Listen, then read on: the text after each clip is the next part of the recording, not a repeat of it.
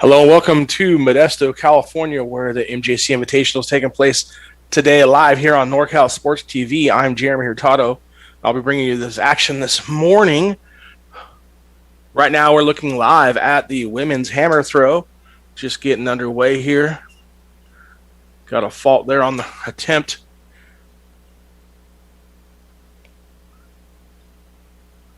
Hammer throw, unique, along with the javelin events that aren't practiced or participated in the Northern or National High School Foundation. So these athletes' first time throwing here is at the JC level. So a little bit difficult to kind of pick up the technique sometimes for new throwers.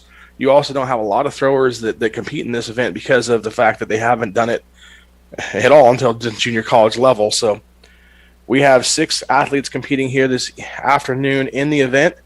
Good throw there on the board. Getting a mark. Basically, a hammer is a weighted ball connected to a handle. The athletes spin around and throw it as far as they can, have to get it inside a approximately 30-meter sector, which is the white lines you see in the flags.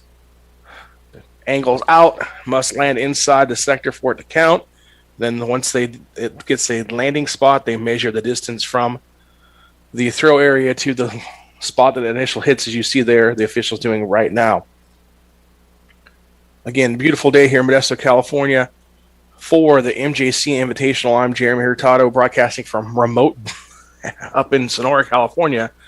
But our crew of cameramen and producer on location giving us these beautiful views here of the throwing events this afternoon.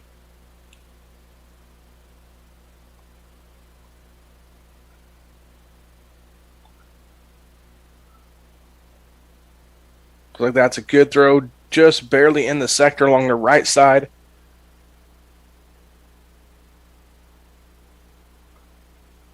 You'll see each athlete takes 6 attempts. Best score of the 6 is the one that's counted for their overall competition, and then obviously the furthest throw wins the most amount of points for their team, second place, so forth and so on.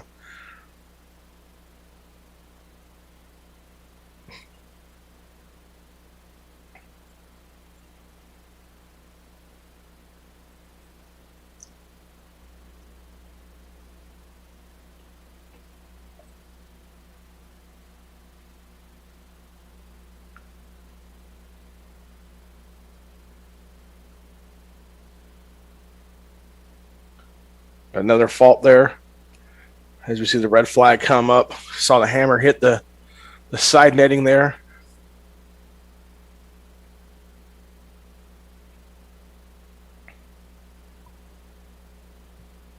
Competing in this event this afternoon for Modesto JC is Perla Galvin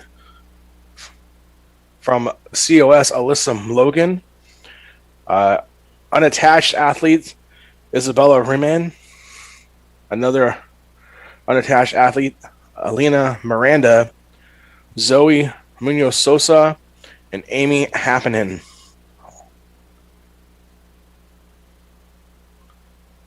Nice looking throw there.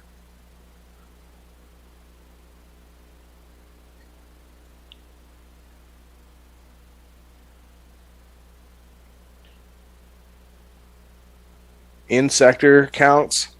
So they'll be marking that. That's a nice throw there by, I believe that's Amy Happinen, an unattached athlete.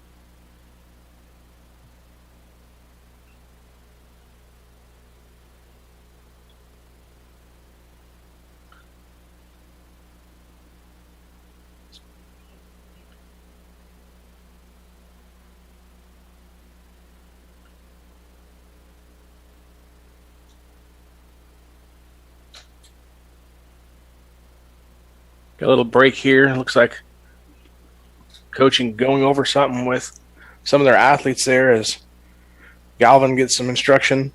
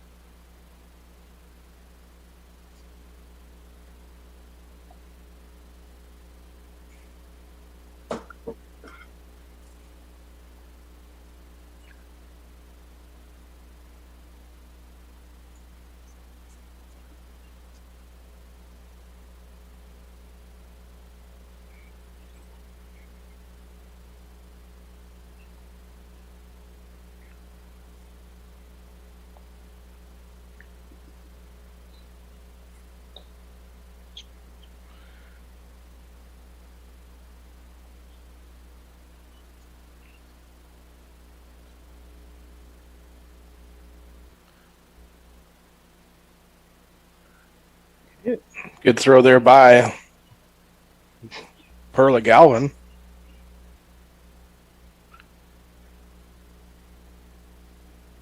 Gets yourself a mark.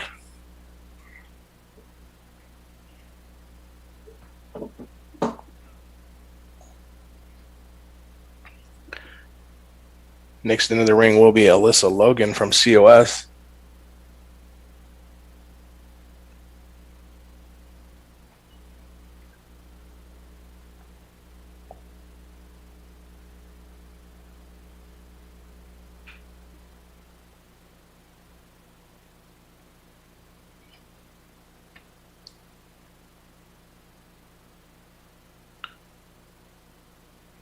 It goes down the left side of the sector, but lands in the sector, so she'll get a mark there.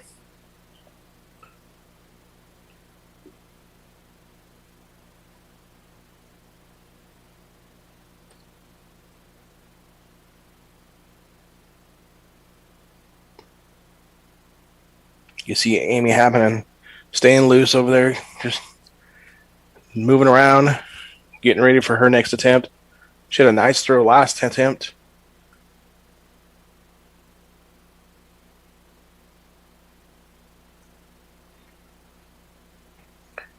Next up is Isabella Riemann.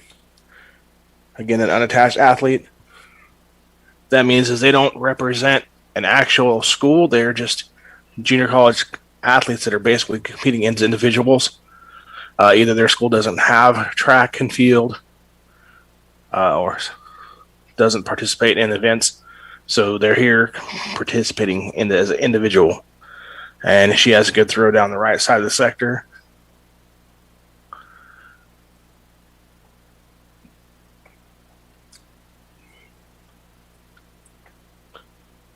Coming up next in the ring will be Aline Miranda, again unattached.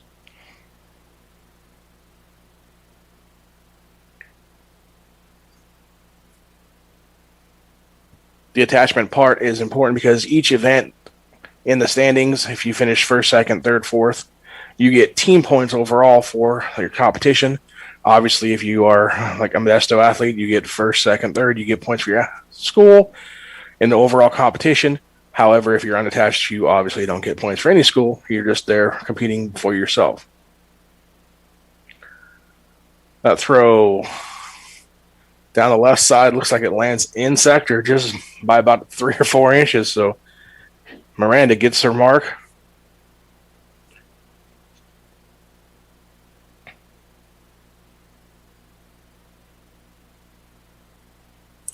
Stepping in next will be Zoe Munoz Sosa.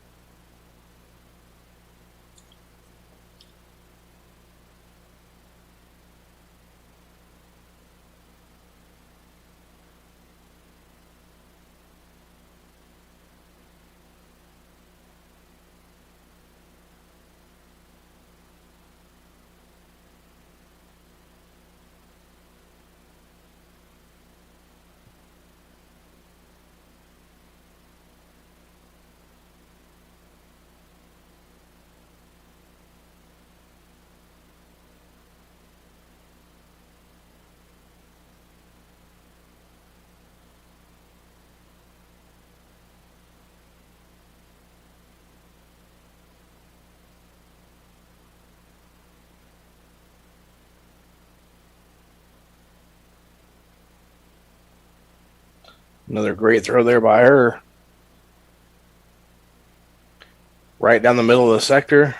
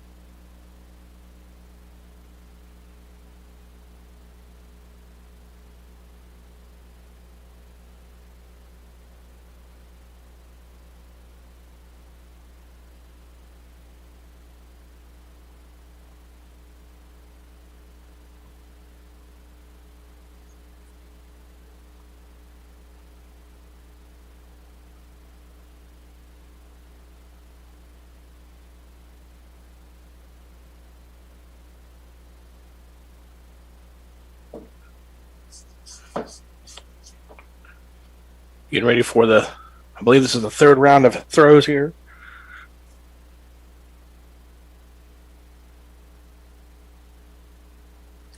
That one her best so far that we've seen here on the camera. Nice, right down the middle of the sector.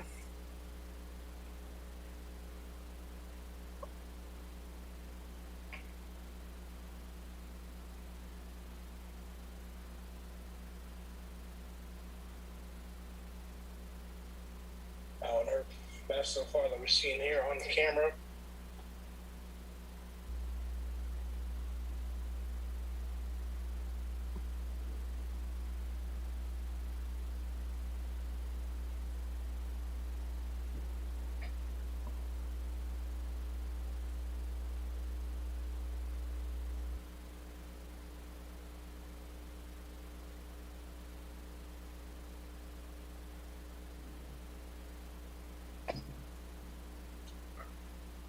Another unfortunate fault there on the throw. Doesn't get it to go in sector, hits the netting. So it'll be a no score.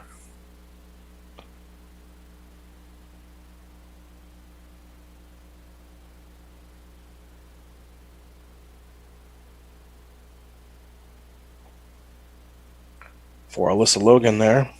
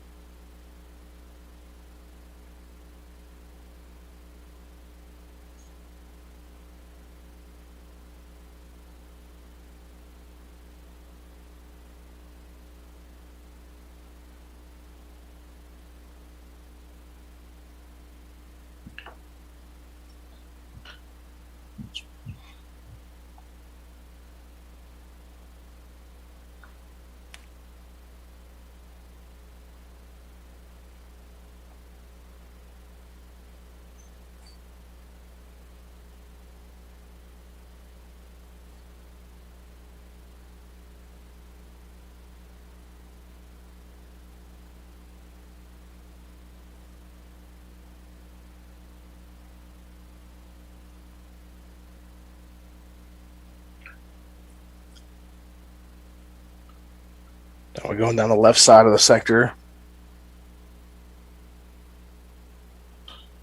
Nice throw there on the hammer. Left side sector, way down deep. She's had 3 pretty good throws here. That one looks to be the best one so far, distance-wise.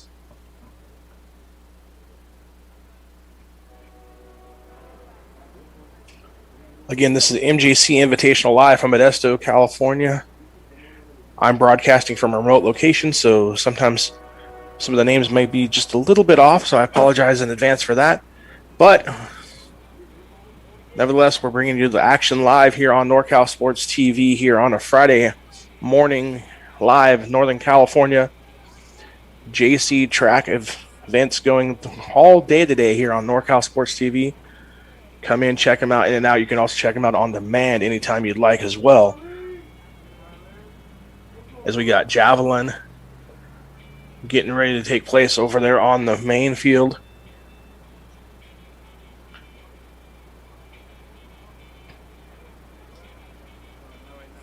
Got 13 athletes signed up to compete in the men's javelin. It's going on right now as well at the same time.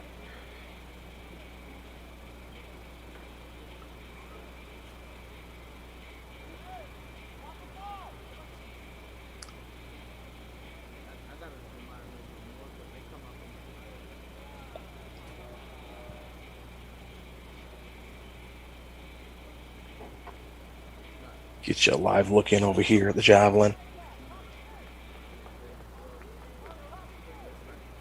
Again, like the hammer throw, this is an event that doesn't take place in the high school level.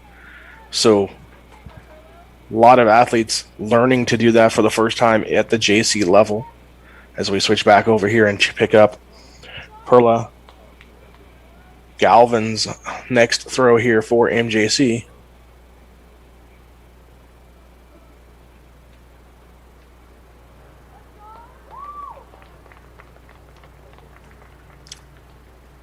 Good throw right in the middle of the sector. Close to her longest of the afternoon. I think her last throw was a little bit further, just judging by the eye. But you never know on the sector because looks can be deceiving. That's why they measure all of them and give you the best mark overall.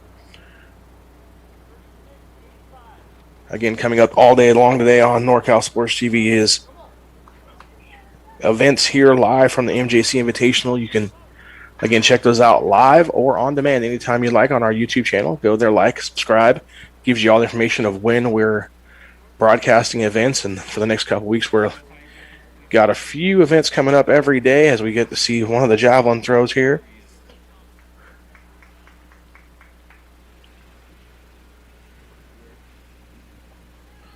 Looks like it was a COS athlete. They have a couple athletes here in the competition, so it could have been Aaron Tejada or Adrian Barrios or Gerard Clemens.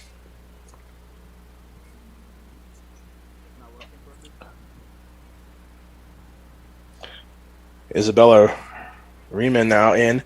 She's a Hartnell student that doesn't compete attached, so unfortunately for her, she has a fault there.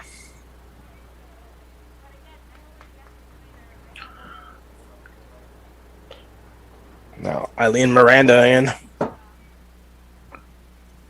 for her next throw.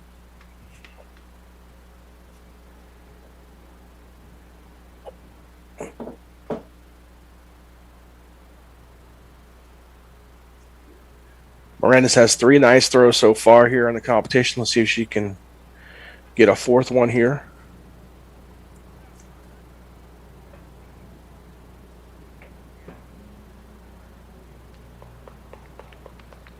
Absolutely. Out of the camera, so nice deep throw down the left side of the sector.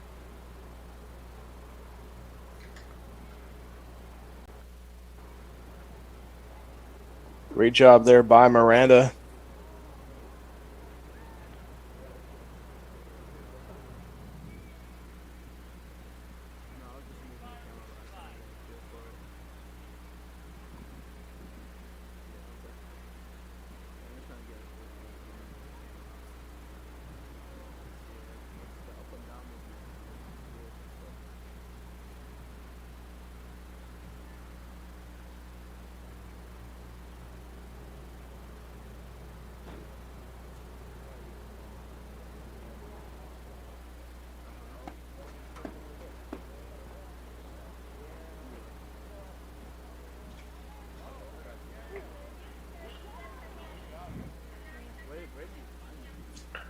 And it looks like that's going to complete the competition here this afternoon in the women's hammer throw. So,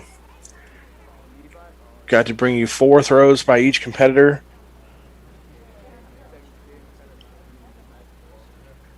Soon, if we get some live updates here on the standings, then we will definitely pass those along to you here on the broadcast.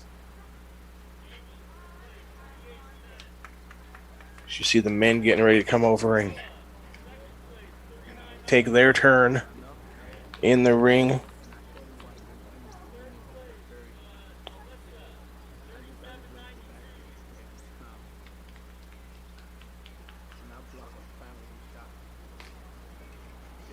Men's hammer throw set to start about 11:30, so they got about 45 minutes to get loose and warm up.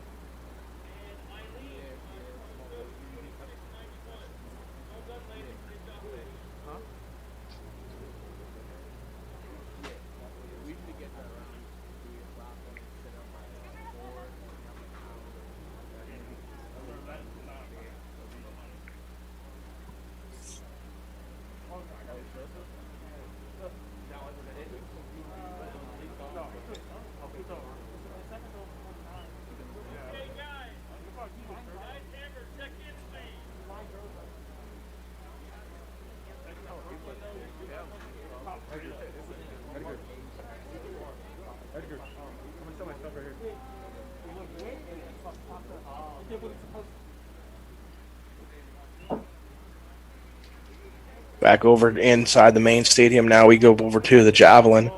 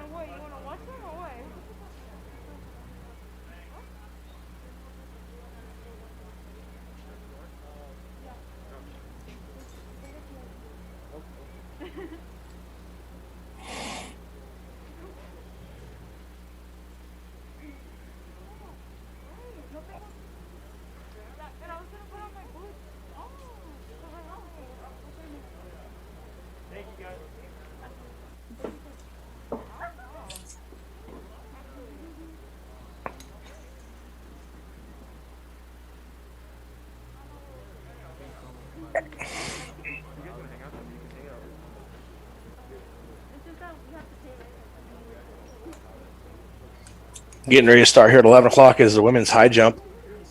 Next event after men's javelin throw here.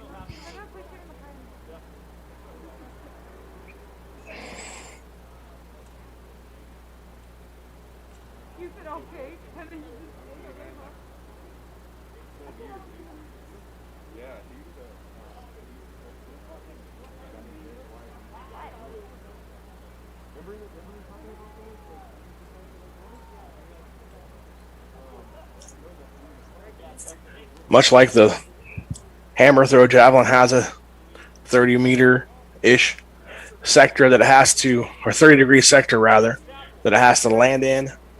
The tip of the javelin has to land in the sector for it to count as a good throw. This athlete has a runway where they cannot pass the throw line as they're coming up to attempt the throw.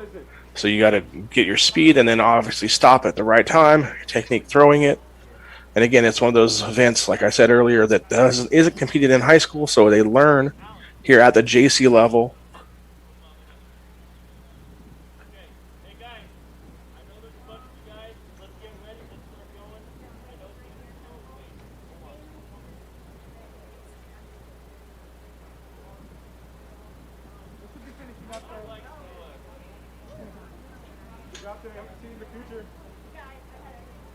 Yeah, I hope to see you in the future.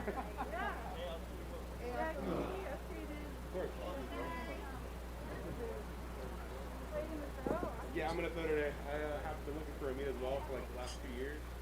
Um, I've been on and off in big injuries, and I actually ventured off into powerlifting for a while.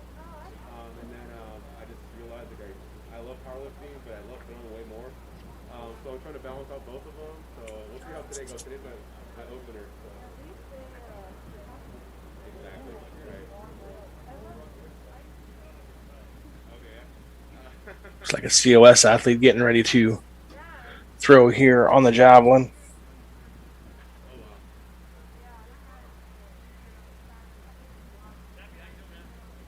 Oh wow. No way. Gotcha.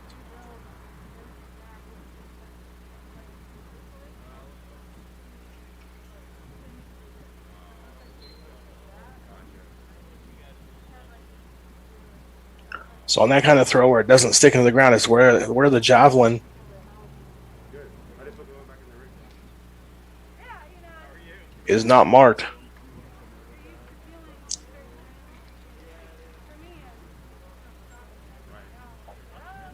Hanging in there, yeah. Got MJC athlete Right. Yeah. Yeah. getting ready for his approach. Right. Yeah. Yeah. Right.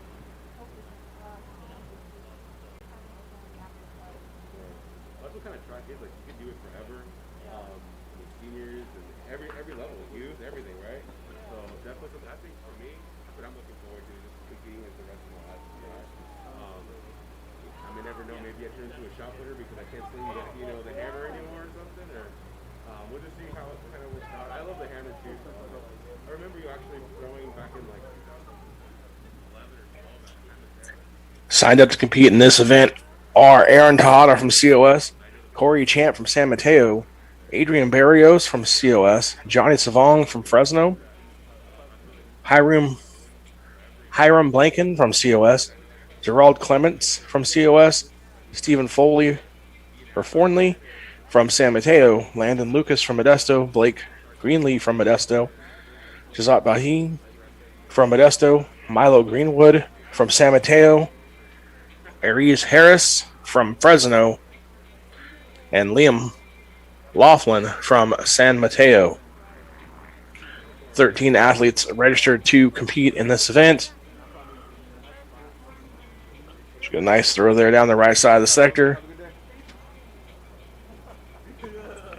That'll get a score.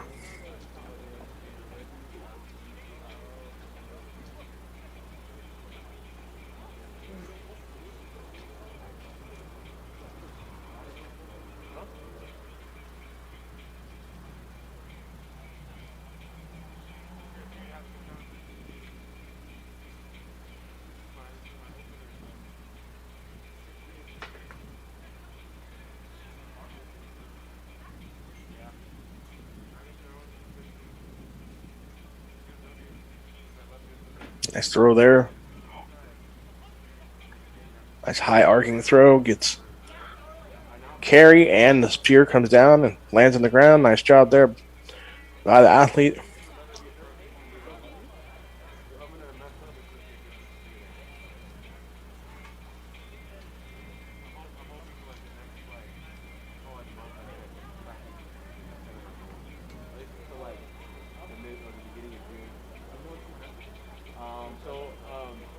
That meet out in Redmond this Thursday. Yeah, I'm done. Friday we can get to work out at Venice.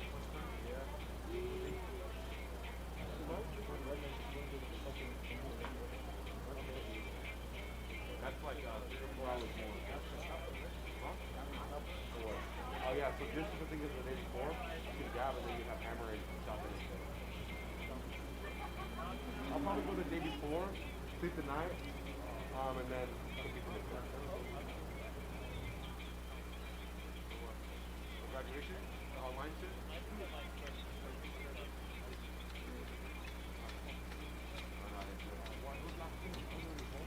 I'll be around.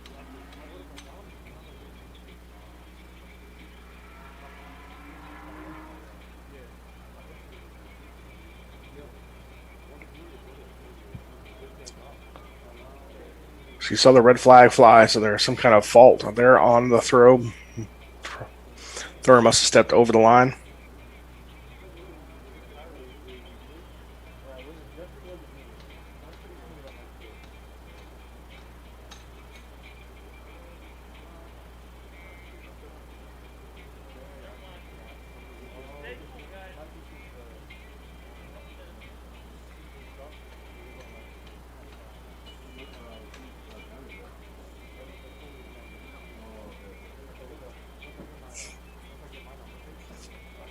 White flag there, so good throw. Marks it. I took some sick up on the Edgar.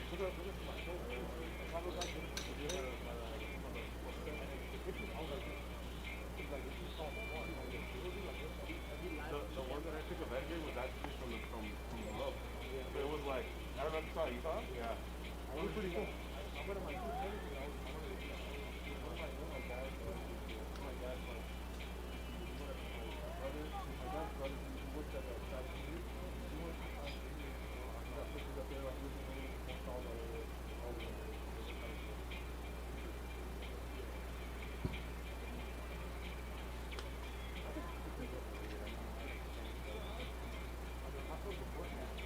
Honestly, I think you'll look back to him and you'll say, for like not anytime soon. It's maybe like way later. Oh yeah, I did the same because I'm like, me? It's funny because my freshman year, this is where NorCal was at. With my prom. Yeah. So like, because they were on this time with NorCal.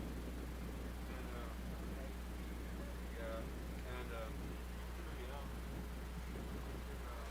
I was here like 10 years ago, 11 years ago. But I was just throwing shots. I was throwing hammer. Dude, I have video. You want to see how I throw? You want to see how I shoot shot put in college? When I was a high school? Get a reminder coming up here just a few minutes is women's high jump in the main stadium area. I had no concept of what technique was that. We have 4 athletes competing in that event. Taylor Reed from COS, Miranda Fernandez from Monterey Peninsula College, Cheyenne Peebles from Monterey Peninsula College, and Talon Steffens from Modesto. Modesto athlete getting ready for his next throw here on the javelin.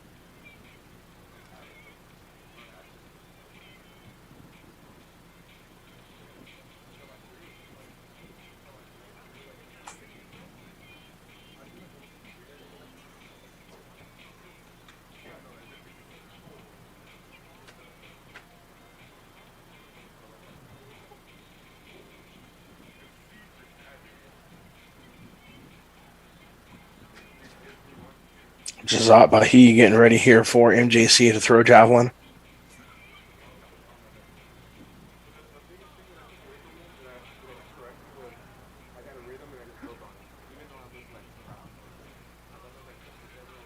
Throw was out of sector.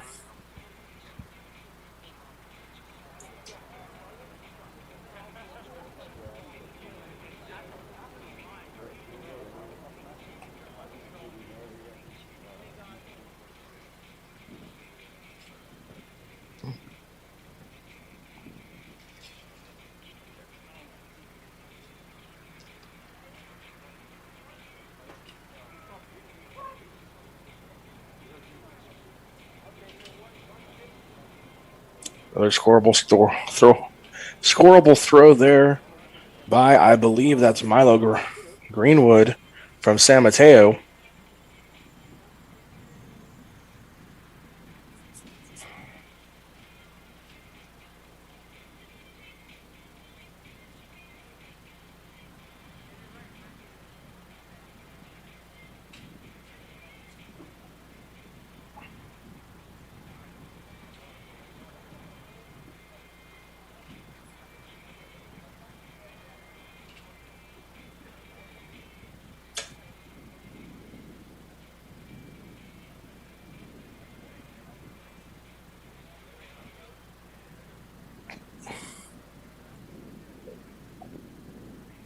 One of the COS athletes. It's a good throw there, getting a score.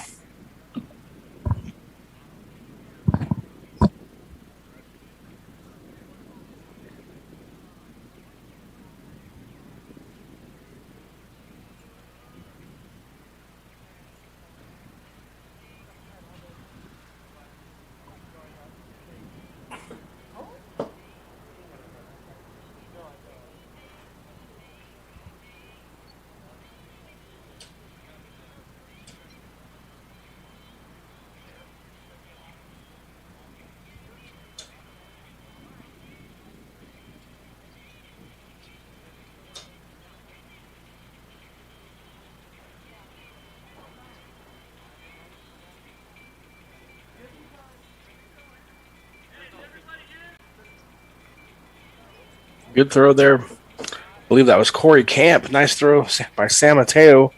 Athlete getting a good mark there and a score.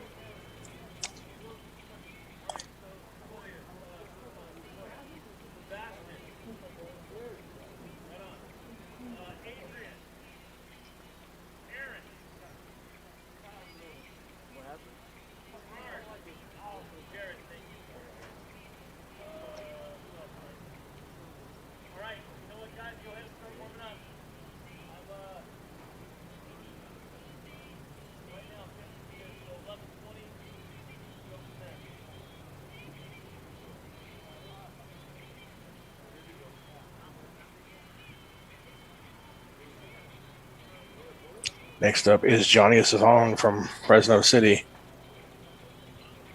Nice deep throw there. Great job there by Johnny. Big throw there on the javelin.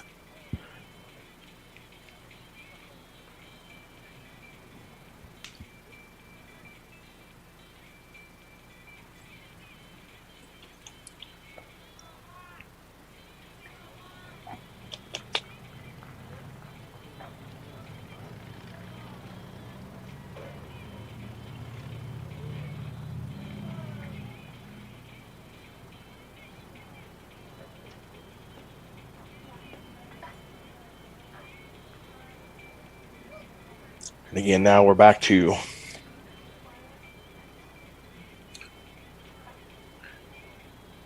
Jazat Bahi from MJC.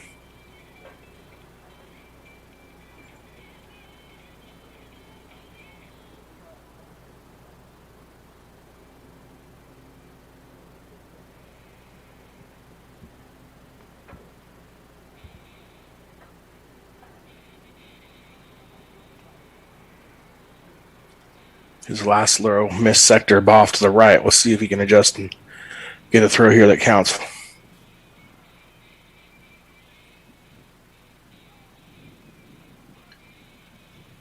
He does right down the middle of the sector, but shorter than his previous throw, so.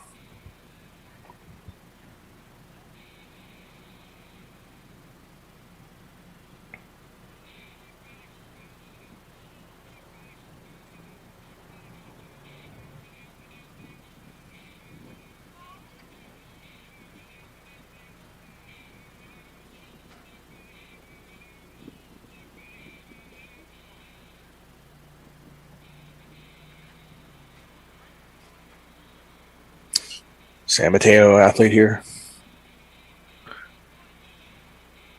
He had a nice throw last time right down the middle of the sector.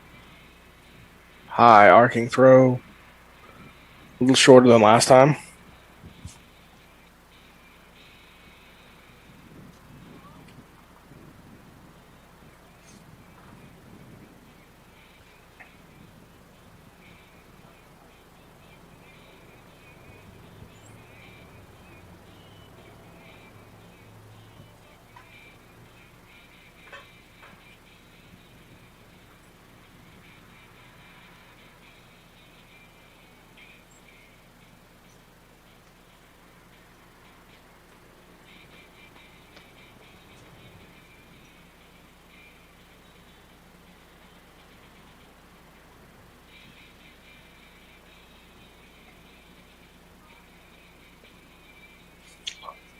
Warming up over in the ring is the men's hammer throw. Scheduled to start around 11:30. So you can see multiple athletes registered for that. We got, I believe, 13 athletes registered for that event.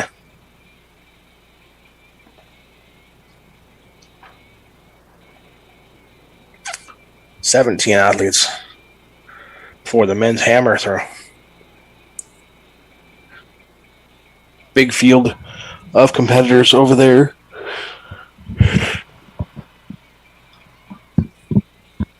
Come back and get some more javelin throws in here as we're winding down the javelin event for the men.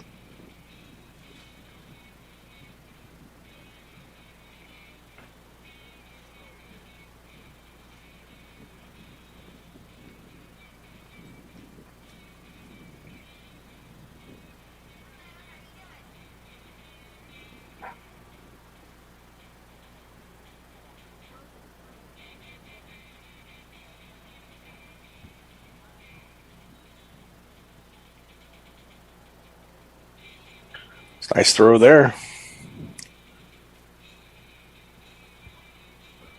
Believe that is Corey Camp again from San Mateo with the good throw.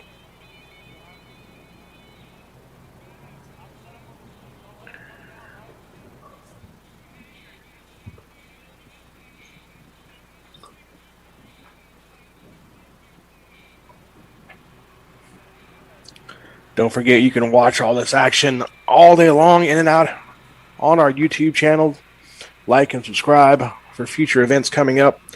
We've got MJC versus Delta baseball scrimmage tomorrow afternoon. We got high school basketball going on. We got high school graduations going on. Elementary school graduations that we're broadcasting. So lots of action coming up here on NorCal Sports TV.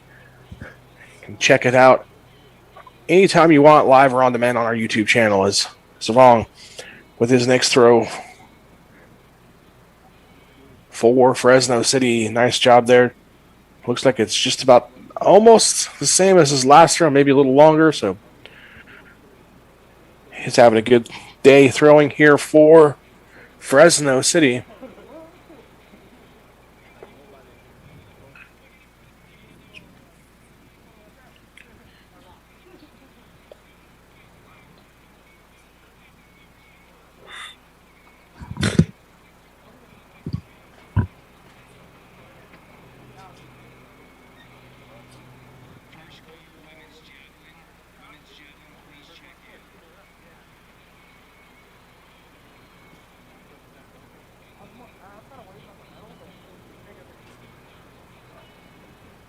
So it looks like that'll do it here for the javelin event this afternoon for the men's side.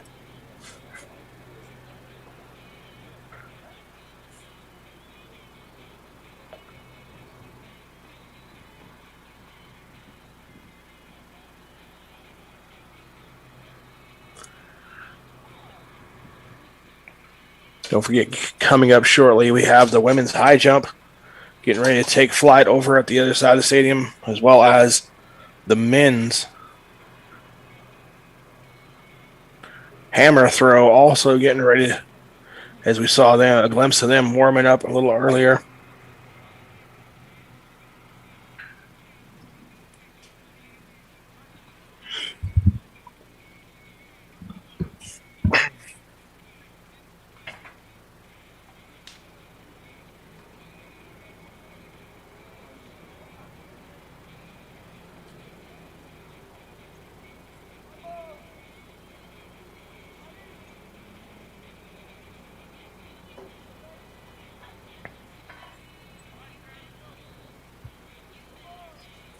And then you see the women checking in for the javelin throw. They're set to throw at about 11:30.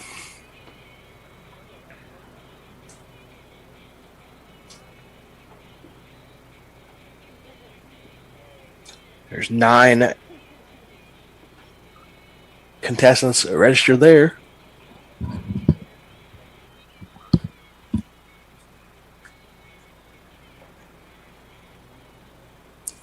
Francine Vasquez from COS, Haley Areno from COS, Cassandra Sanchez from COS, Julia DiStefano for Modesto, Taylon Steffens from Modesto, Jessica Pedretti from Modesto,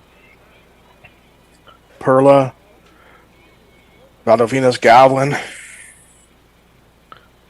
for Modesto, Cheyenne Peebles for Monterey Peninsula, and Rhiannon Janella from Modesto, all registered for the women's javelin throw.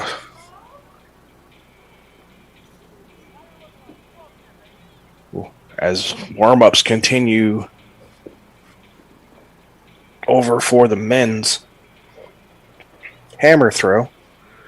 Gets you a list of combatants over there. Alec Uribe from Modesto, Hiram Blanken from COS, Cody Ellis from Modesto, Sebastian Cabellos from COS, Adrian Barrios from COS, Aaron Tejada from COS, Jason Lindsay from Fresno, Alex Salazar from Fresno, Gerard Clements from COS, AJ Harrison from Fresno, Luis Lopez from COS, Ashton Headley unattached, Edgar Martinez unattached, Frankie Martinez unattached, Pablo Villanzor III unattached, Ben Chappell unattached, and Carice Headley unattached.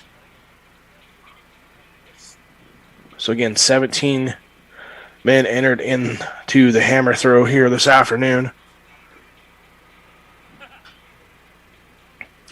As warm-ups continue here for that event.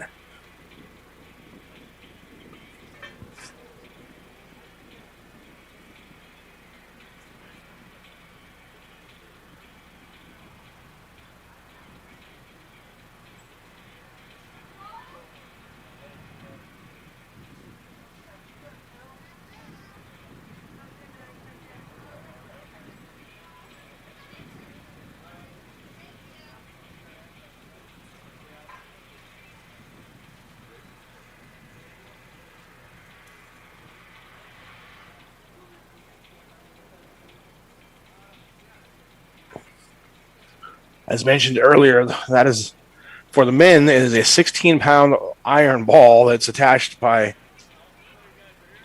basically a metal rope connected to a handle that you're going to swing around and then launch.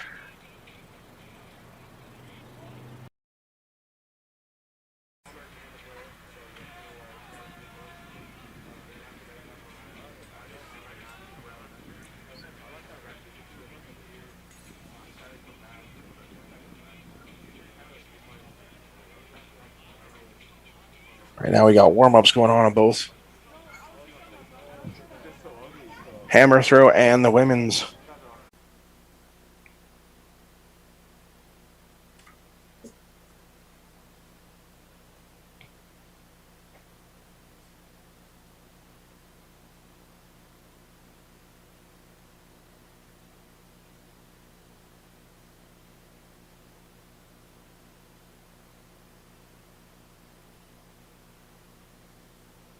And go through the list of participants in the javelin once again for you. Francine Vasquez from COS, Haley Arello from COS, Cassandra Sanchez from COS, Julia DiStefano from Modesto, Taylon Steffens from Modesto, Jessica Pedretti from Modesto, Perla Galvin from Modesto, Cheyenne Pebbles from Monterey Peninsula, and Rhiannon Janella from Modesto.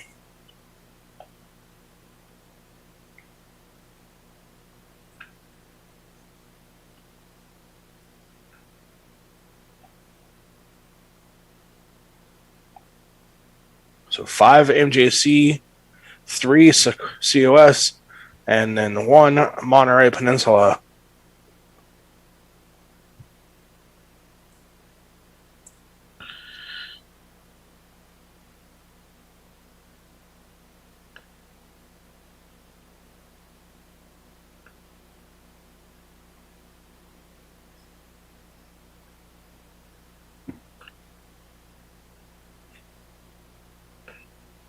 Again, this event is scheduled to start about 11:30, so any moment now I expect some warm-up throws to be partaking here in the javelin. As you can see, teammates talking it over there from COS.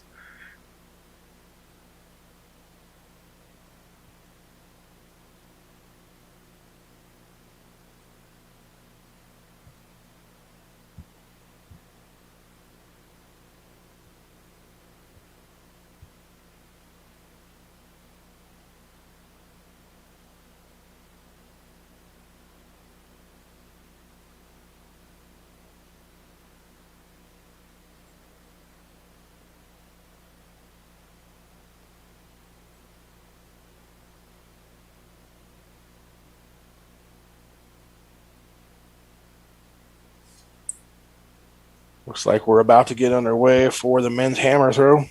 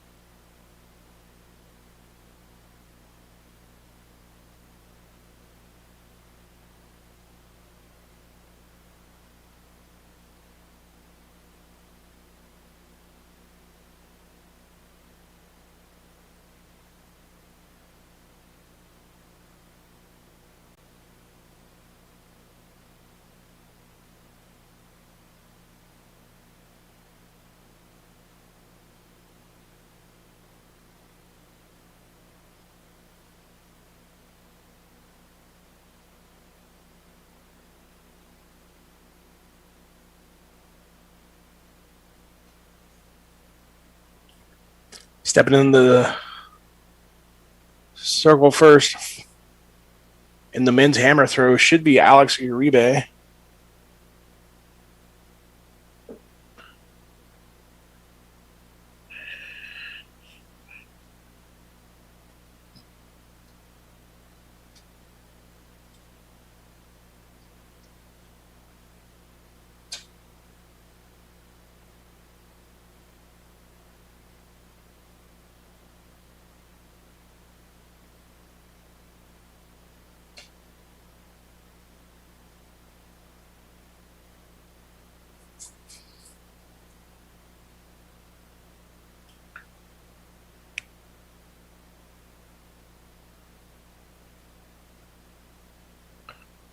Next up should be Hiram Blanken from COS.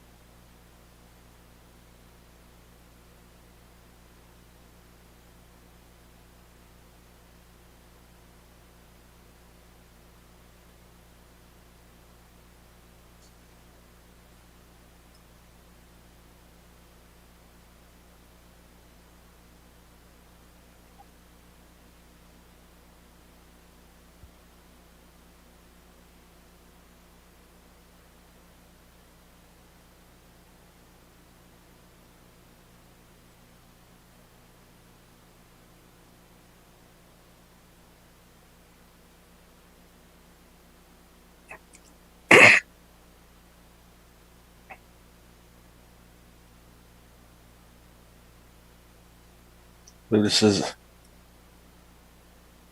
Sebastian Sabalas from COS.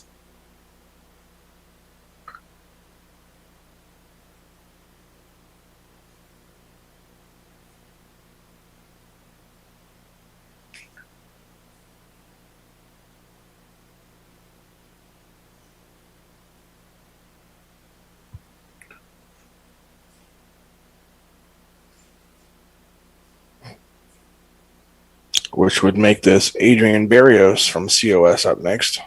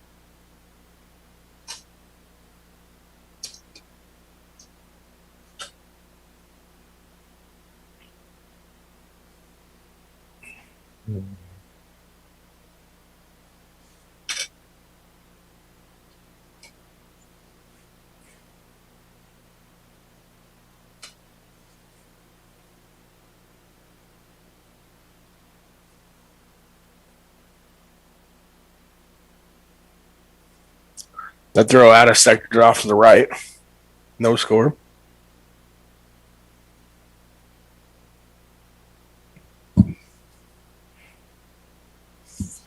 Now up is Jason Lindsay from Fresno City. Last throw was by Aaron Tejada out of COS.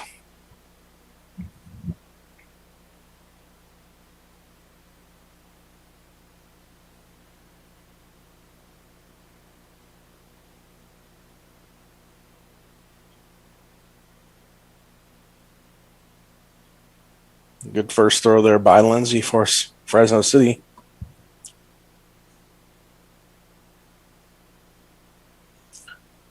Axel Salazar up next for Fresno City as well.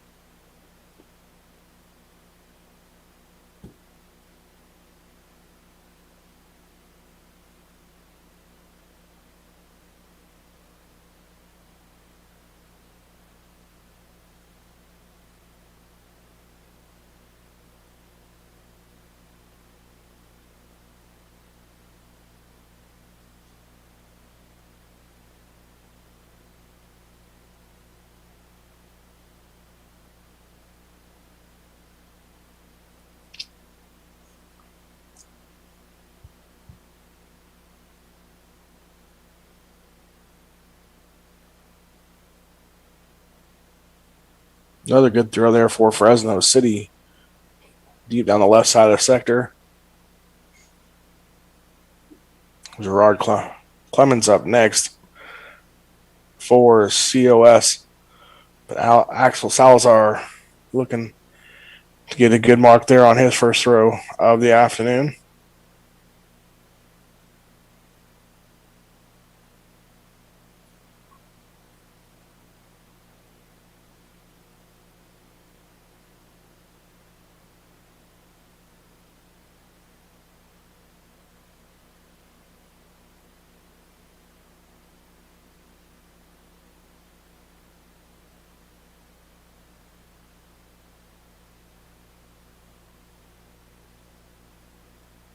Looks like that throw missed out of sector left for Clements. So that's going to bring up A.J. Harrison out of Fresno City.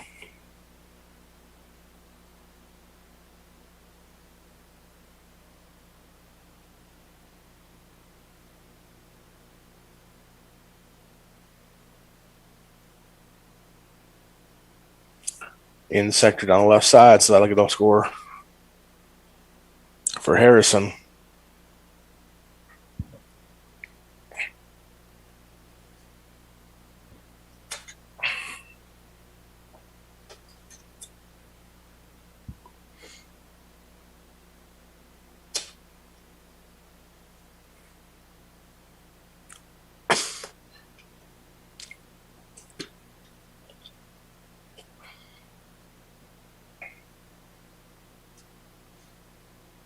Next up, Luis Lopez from COS.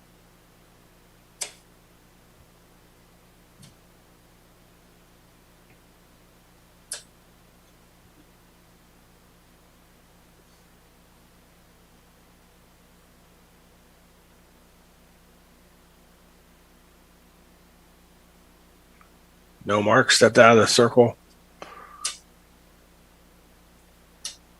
See the red flag go up there by the judge. Means he stepped out the front of the circle.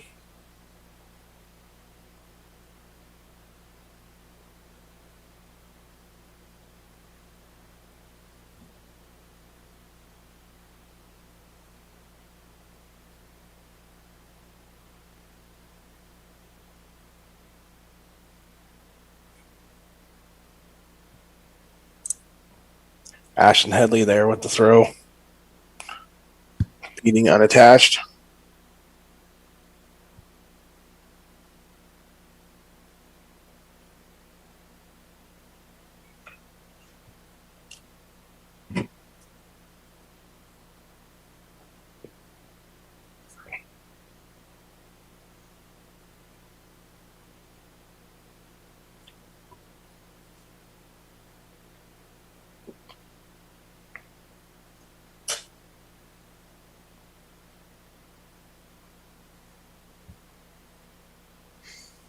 Next up is Edgar Martinez, also unattached.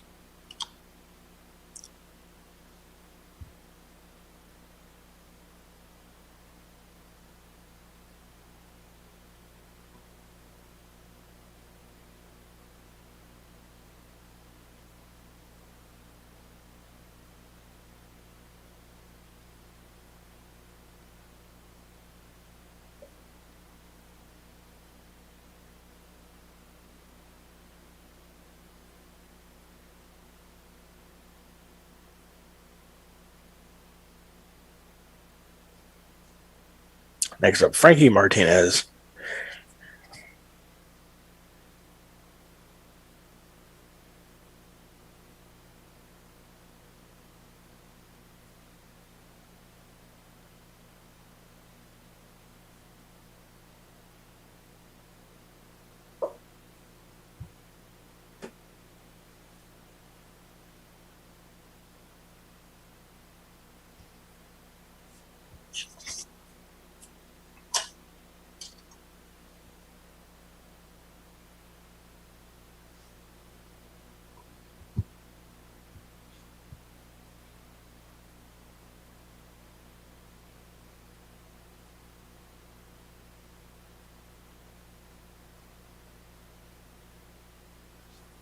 Nice throw there by Martinez. You see the other throwers applauding. Nice effort there by Frankie Martinez right down the middle of the sector. Be a decent throw for him on his first throw.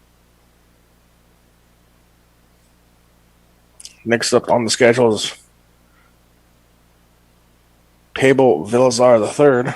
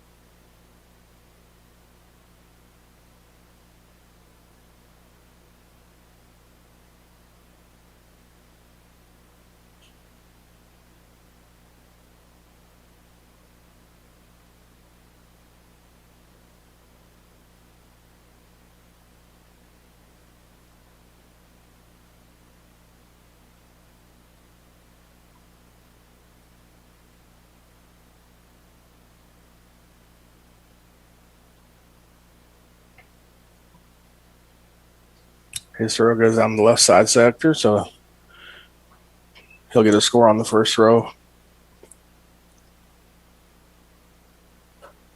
Scheduled up next is Ben Chappell, our 16th entrant into the hammer throw.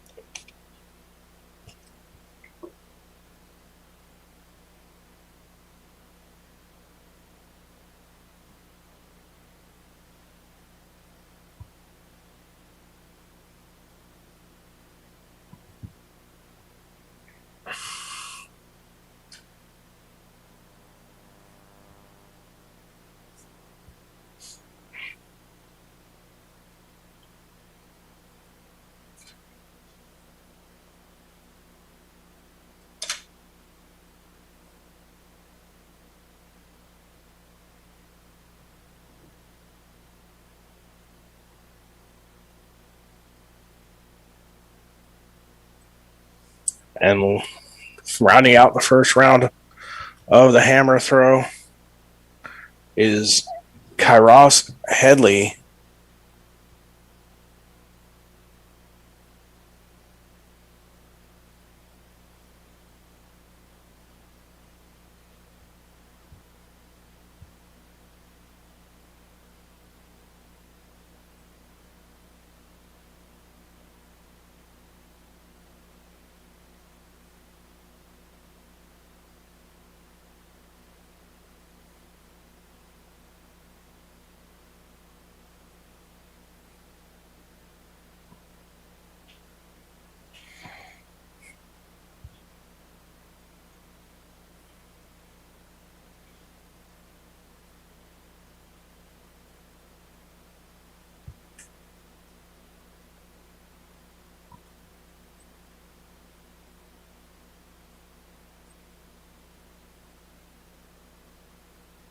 So I believe that's Hiram Blanken actually just throw. So looks like Alec Uribe as well as Headley are not throwing.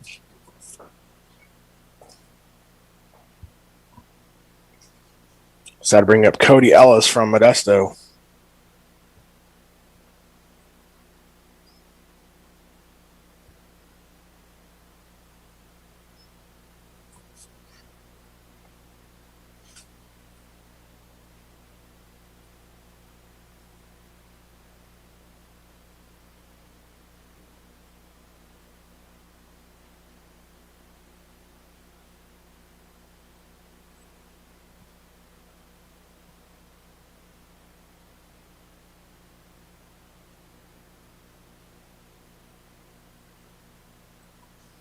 Ellis throw in sector, so he'll get a score.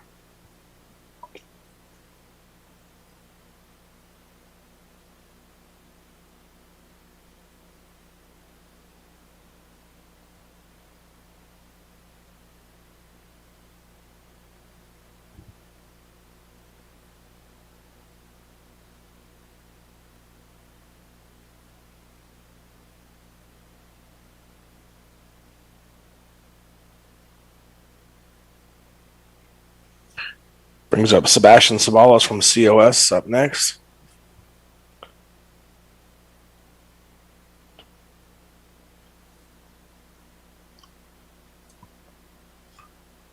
Second round of throws here for each contestant.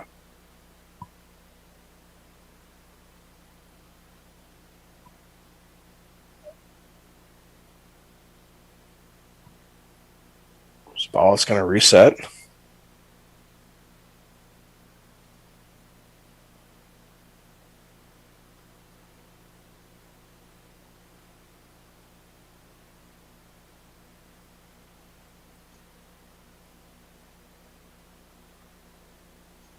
Got it safely in the sector. Gonna get a score down on that one.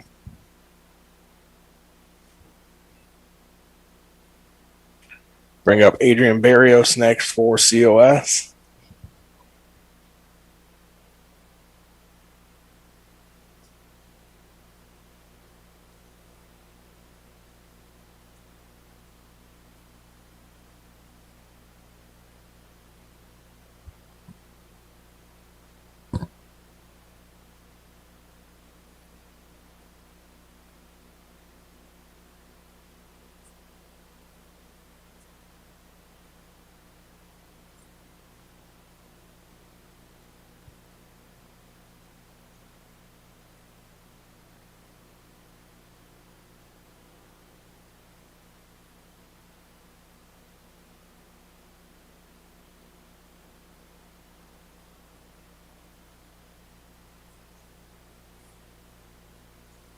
Wide left on that throw by Barrios.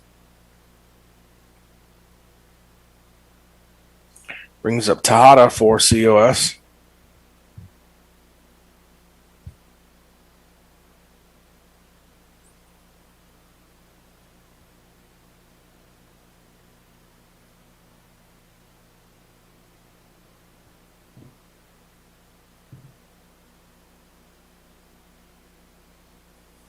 He hits the netting, so that's a no score.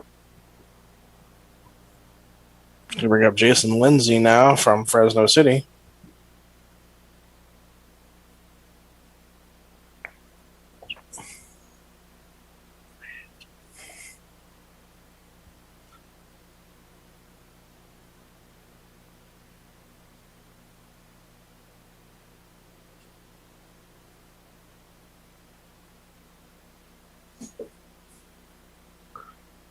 He scratches that one, so no score.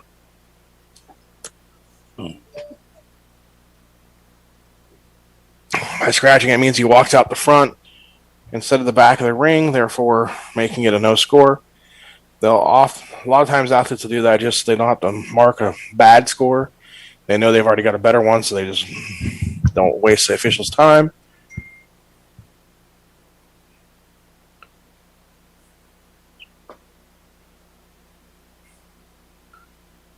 So we check in over here on the women's javelin.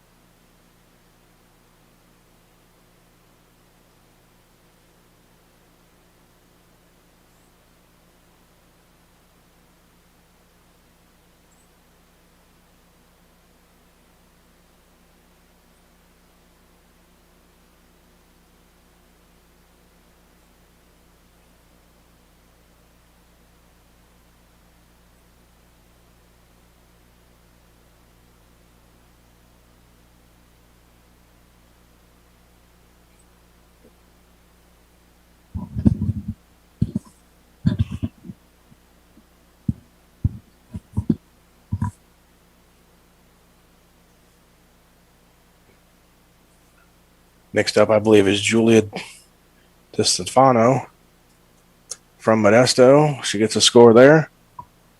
In case you're wondering, the women's javelin weighs 1.8 pounds that they're throwing.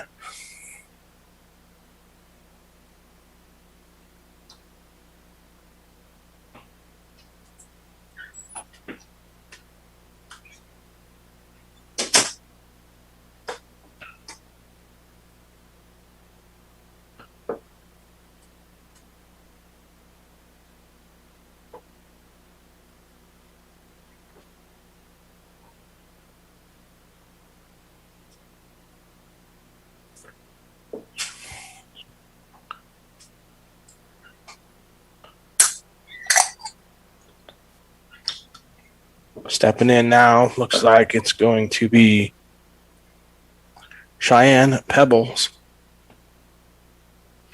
of Monterey Peninsula.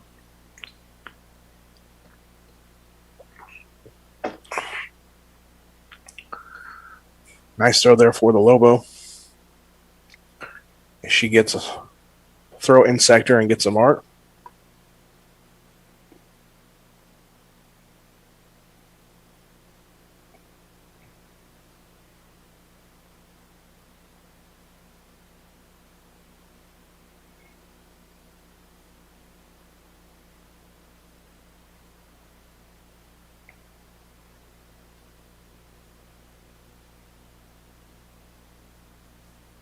Rihanna Janela should be next here for Modesto.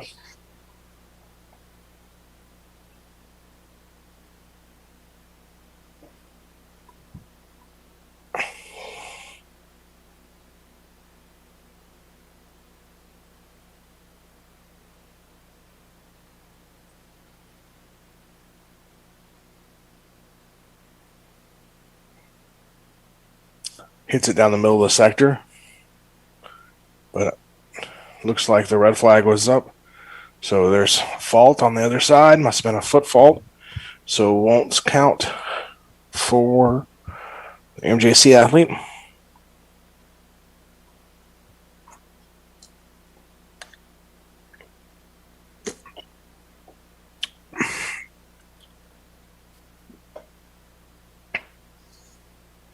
Francine Vasquez should be up next for COS.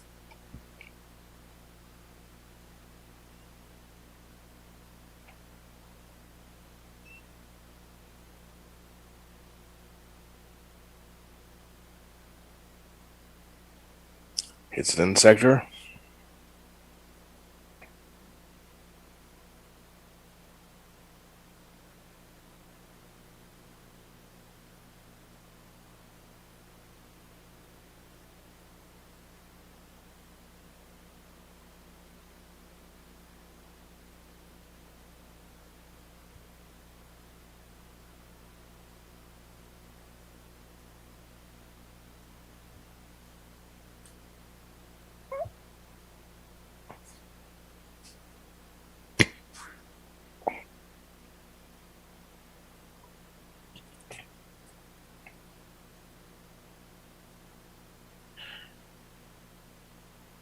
Haley Arellano should be up next here for COS.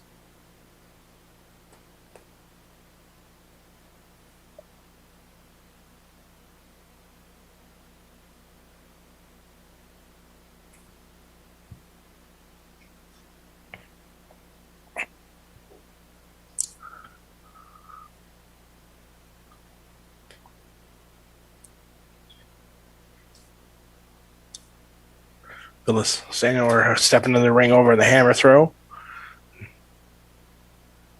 Back and forth action we go here, back with the javelin.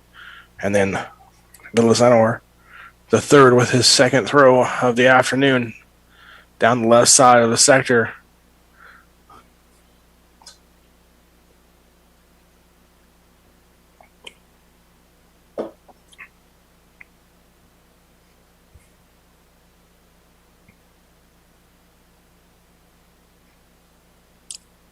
Stefano with her next throw for MJC.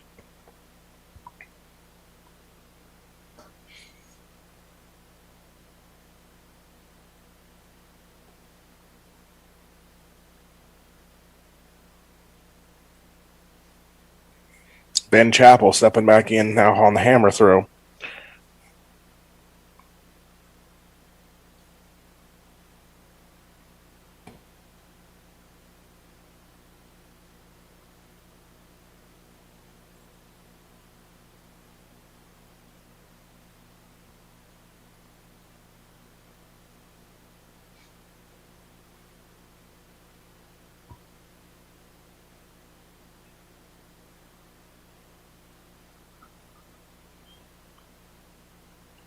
Halen Steffens there with the throw for MJC.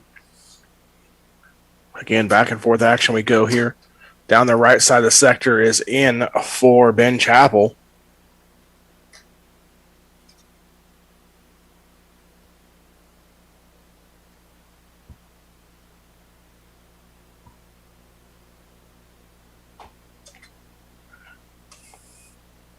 Cheyenne Pebbles getting set here for Monterey Peninsula for her next javelin attempt.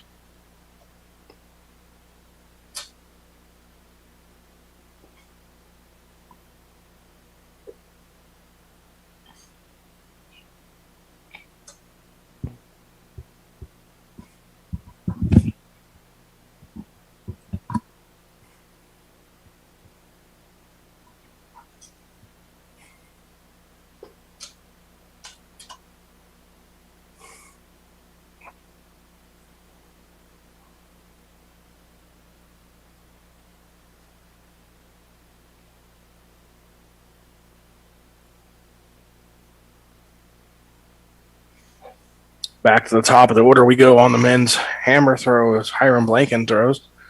And then back over on the javelin, we got Rhiannon Gianella for MJC.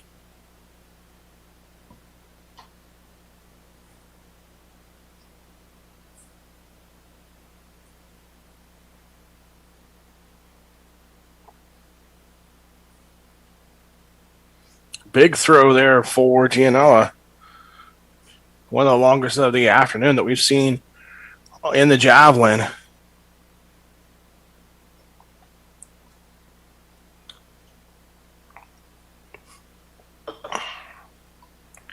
She'll be happy with that score.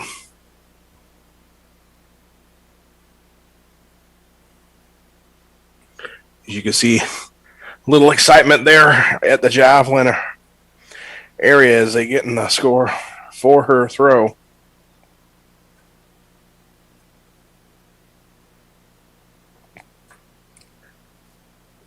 Teammates celebrating.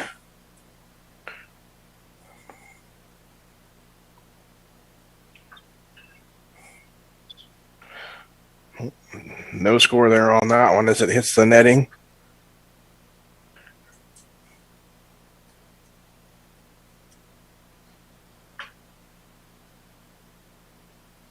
Back up the top we go for Francine Vasquez.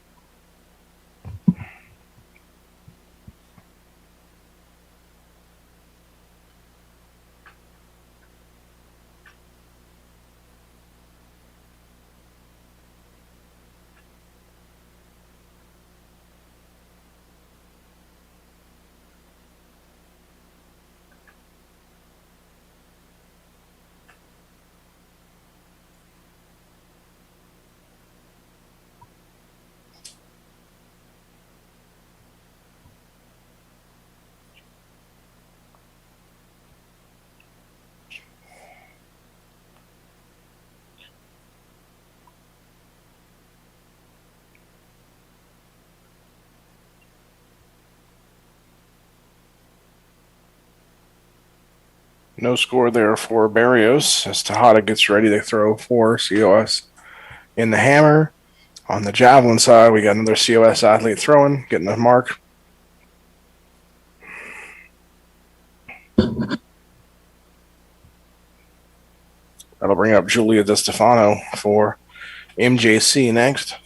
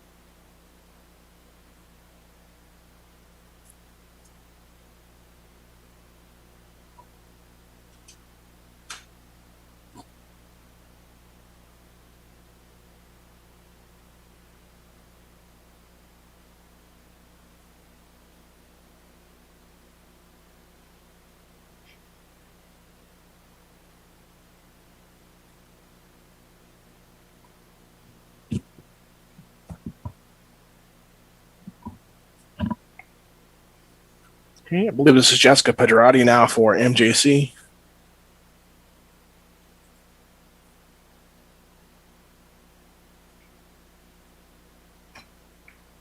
She gets it down the center of the sector. She'll get a score.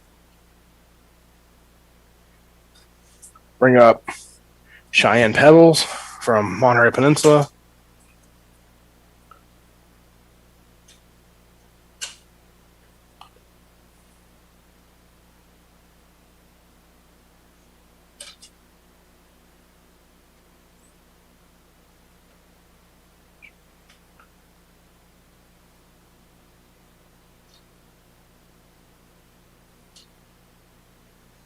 Down the right side of the sector goes Jason Lindsay.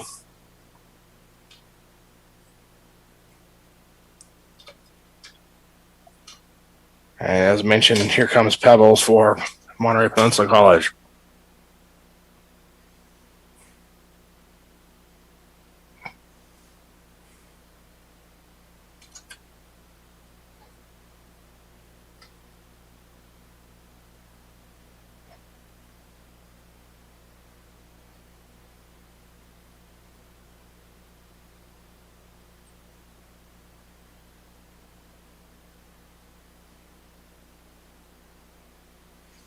Bringing up Rihanna and Gianella, who just had that nice throw last turn.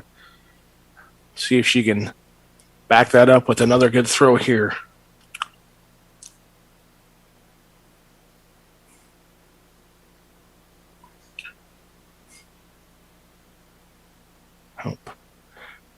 Red flag. No mark.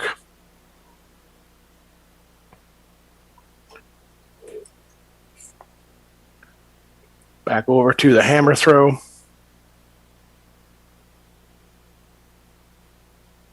Gerard Clements with a good throw there.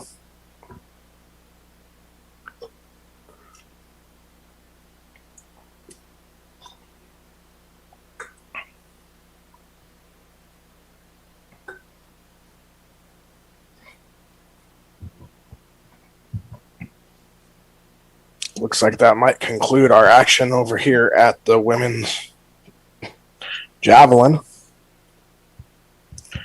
Again, this is the MJC Invitational Track Meet, live from Modesto, California, here on NorCal Sports TV. I'm Jeremy Hurtado, bringing you the action this morning, here live from a remote location. Thanks to our producer and cameraman being on location, being able to give us this feed, bringing you all the action all day long, checking it in. You can go in and out of action here on YouTube. You can catch it anytime on demand, as well on our YouTube channel. Just like and subscribe. It gives you all the information.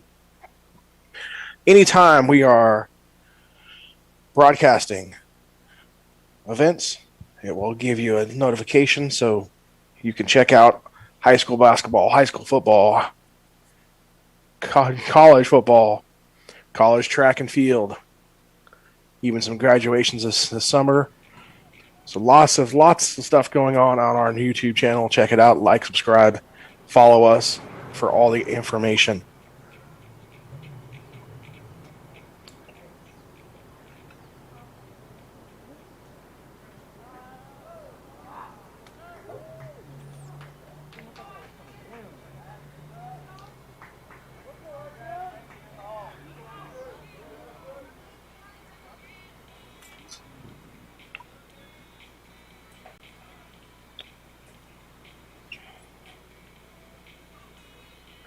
Austin Healy getting set there for his next throw in the hammer.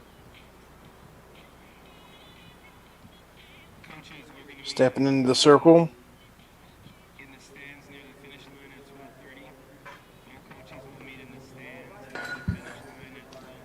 And he has a fault as he hits the netting, as you can hear it. So no mark there for Healy on his third attempt.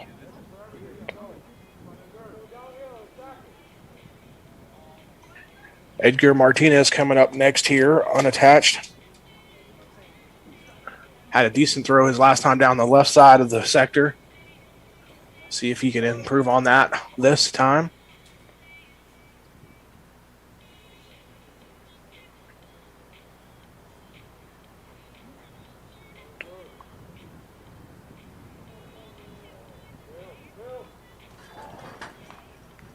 Lee releases a little early, hits the netting, so no mark. Next up will be Frankie Martinez. He had a nice throw down the center of the sector, right down the middle, pretty deep. His first attempt of the afternoon, so we'll see if he can capitalize on another good throw here.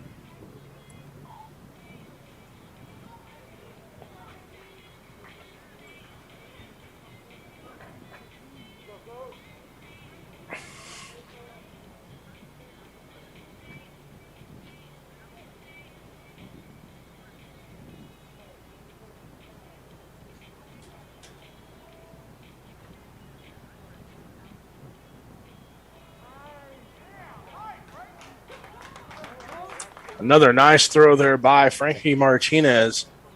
Right down the middle of the sector. He's had a couple good throws here this afternoon. Nice job there by the unattached athlete.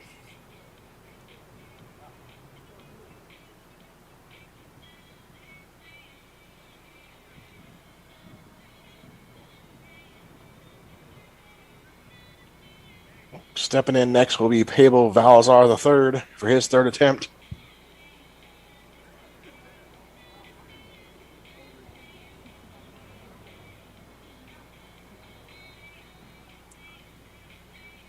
So you see here, he has the hat on backwards. Little, no, gutsy, I guess is what the word would be, because technically if you're in the ring and anything falls out of the ring, it counts as a scratch. So that includes if you have a hair tie or a headband, a hat, anything that falls out of the ring and lands out of the ring is technically a scratch. So if he's in the middle of a spin and that hat came off, landed outside the ring, it would be a scratch. No score. So something to keep an eye on here. Just the little details.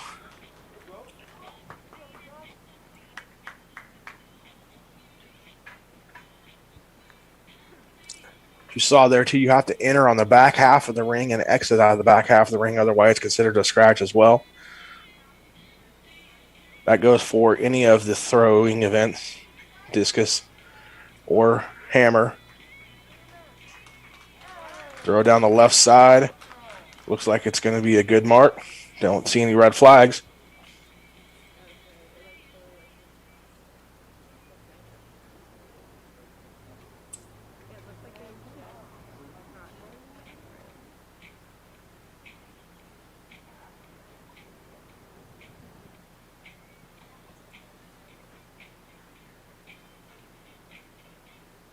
We do have more javelin. I thought we were all done, but apparently not.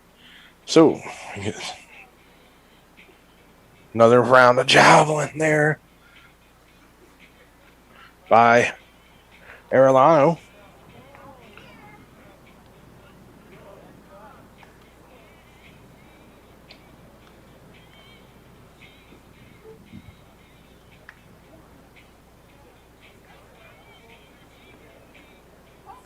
Bring up Julia DiStefano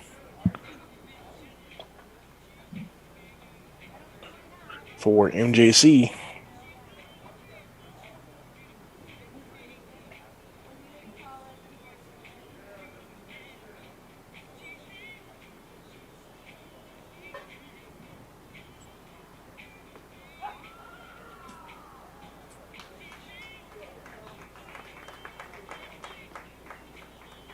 She seemed happy with that throw there as she gets some mark down the center of the sector.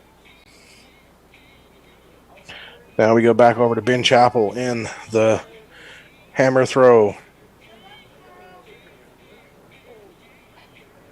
Looked like that was going down the left side. Looked like it was going to be a good score there for him. And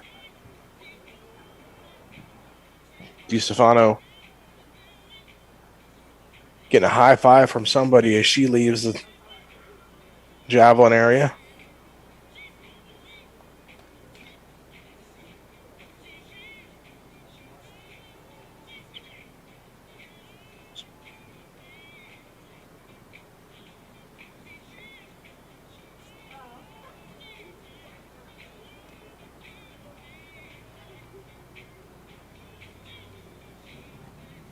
COS athlete making a throw there, getting the mark.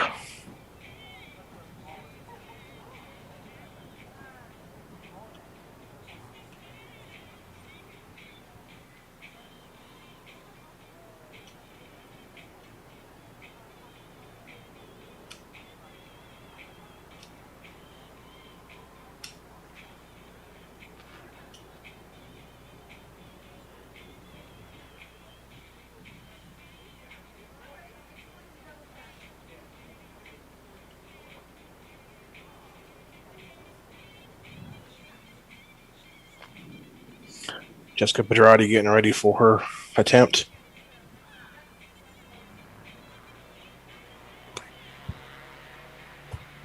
Nice throw down the left side of the sector.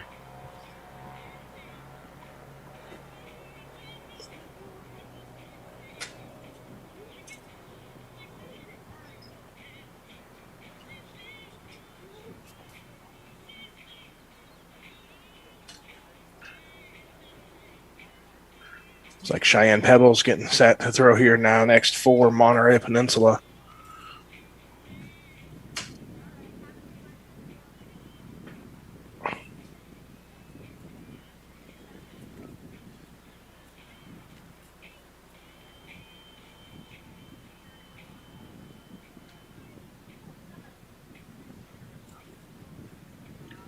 Gets the tip of the spear just up.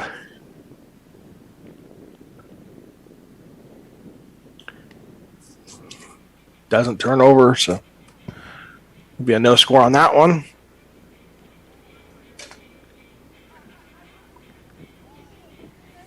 Rihanna Gianella getting ready to throw now for MJC. She had that big throw down the center of the sector a couple throws ago, so we'll see if she can get another nice throw here on this attempt. And she does, down the center of the sector.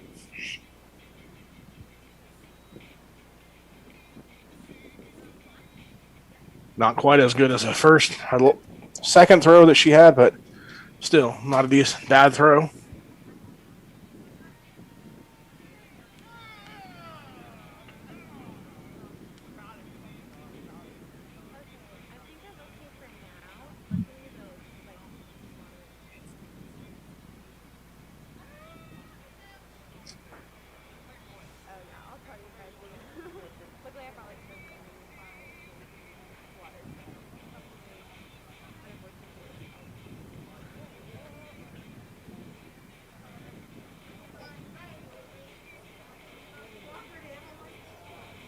COS athlete up now.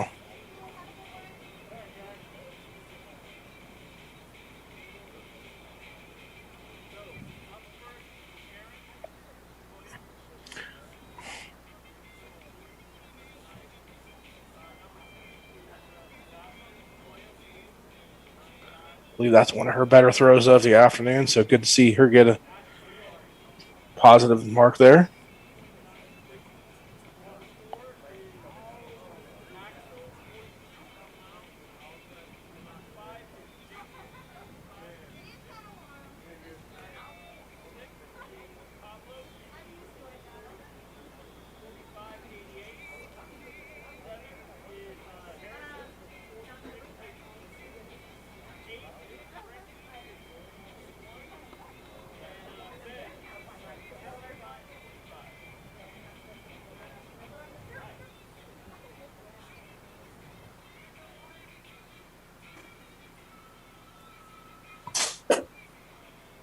No score there.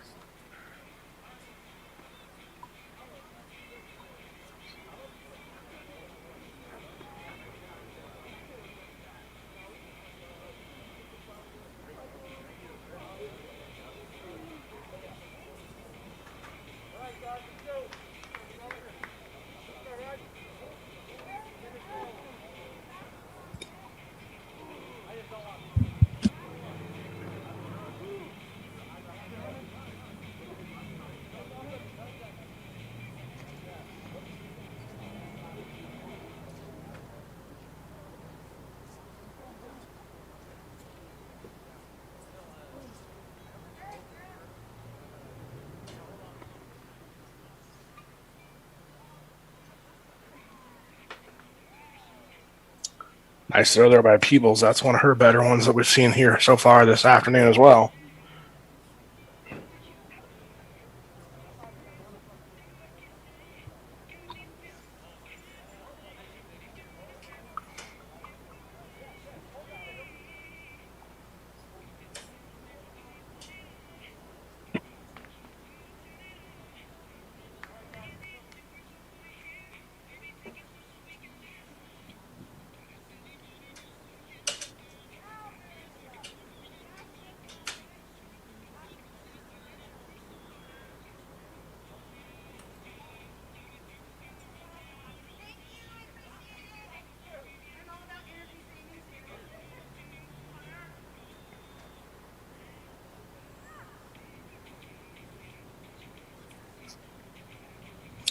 Good throw there. Not quite as far as the other two that she's had, but still a respectable score there down the right side.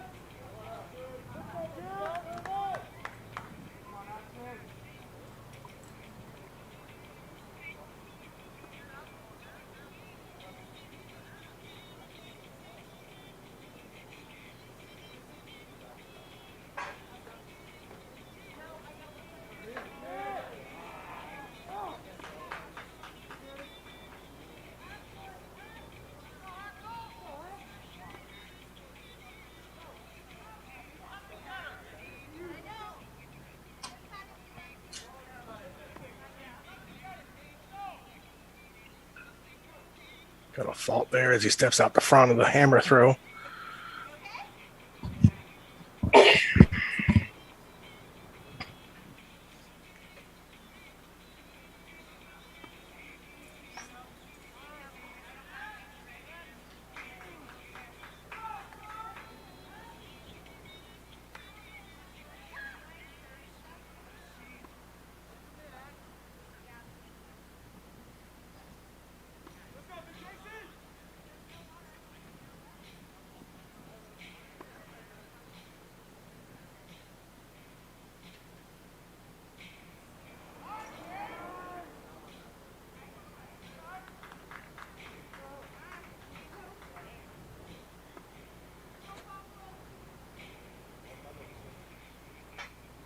Good throw there by Fresno City. Now Peoples up again at the javelin.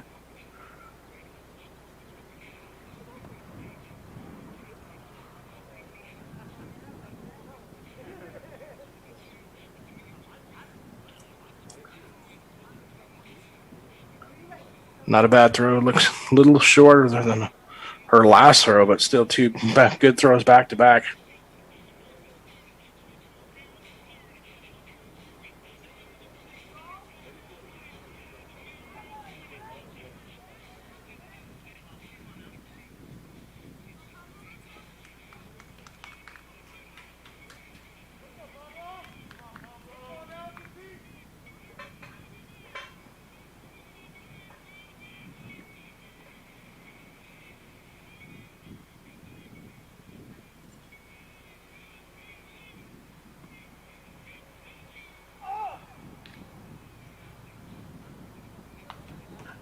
Axel Salazar.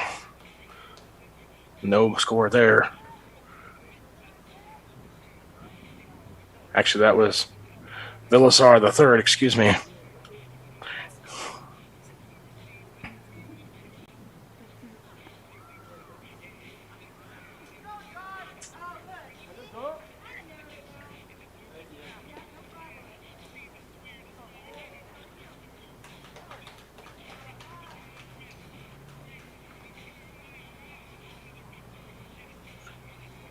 Gianella, another decent throw there by MJC right down the center of the sector.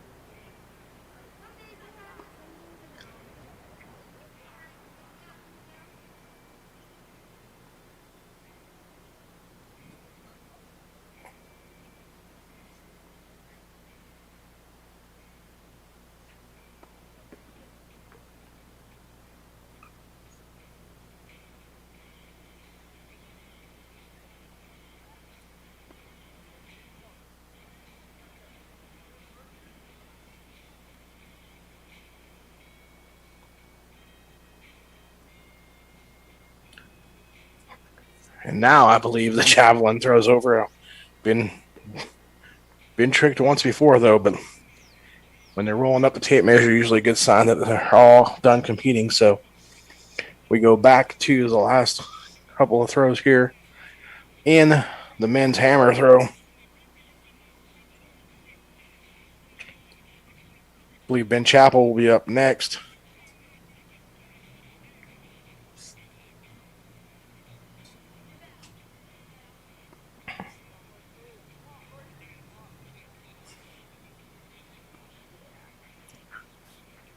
Frankie Martinez is actually in the ring right now.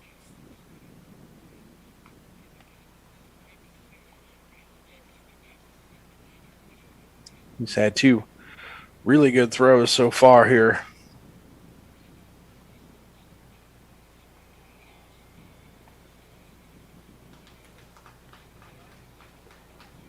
Another good throw down the left side of the sector for him.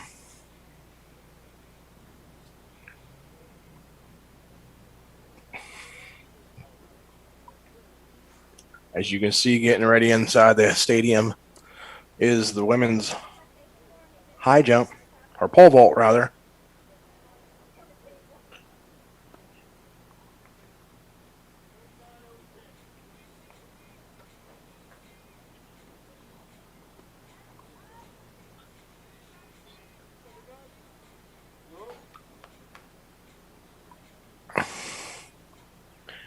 as Ben Chappell comes in here for his next attempt.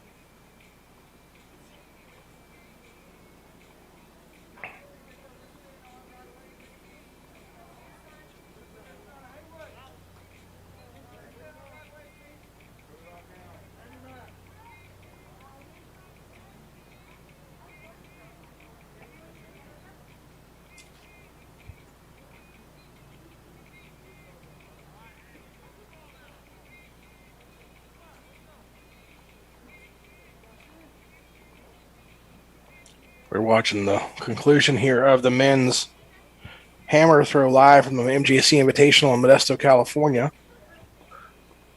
Again, we'll be broadcasting live all day long here. Come and check us out in and out as that sector goes, or that throw goes out of sector to the right.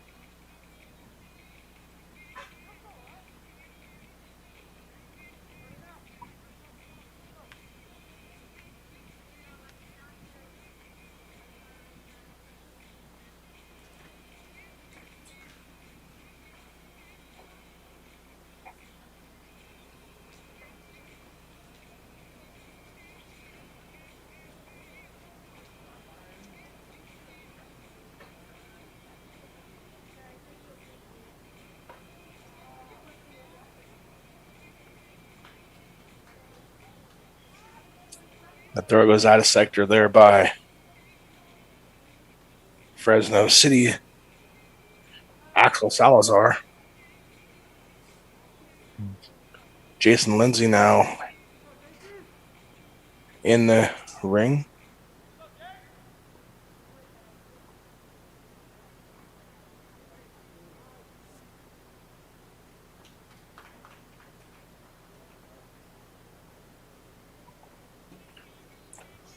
Gets it in sector down the left side. Nice job there getting the mark.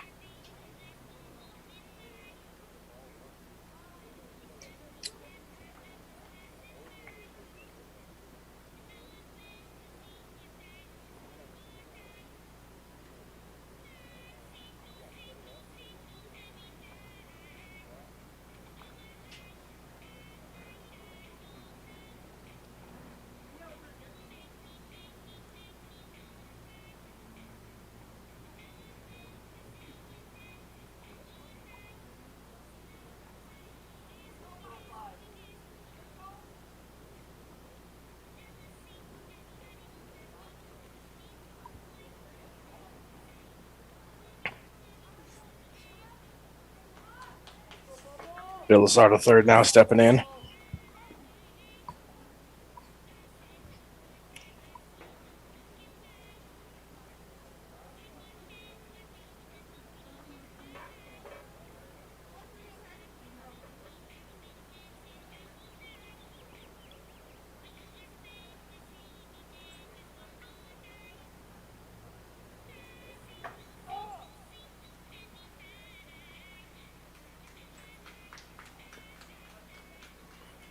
No mark there. It's a scratch.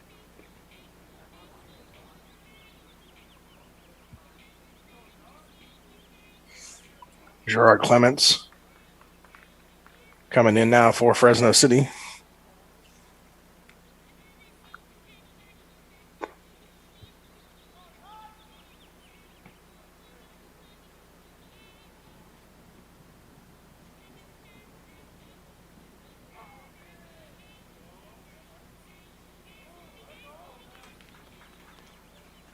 Good score down the left-hand side of the sector.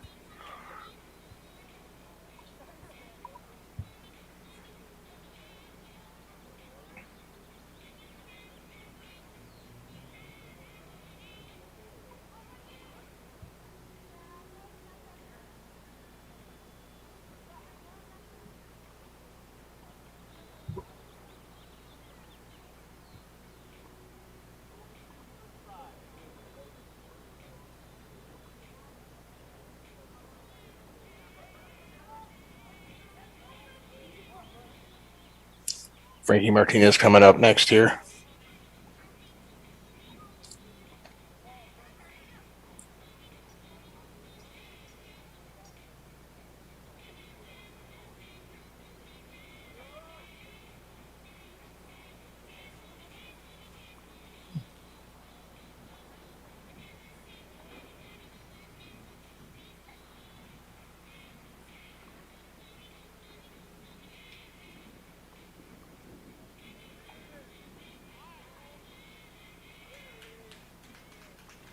Another good throw there by Martinez down the left side of the sector.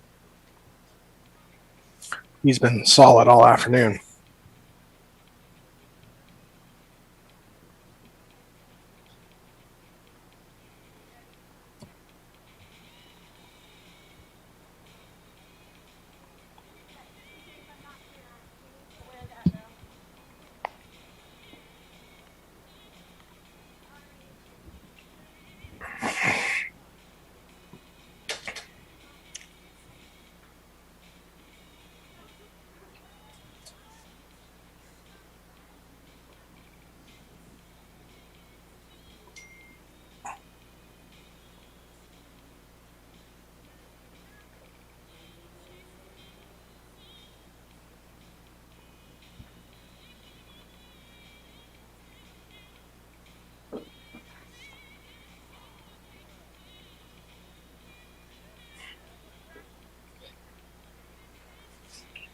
While we have a break here in action, we can get you some official results just coming in. First for the men's javelin throw.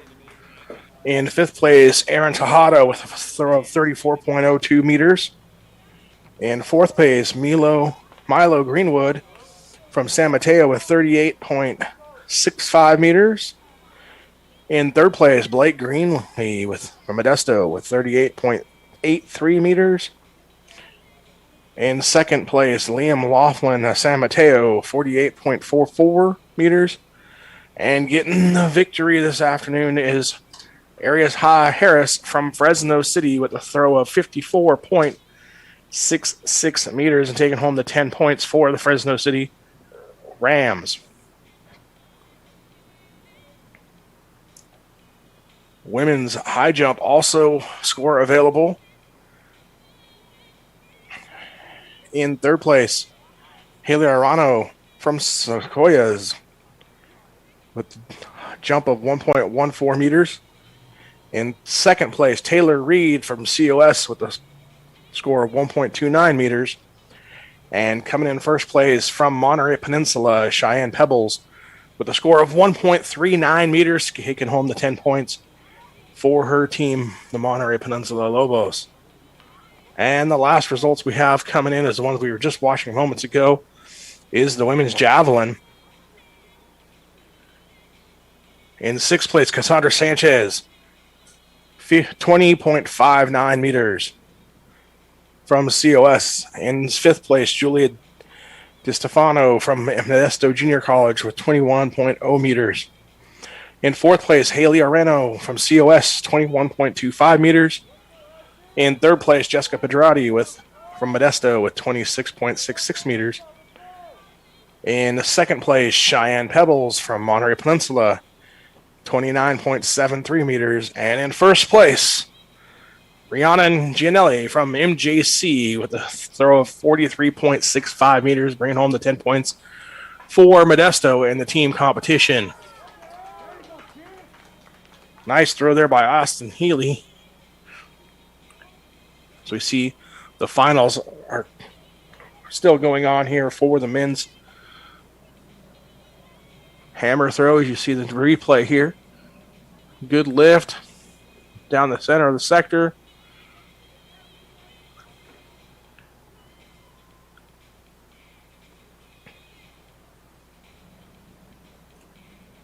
So those are the official results that we have in as of this moment.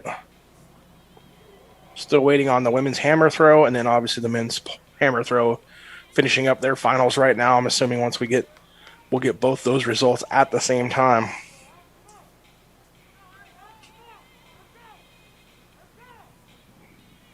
Don't forget, coming up here in just a few minutes, Julia DeStefano, Shelby Gill, Brianna Farley, and Erica Guzman take flight in the women's pole vault.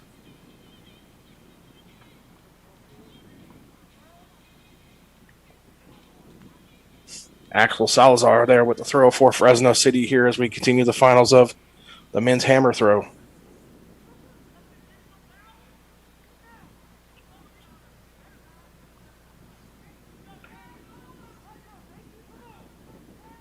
Jason Lindsay coming in now for Fresno City. So Fresno City has 3 athletes here in the finals of the men's hammer throw. Like their chances of picking up some points here.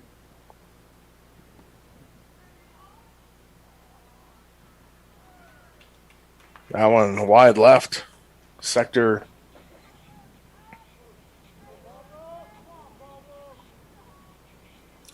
Delasar the third. He's had a couple good throws here so far this afternoon. We'll see if he can get another good one here.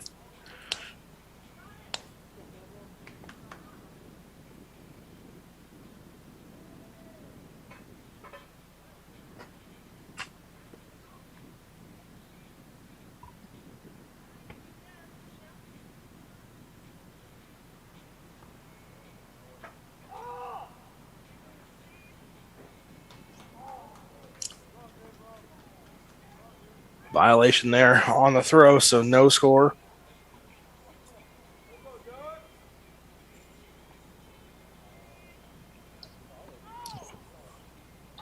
Gerard Clements now coming in for Fresno City.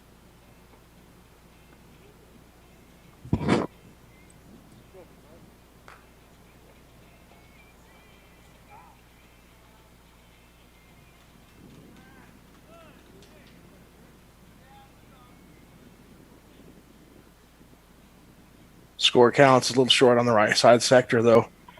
So they'll mark it, though, and measure.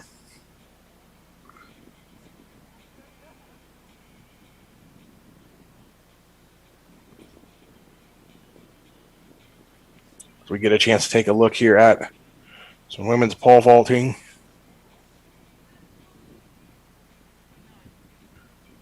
Looks like they're still getting loose, getting ready.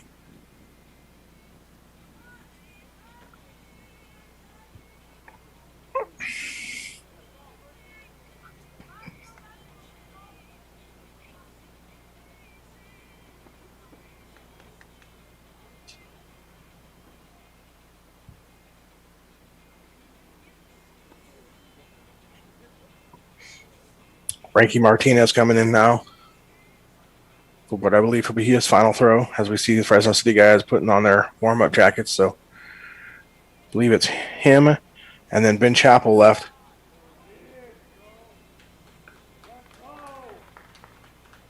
Nice throw again by Martinez.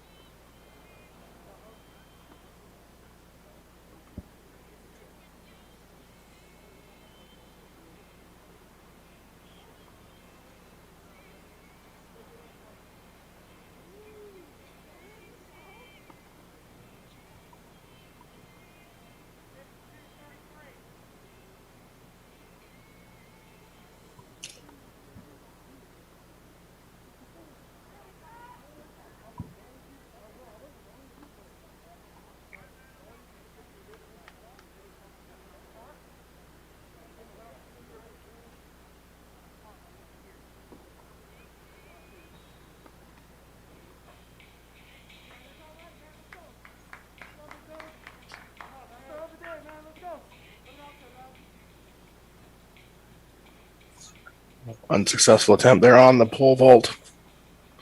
Yes, we go back to the final throw of the hammer throw. Owen Chappell steps out the front and scratches. As we see here.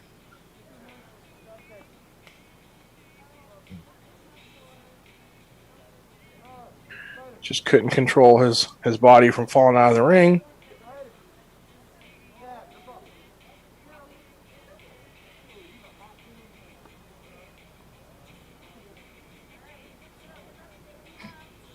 And that'll do it over there for the men's hammer throw.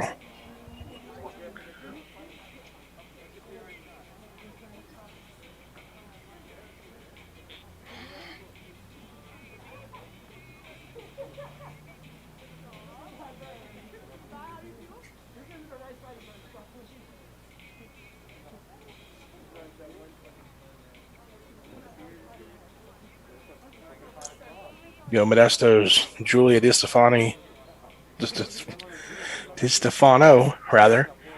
making an attempt here on the pole vault. Unsuccessful attempt there for her.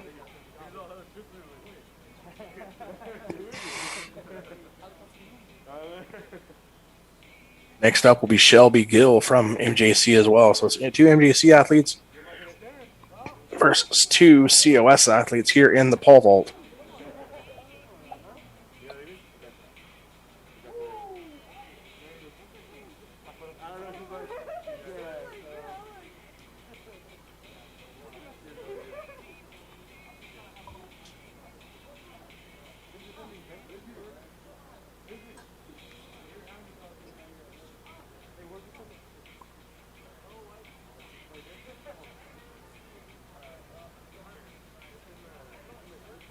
Gill successful on her attempt.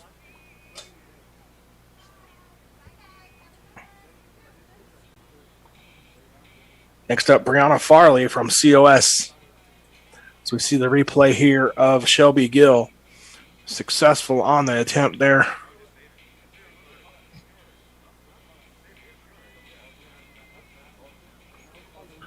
Farley clears it with ease.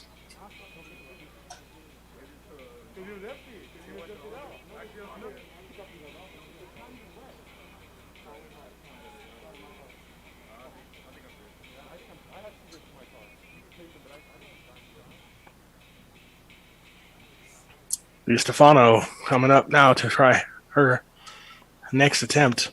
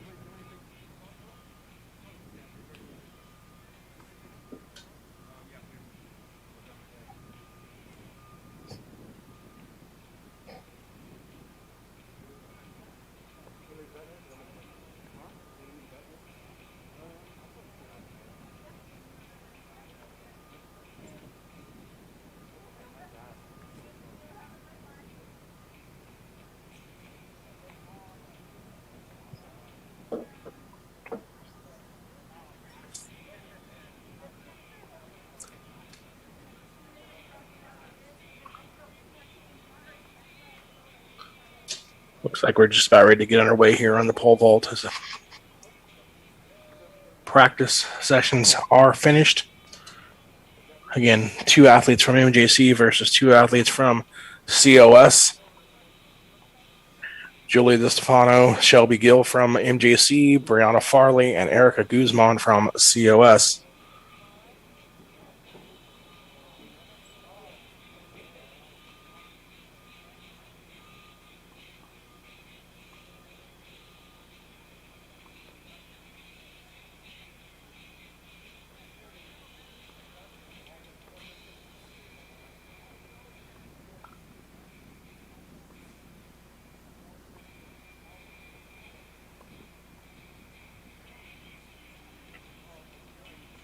DiStefano here.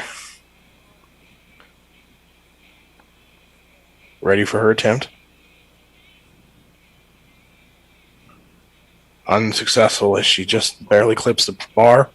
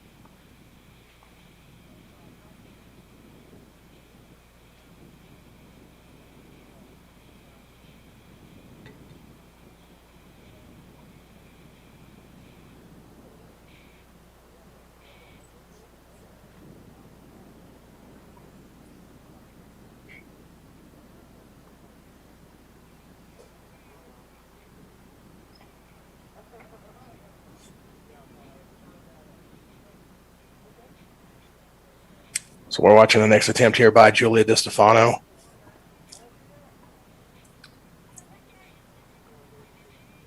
I believe this is her third attempt here at this height. And again, unsuccessful, unfortunately, for her.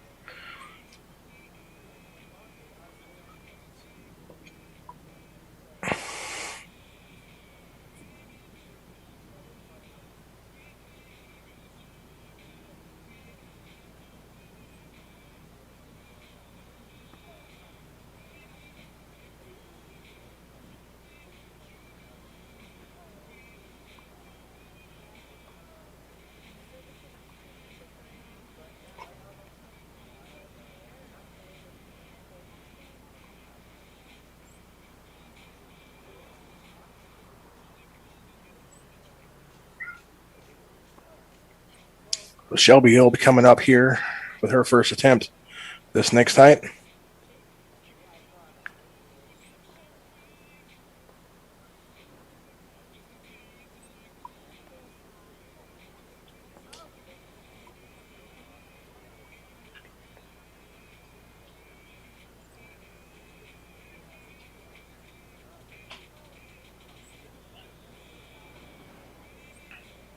Shelby Gill from MJC getting ready to take her first attempt at this new height.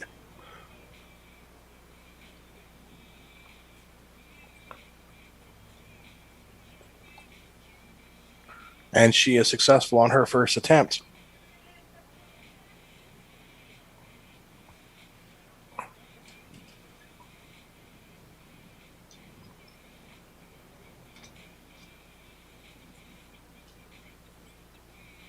Now COS athlete, I believe this is Brianna Farley, getting ready for her first attempt at this height.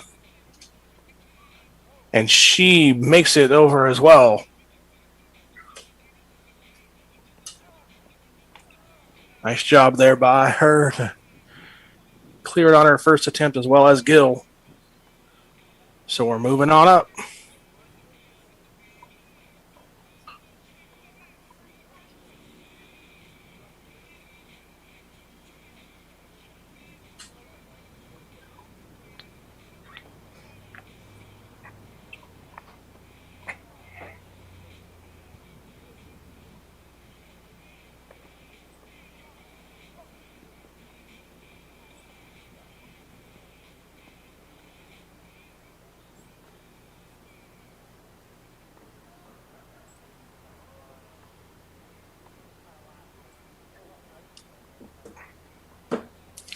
Again, we're watching the MJC Invitational women's pole vault here. It's become down to two women between Shelby Gill, rather, and I believe it's Brianna Farley from the COS. It could be Erica Guzman, but I believe it's Brianna Farley. Those two battling out here for the championship here at the pole vault competition.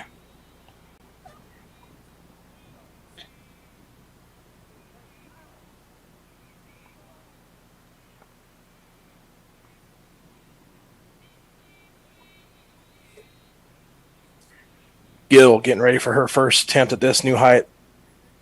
You see a little windy. Doesn't look to be as bad as a couple weeks ago when we were there doing the last track broadcast. As that time the pole just slips out of her hand.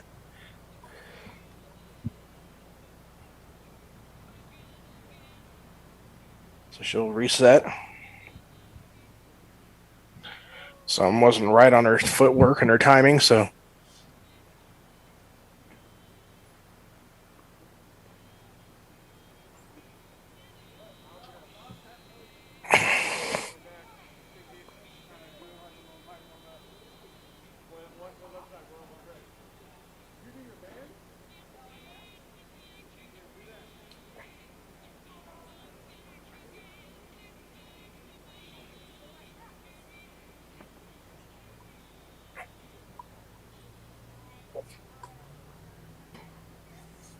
we see Farley's first attempt here at this height.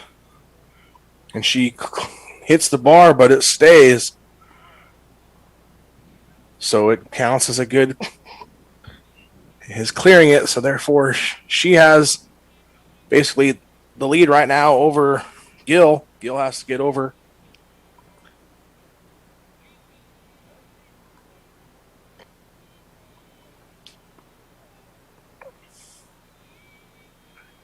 She readies for her next attempt.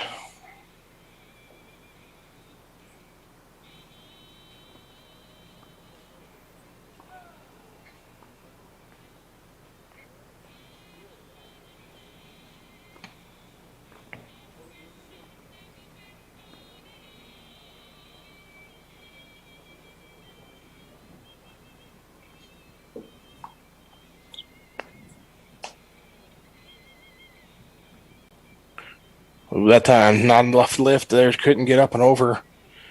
So each athlete has 3 attempts to clear the height.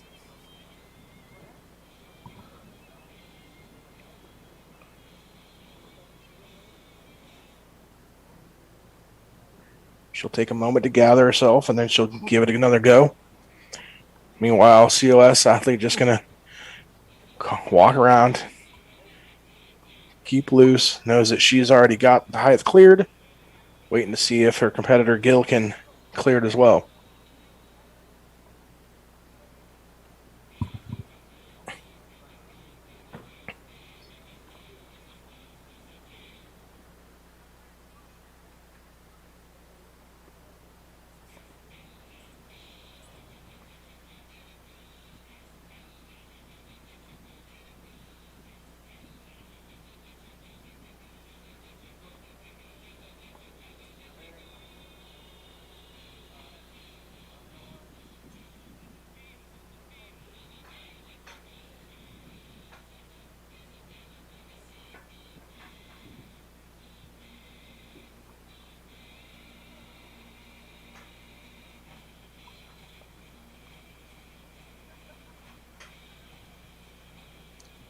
Gill getting ready to make another attempt here.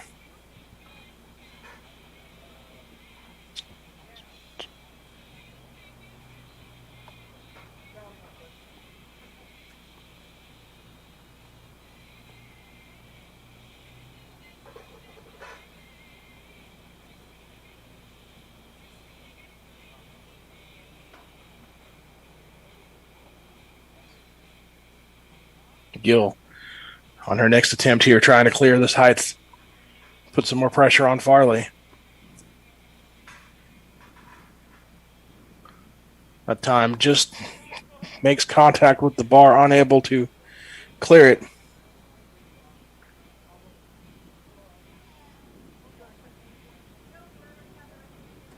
We see the replay here. Nice run up, just doesn't get quite enough lift. Her foot hits the bar, and down it goes.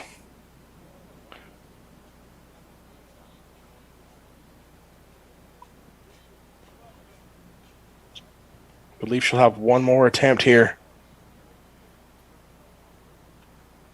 Nope, maybe not. So that'll do it there for Gill. Now all that's left to see is how far can Farley go up.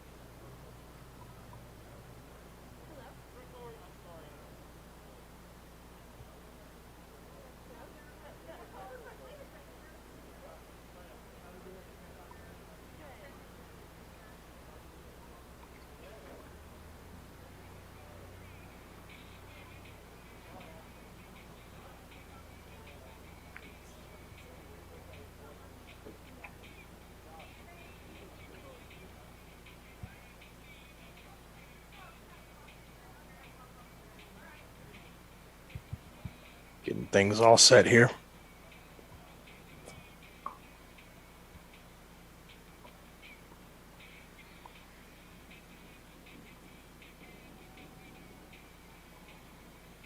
Don't forget, coming up next, men's high jump in the main field area.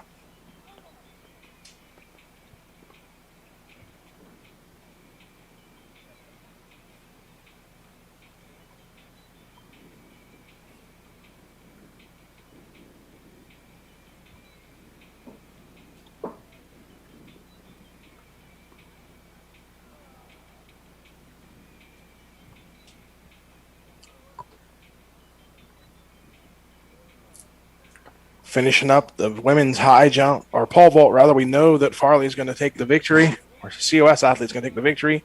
Gill comes in second. DeStefano comes in third. The question is, how high can the COS athlete put this?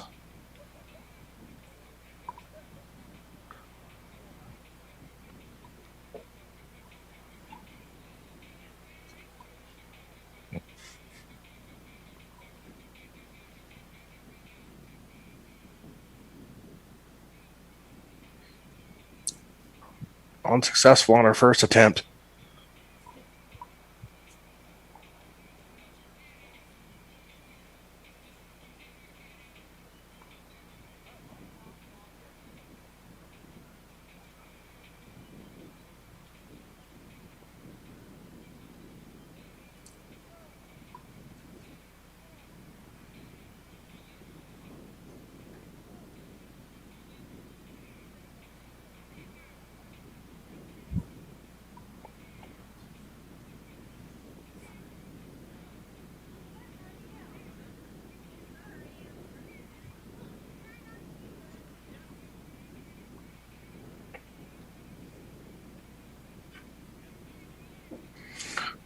Farley getting some last-minute pointers here. She gets ready to take another attempt here.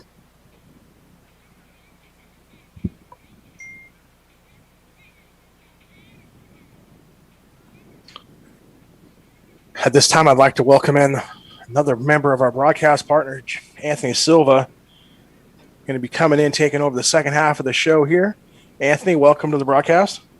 Hey, thanks, Jeremy. Happy to be here, and it's nice to, track and field. You can never go wrong with it, right? It's a lot of mixture. You got people sprinting, and then on the other hand, we have a great event right here where women are pole vaulting.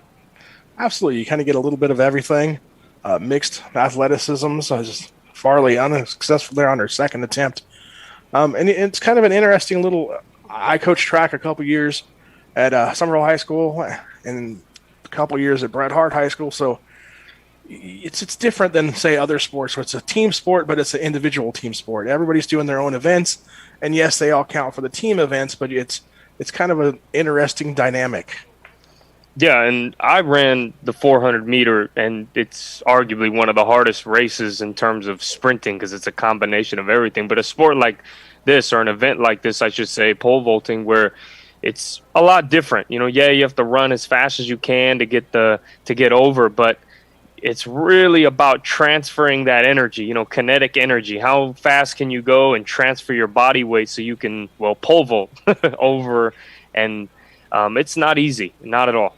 No, absolutely. And you're trying to get your body weight over an object that you're not really supposed to physically be able to do. It's kind of a demanding thing that you're not really built to do it, but yet here you are doing it. So it is kind of an interesting event in itself. As Farley has one more attempt here at this height. Again, she's already got the victory, but trying to set a height for herself. She'll be taking home the 10 points for her team and Sequoia's. Again, Gil coming in second and DiStefano coming in third.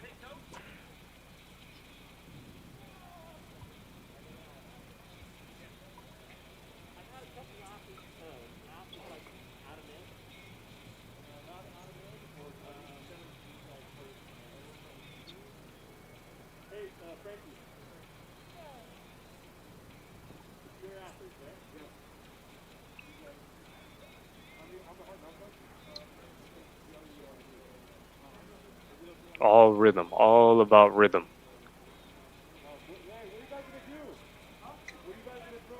And she's successful, even though she clips it, it doesn't fall, so therefore she gets credit for clearing the mark, and that'll put the victory securely in her grasp. As you see a replay here, gets a nice lift, just barely touches the bar, doesn't fall though, and gets credit for clearing it. Oh, Anthony, I will leave you to carry on the rest of the broadcast if I have other arrangements I have to take care of this afternoon. Good luck, have fun, and I'm sure that you will enjoy a few more hours of track and field here live on NorCal Sports TV. No, absolutely, Jeremy. Thank you very much, and thank you for all the viewers tuning in. I'm Anthony Silva. Welcome to the Modesto Junior College Invitational. As up next, we will have the men's high jump as they get that prepared. Nice to see junior college as well as high school, all this action that's back. It started in the morning. We had the men's javelin throw and the women hammer throw. That was all the morning events starting at 10 a.m. And we're going to go well into the evening as the last few events. Of course, these are the field events. The last ones start at 4 p.m. with the men's shot put, the women discus throw, as well as the women triple jump and men triple jump. That will be starting at 4 o'clock. And as for the running events, those are going to go well into the evening. As you already know, one of the toughest events, and it's always the last one in most cases, the 4x400, starting at 6:50 for the women, and for the men, starting at 6:55 p.m. But there are a lot of events still to come, and we will have great action for you here on NorCal Sports TV.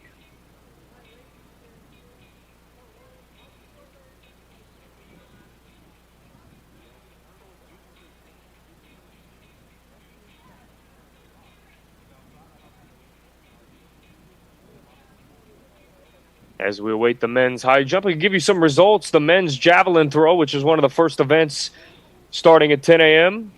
for Fresno, Aries Harris finished first. And for San Mateo College, Liam Lalin got second place. He got 8 points, as Harris finished first place with 54.66 meters.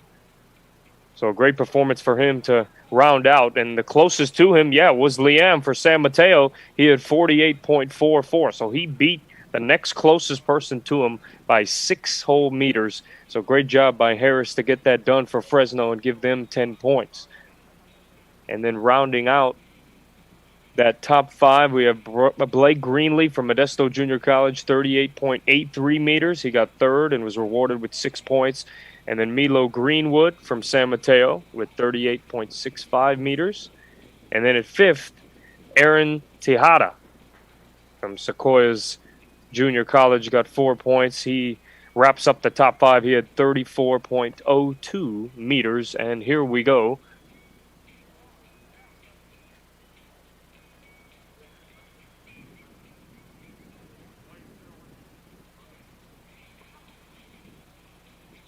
Right up, and unfortunately those toes could not go over the pole. And that's the thing, when you're attacking that pole and trying to get over the top, and we see in the replay, yeah, we talk about rhythm, but it is really all about that transfer of energy. And sometimes there, maybe if she can just go a little further back and boost that energy and just hop over. It's not easy to do, though. She did a great job of clearing the last one that we saw. But as you see, talking to her coach, maybe saying, get those feet higher. They weren't high enough, and keep them straight, and then just propel yourself over. Because I think if she went back just a tad more, just a smooch more, she clears that. And she will have another attempt. So we will get that to you.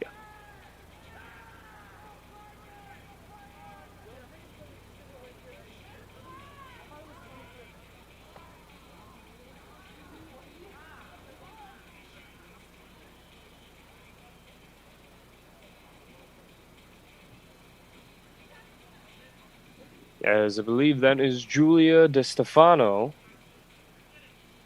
As she'll have another attempt.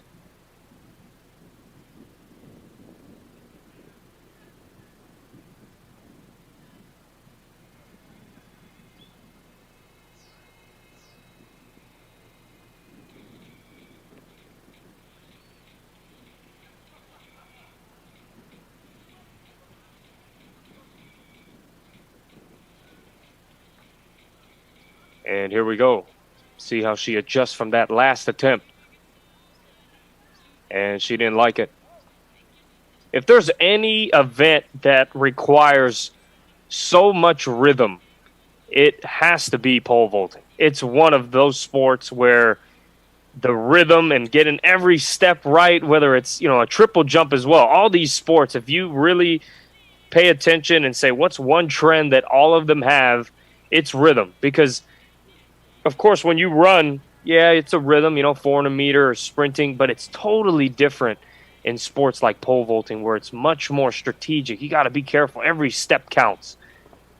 And she could not clear that one. That was a better attempt. She got her feet over, but I think now it's just keeping them straight all the way through. It was a better attempt than the first one. Yeah, here, right over, feet straight. She got over a little more, but then her ankles seemed to hit it right when she was on the other side. But if there's anything about that second attempt to like, it's that she proved to herself that she can clear it. There's no doubt that she can clear it. But now it's just a matter, can she clear her whole feet over? Just keep them straight and boost over. I think she's got it in this third one.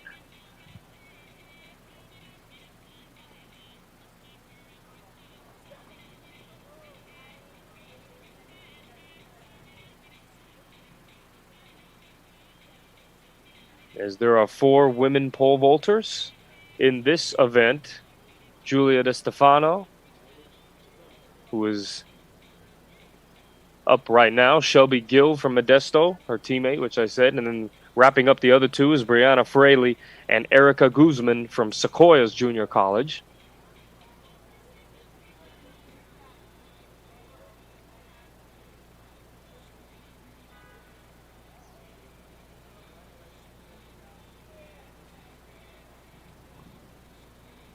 Don't forget, whether you're watching this YouTube or however, whether it's on your phone, your iPad, your computer, whatever the case may be, make sure you just subscribe to NorCal Sports TV and get all your sports updates as well as future events. That way you can watch more track and field events like this. So we also have a variety of other sports that are streamed, from volleyball to softball and then to basketball as well as football. So we have you covered here on NorCal Sports TV as we await the third attempt for Julia.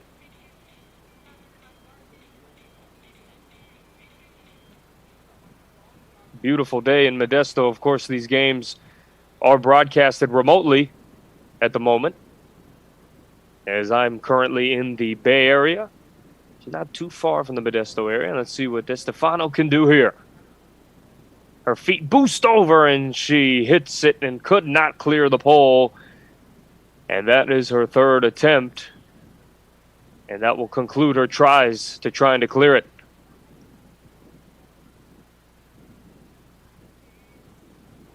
I was really hoping this would be the one. It's just some days, hey, it's hard. She showed she can clear it, but that left shin bumped it. So it's just getting that extra boost over the top to get it over. And great attempt, but unfortunately could not clear it.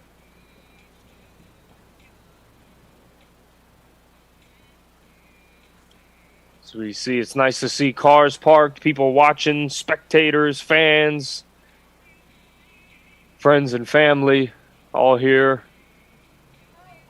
And what a long way we have come. Just a year ago, if I told you there were no sports, you'd probably think I was crazy, but it's just such a big jump to see. We went from everything shutting down to now seeing sports across all levels being played. And it's a sight to see.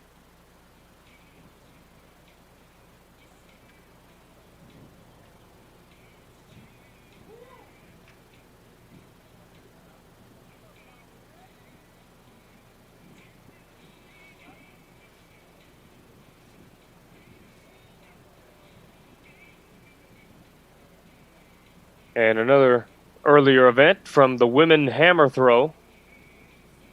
Amy Happenin, she finished first with 48.1 meters.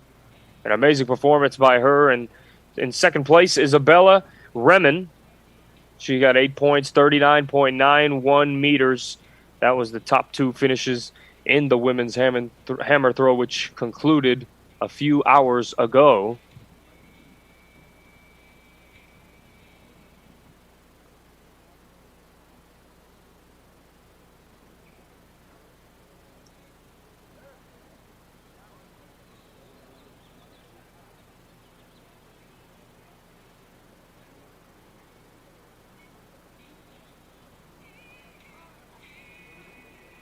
And here's another update for you for the women's high jump. This event started around 11 a.m. as there were only 5 participants in the women's high jump.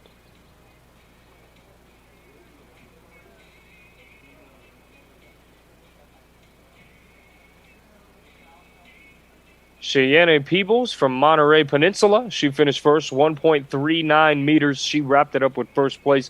Behind her was Taylor Reed from Sequoia's Junior College. She got 8 points with a 1.29 meter performance on the women's high jump.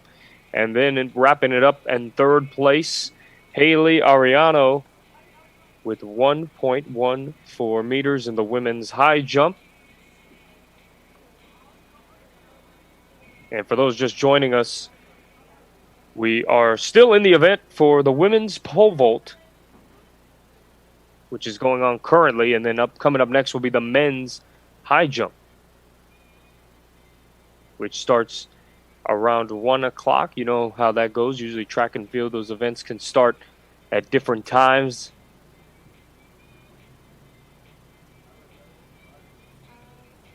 But I'm sure it'll start shortly, as it's 1:07 p.m. at the moment. But then coming up later, you don't want to miss the other great events in terms of the field, as women's shot put at 2:30 p.m., men's discus throw at 2:30 p.m., so around the same time, and the men's pole vault will also be at 2:30 p.m.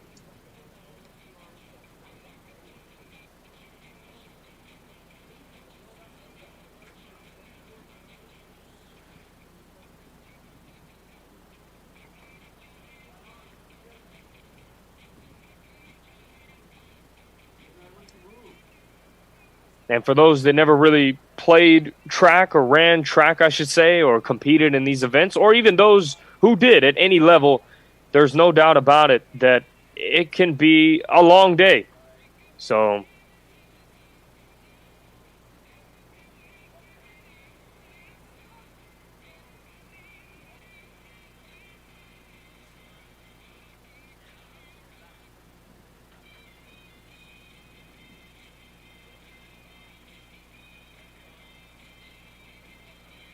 And some more results. The men's high jump event actually concluded. Benjamin Hagan from Monterey Peninsula, he finished first place, 1.84 meters. He got the 10-point nod. And behind him, Cooper Miller from Sequoia's Junior College was in second. And so was Blake Greenlee from Modesto Junior College. They tied for second, 1.79 meters. And then wrapping it up at fourth, James Solano from San Mateo Junior College got 5 points, 1.69 meters. That event ended not too long ago, but Benjamin Hagan from Monterey Peninsula is the winner, 1.84 meters. And as I was saying, when you're on a team, a track and field team for that matter, it's a very interesting experience. You know, I played college basketball, so when I played track, it was interesting. The team environment's there, even though you're a team, but you're also trying to get individual scores and individual times, of course, and PRs and whatnot. But it is very demanding. There's no question about it. You have to be durable. You cannot afford to always be injured. And if there's one thing that you learn from running and competing in track and field, whether you're running or the shot put or pole vaulting, you have to stretch. For all you young athletes watching, make sure you stretch as we see the men starting to warm up.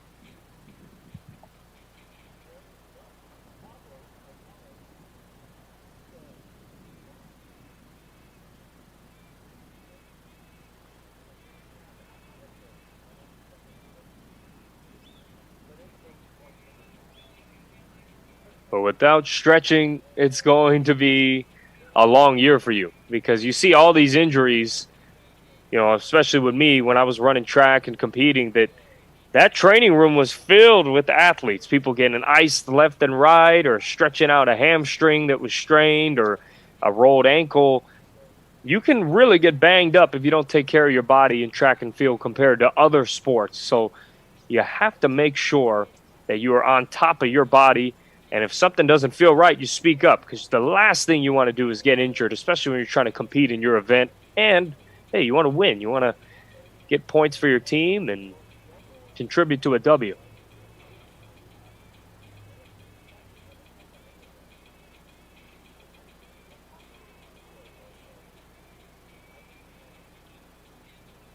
Once the results come in from the women's pole vault, I will get that to you immediately.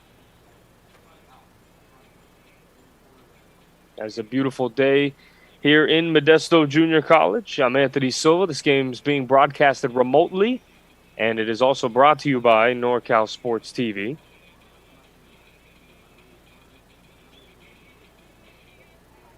And we will take a short break, and we'll be right back with the upcoming events.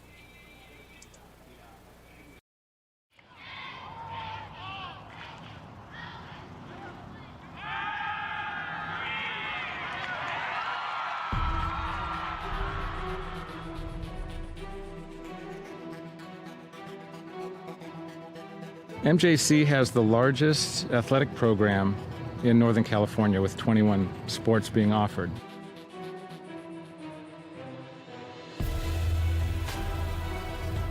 I first came to MJC, Coach Stivers came to my house with Coach Peterson, and they kind of convinced me. Then the next day they put me out in Modesto B saying that Danny Velasquez commits to MJC. I've always wanted to be a swimmer, and I thought that swimming at a JC first, I'd dip my feet in the pool and see if I could get recruited or not. It's very competitive, and you get very close with your teammates.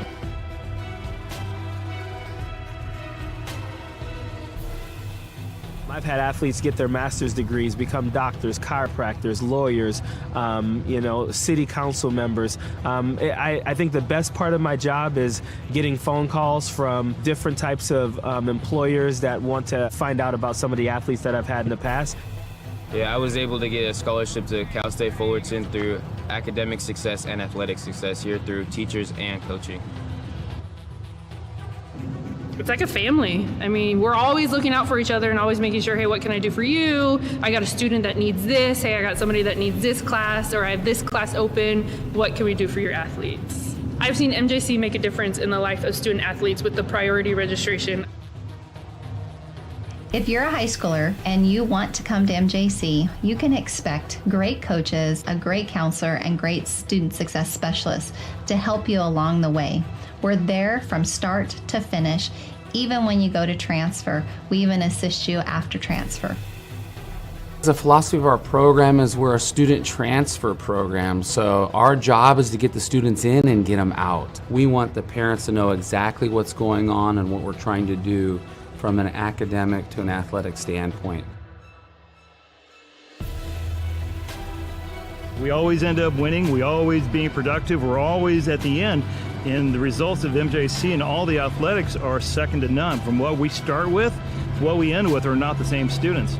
They come here and they get faster, or they get stronger, or they're a better player or a better teammate or whatever it is. They all succeed.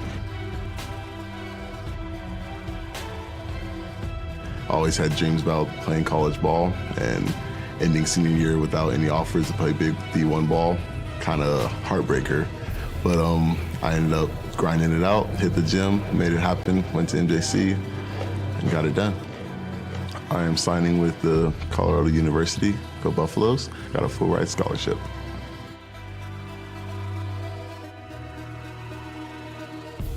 As long as you're ready to work, like Mustafa and all the other successful students we've had, all of the resources are there for you. MJC has made me realize I can do anything. With all the hard work I can put into it, there's so much more I've done that I didn't realize I could do. Go Pirates! Go Pirates! Go Pirates! Arr, go Pirates! Go Pirates! Go Pirates! Go Pirates! Go Pirates! Wait, did you guys smile after a serious face?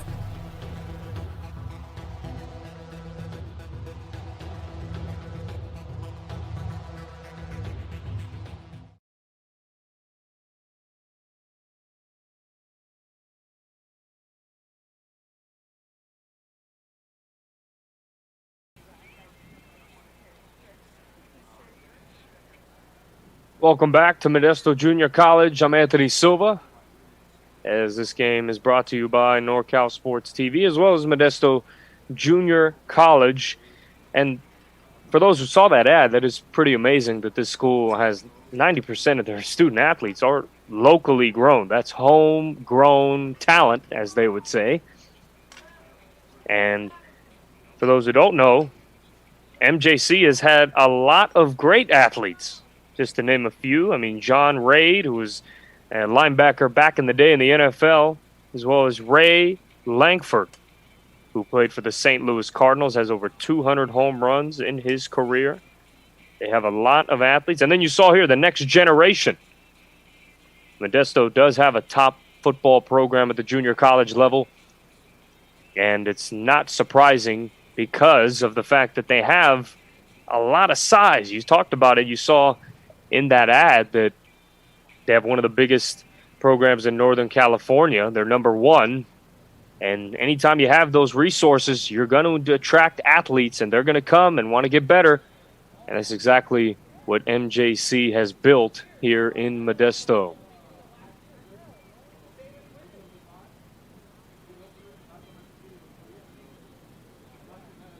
The men's pole vault should start shortly. That will be the next event.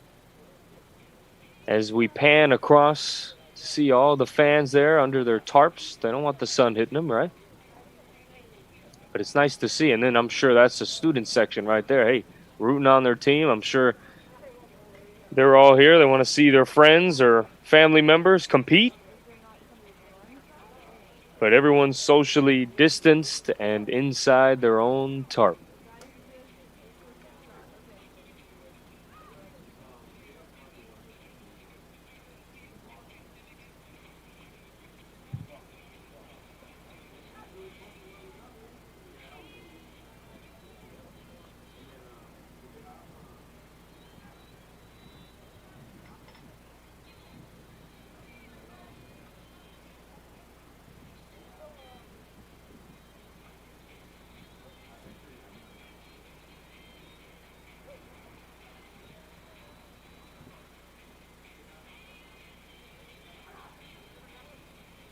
These events get going on shortly.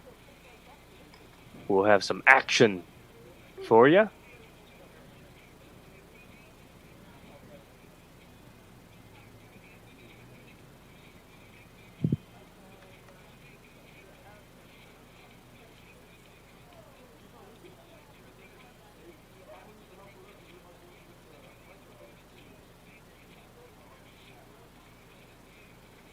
See if this is whether these women are getting warmed up for the triple jump or whatever's coming up next. But there are a lot of people here cheering, rooting on, whether it's the Pirates or the Sequoia's Junior College. And there's Clovis Athletics. We see all these different schools competing.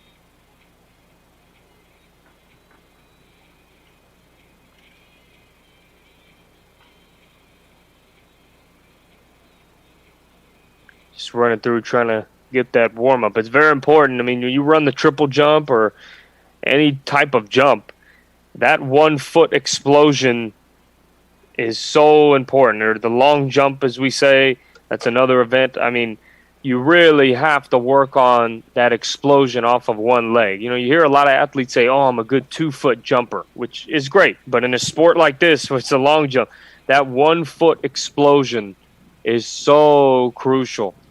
And in a lot of sports, whether it's basketball, you see people explode off 1 foot. They can really get up there and get high in the air. But especially in long jumps or triple jumps, you need to have great ankle flexibility and being able to just explode. And you may think, oh, ankle flexibility, why is that important?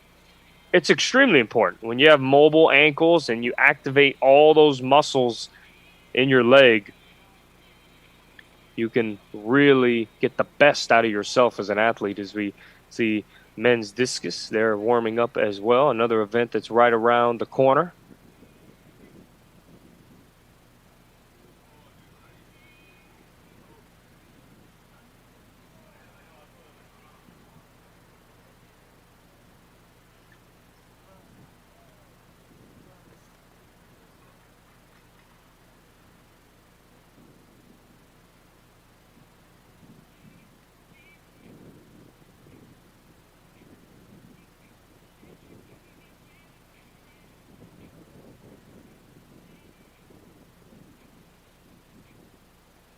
Sure, the long jump will start maybe momentarily. Of course, they're warming up right now. There are 8 participants in this event.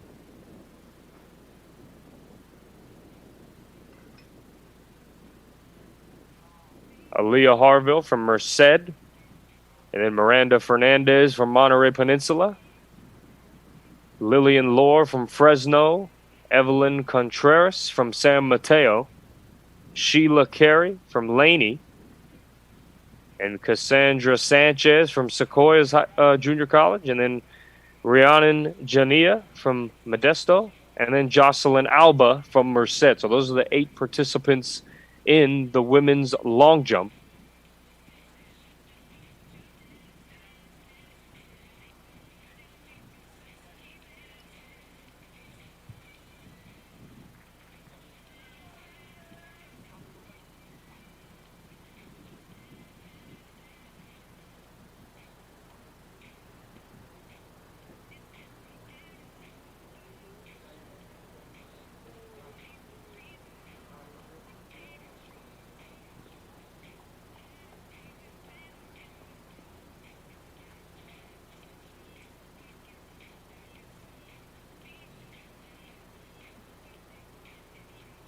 And don't forget, we also have the men's pole vault event, as well as men's with the discus as well.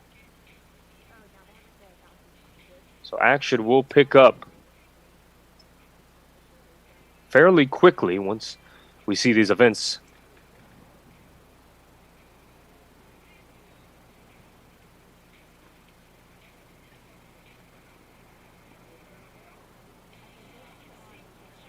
See the discus launching it.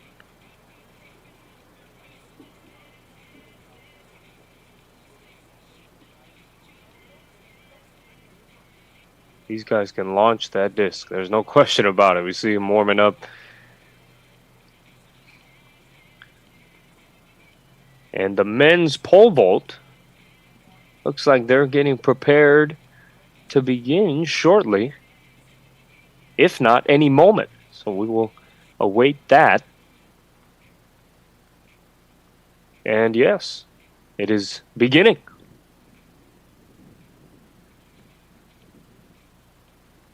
And no, they tricked me. That's the warm-up.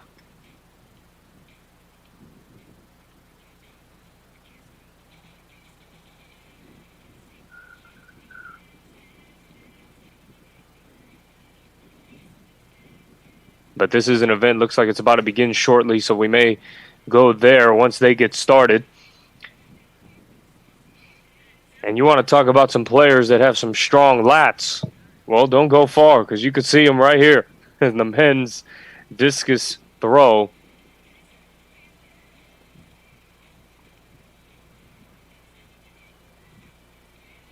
Is this sport, you may think, oh, you know, the biceps and everything, but no, the back is so important. Throwing that disc, all those muscles.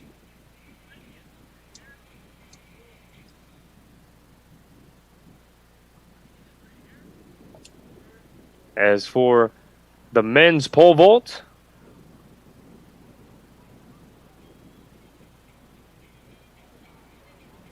there'll be 6 participants in that event.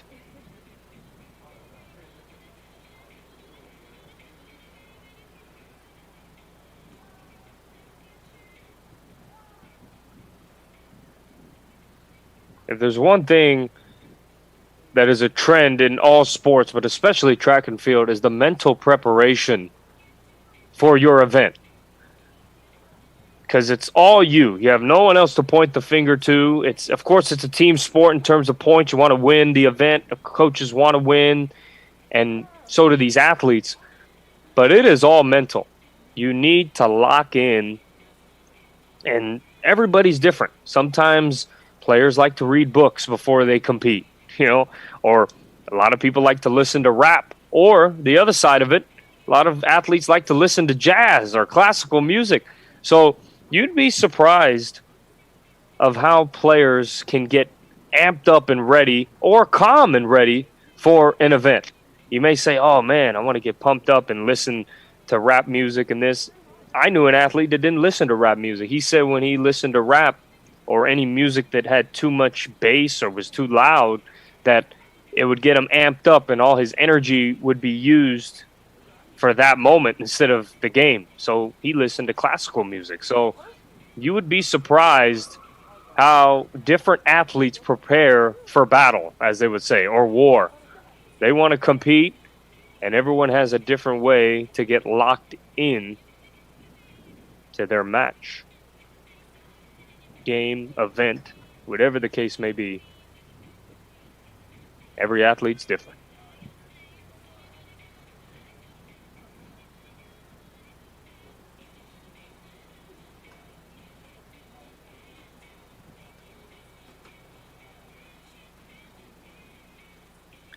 The men's discus throw has 14 participants.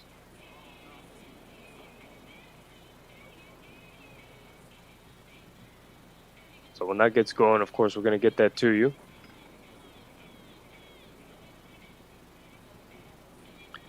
And then also on deck, as I said, for those just joining us, the women's long jump, the men's pole vault, and the men's discus throw. Those are the 3 events that are on deck. Any moment, they'll be approaching and getting going. But in the meantime, we are cutting back and forth and watching these great athletes warm up.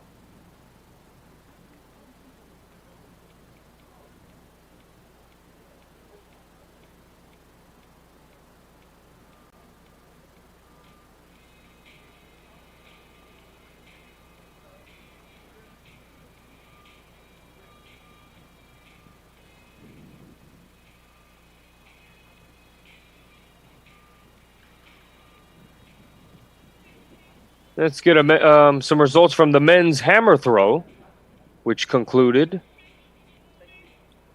Ben Chappelle got 10 points, 55.25 meters. Behind him, Frankie Martinez, 53.41 meters. And finishing third is Ajay Harrison from Fresno Junior College, 46.35 meters. And at fourth, we have Pabel Villasensor III with 45.88 meters.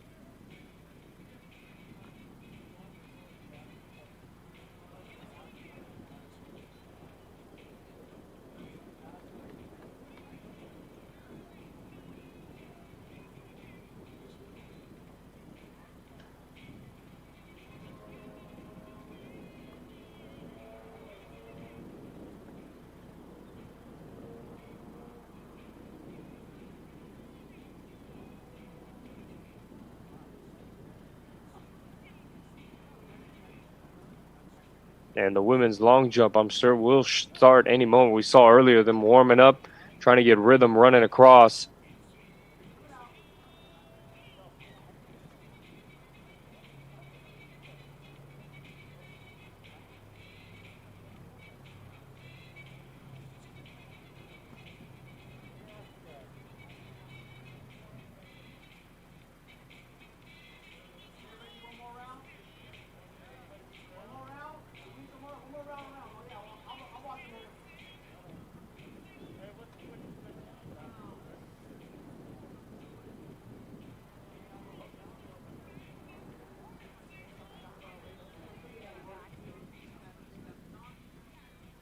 Men's discus.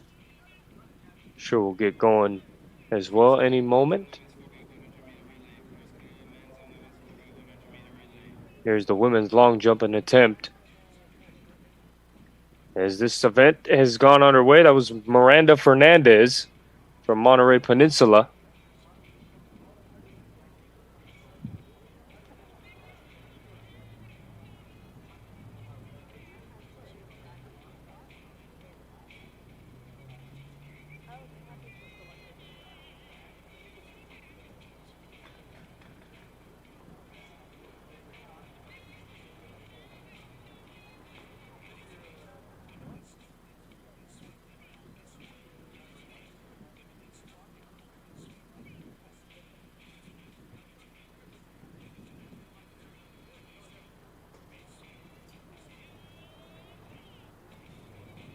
And then here's the men's pole vault, which will start any second. I know the women's long jump got going, so that's good that we have one event on our way.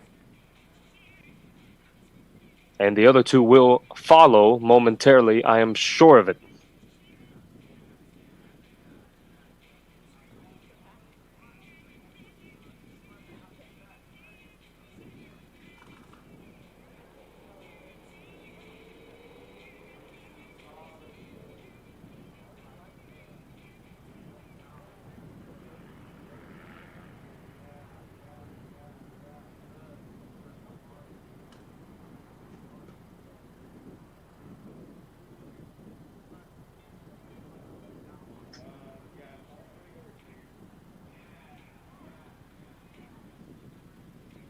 And here's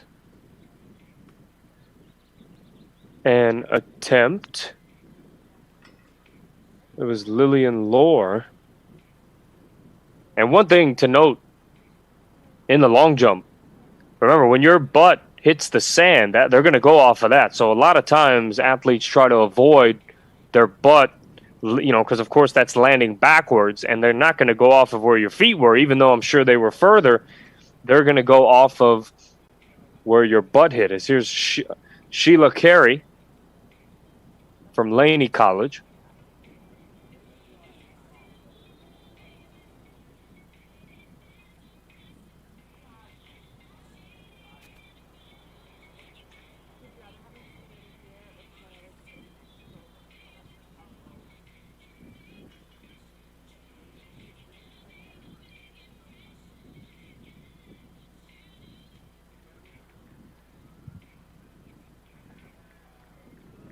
But, with the long jump techniques, you get the kick style, the double arm style, trying to get to that maximum speed and then boom, like a pogo stick, you're just flying off and trying to gain as much ground as you can.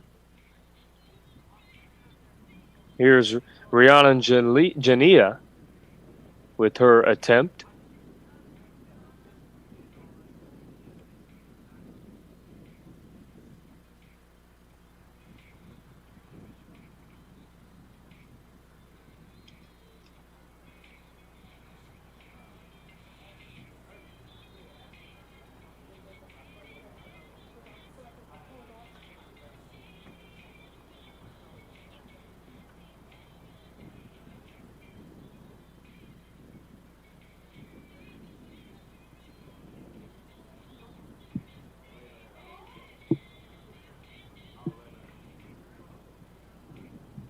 Jocelyn Alba. Trenton knows. And that was one of the best jumps today, it looks like. She was heaved over, and she gained some ground.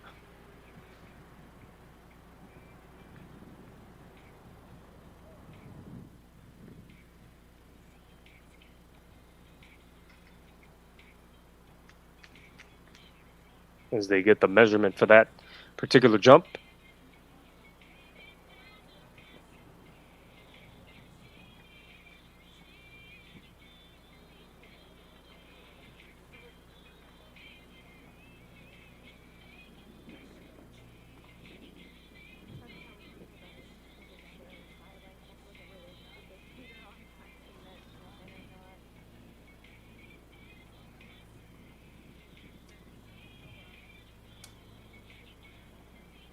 And here we go.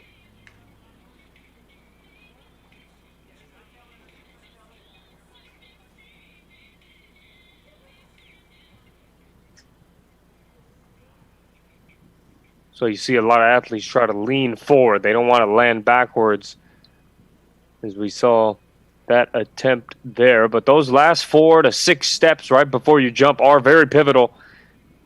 Trying to time it right where your foot's at, just the end, where you can get some good traction on the floor and then get up and explode off of the ground and gain as much ground as possible. As Aaliyah Harville.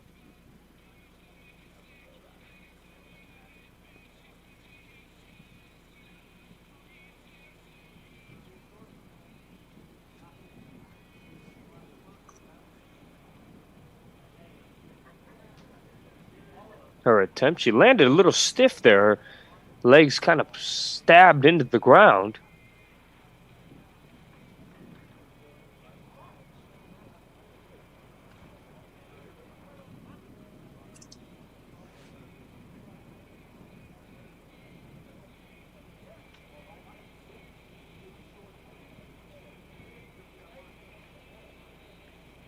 And here's Miranda Fernandez with her second attempt.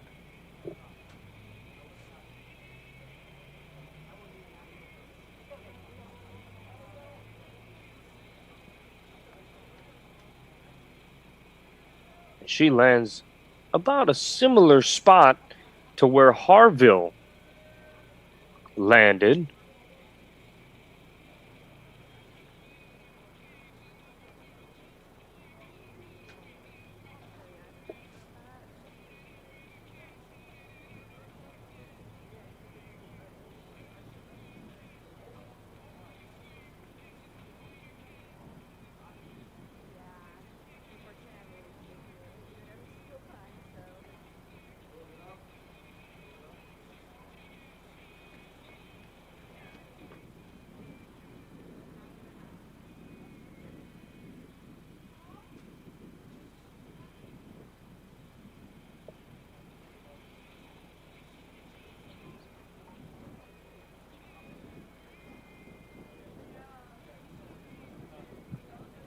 And there was a good second attempt for Lillian Lohr.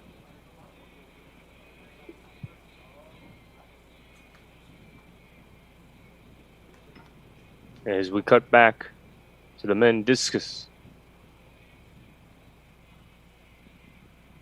14 participants in this event.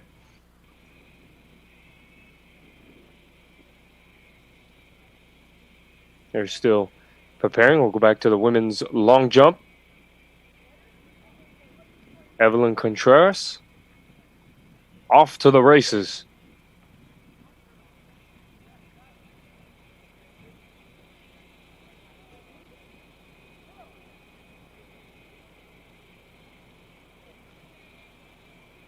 And in these types of events, flexibility is so important. Your hips, you're trying to generate all that energy.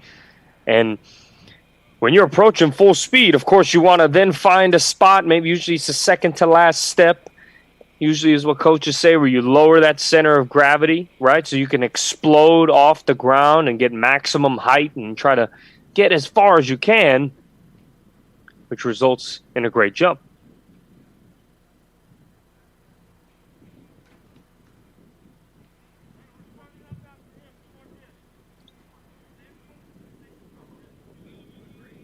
And that attempt.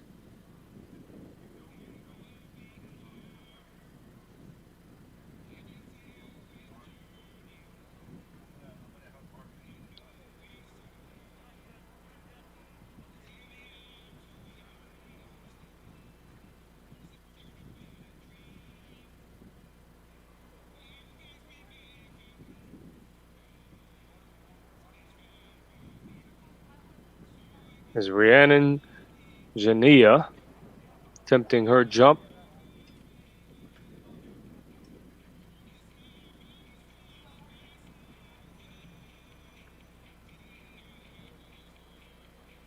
And as I was saying, yeah, you want to make sure you're low and then explode off that ground.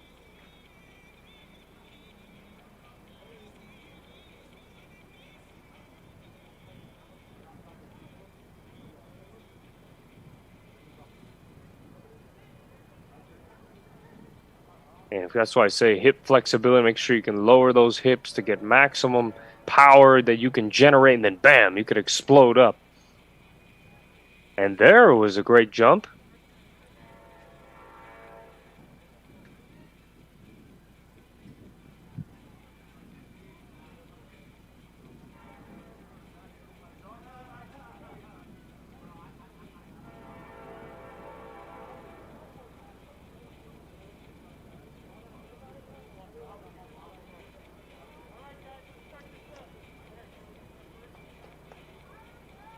As for those just tuning in, we're in the women's long jump right now.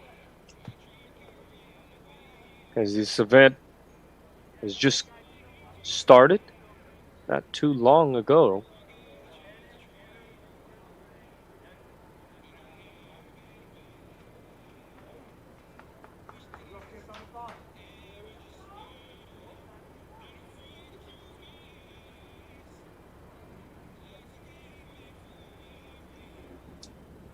And here we are at the men's discus.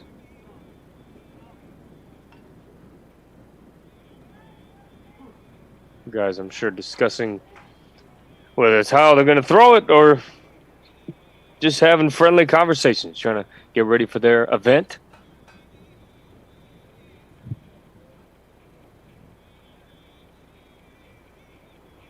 See Aaliyah Harville.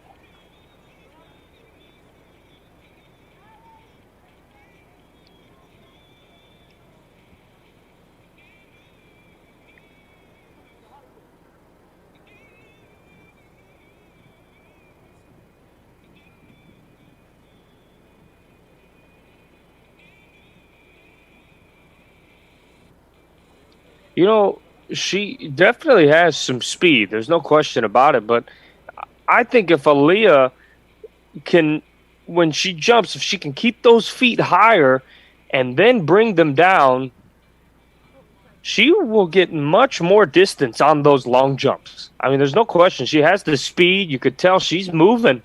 But if she can keep those legs higher in the air just for even a second or a split second, half a second for that matter, she can get more hang time and get across and be one of the top long jumpers in this event. So maybe that's something she could work on down the road, because the speed and explosiveness is there.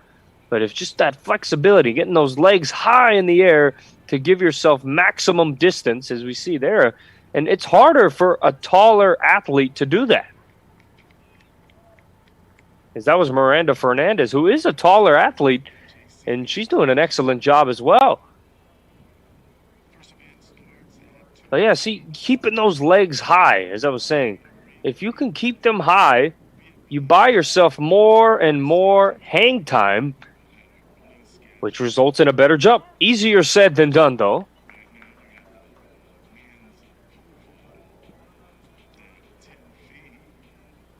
Is Lillian Lohr.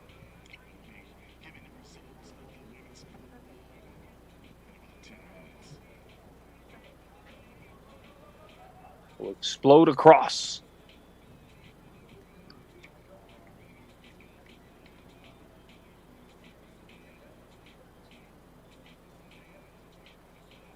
It looked like she kind of lost some rhythm there at the end as she exploded up, and then they're going off that back left leg that hit the dirt first, and that's why keeping those legs high will benefit you.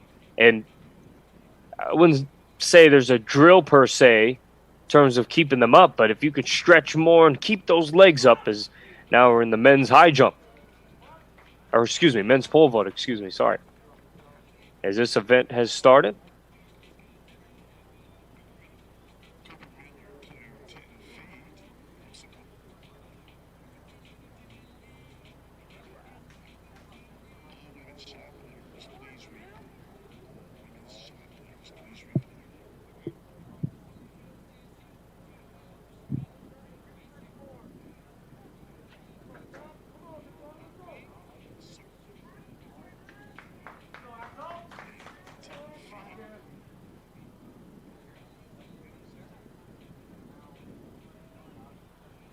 Here we go.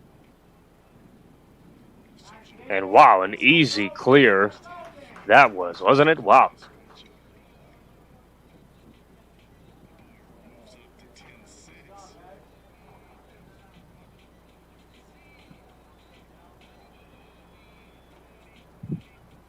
Possibly it was Sergio Gonzalez getting up there and clearing it with ease. There's no question he could have got up even higher if he wanted to and touched the trees. A great execution in clearing that pole.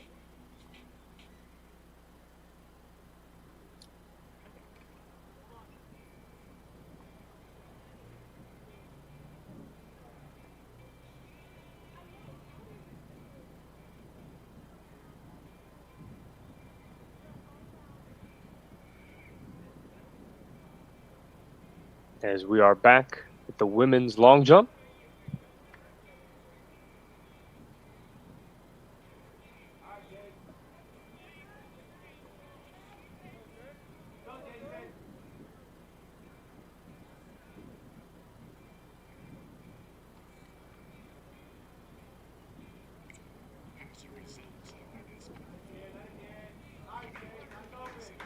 Here, good explosiveness, just trying to keep those legs up.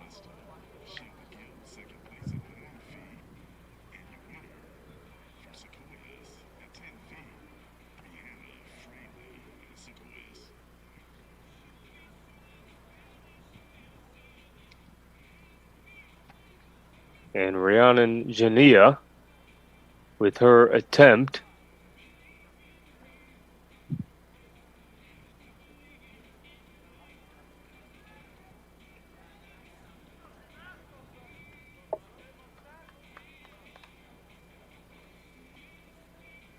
She came across, and that's what we say. It's hard to do.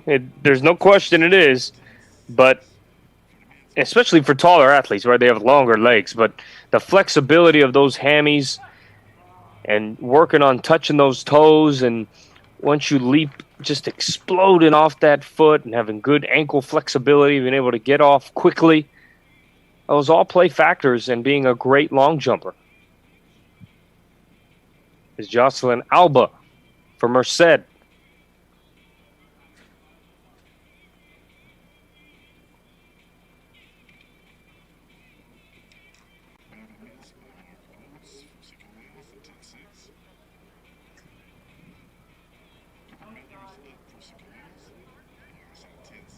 Do we see her attempt the replay of it? Good try. There's no doubt she's competing.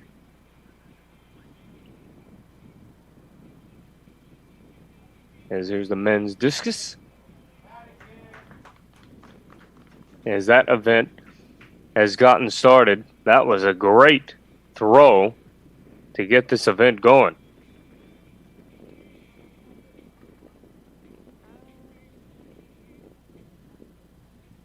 And with the discus, although I've never done it, I've had a lot of friends in it, and it's demanding. I mean, you have athletes that have a lot of power, and this is another sport where the hip torque, it's all very important. You may think it's arms and this and that, and yes, it is your back as well, as we're now in the men's pole vault. And there's great execution, getting right up and over with ease.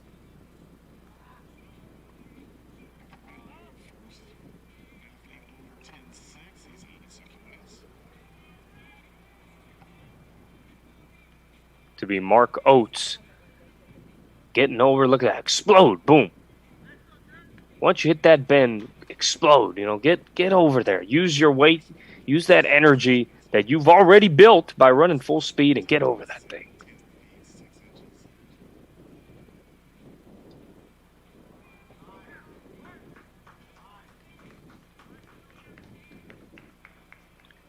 There's a member from Sequoia's. Now we're back to the men's pole vault. Gonzalez, once again, another great clear, able to explode right up and over. There's no doubt he's going to have a great day if he keeps that up.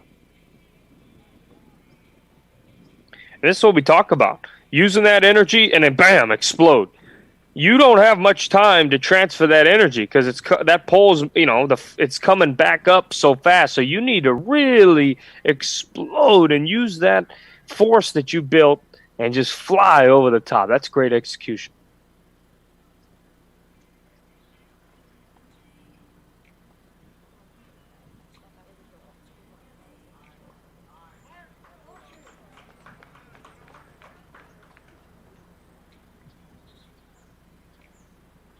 Sequoia's had a good throw attempt.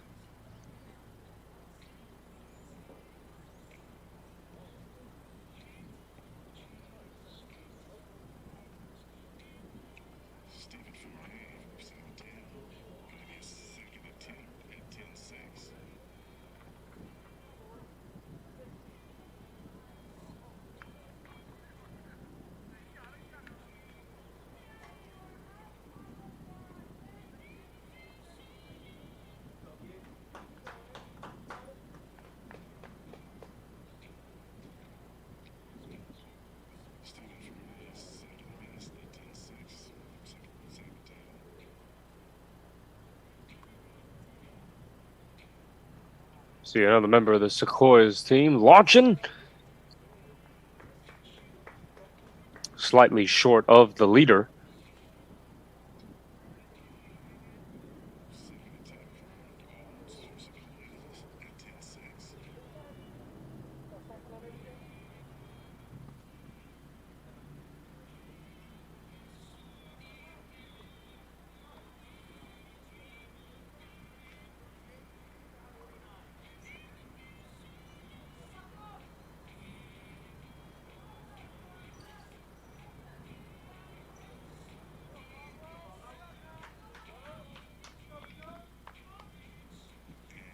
And his foot hit the top. The pole could not clear it. Stephen Forney, or excuse me, Mark Oates.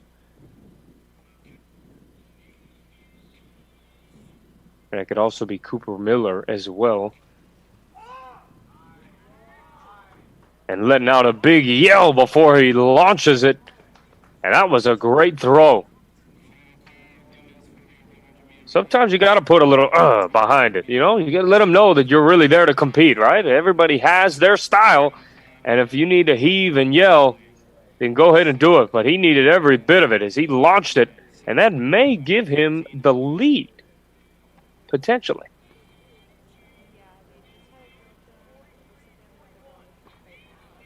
I believe that was Pablo Villaseñor III who launched that one through the air.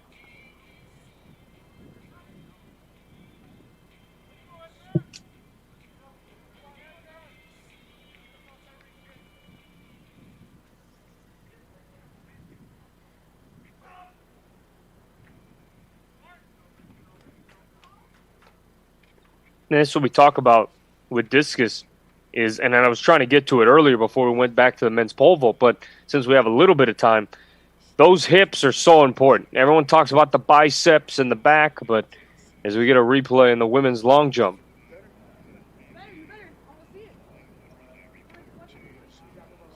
that was Lore. But the hip flexibility is very important because if you do not stretch those hips, you can really hurt yourself. And You don't have to be the biggest guy to be a great person at men's discus. You have to be strong, though. But if you have great flexibility, you can access all those extra muscles, and you can launch that thing to the heavens and get yourself some points and win the event for your team. Because here's Harville.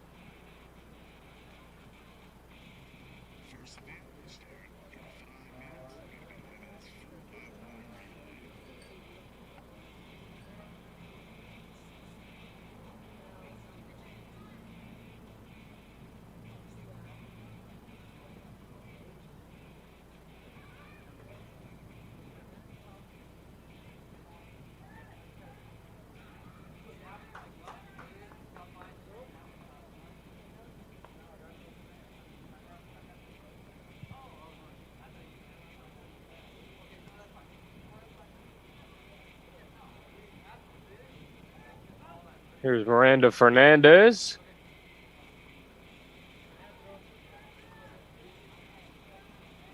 And she shook off her wrist a little bit, maybe landed on it slightly. Probably not too pleased, it seems, with that jump.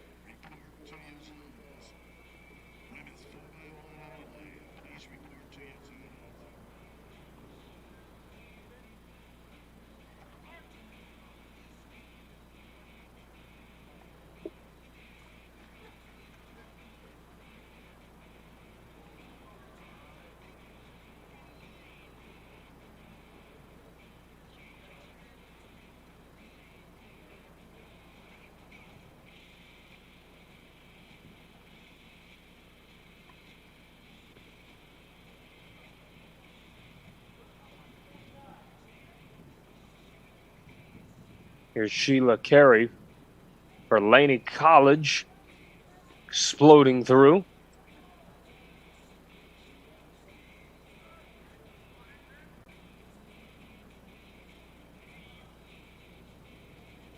And there she picked up speed. Boom, boom, boom. Maybe needs to just get a little lower on that second to last step or so where she can get that energy to fire back up. It's not easy to do, though, on one foot to stay low and also stay balanced. Not easy at all. So you have to understand that that is a tall task to ask for. But in order to be an elite, that's the difference between being a good long jumper and an elite long jumper. Doing those little details that really can separate yourself.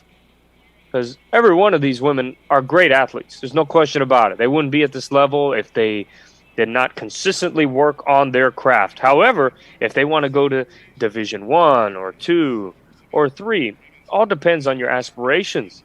But if they do want to get to that high level, those details only matter even more.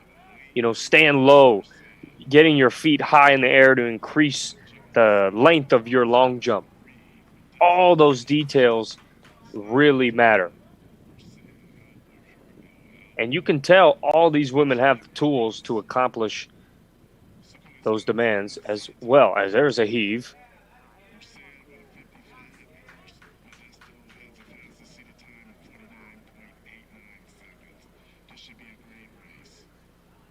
Here's an attempt for Cassandra Sanchez.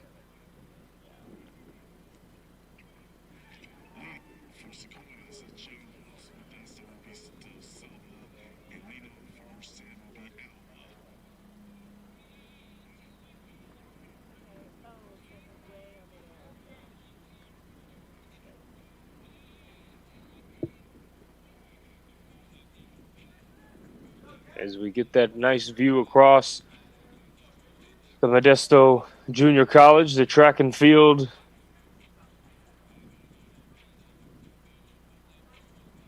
See athletes stretching, getting ready to go. As across you see men's pole vault. It is still going on.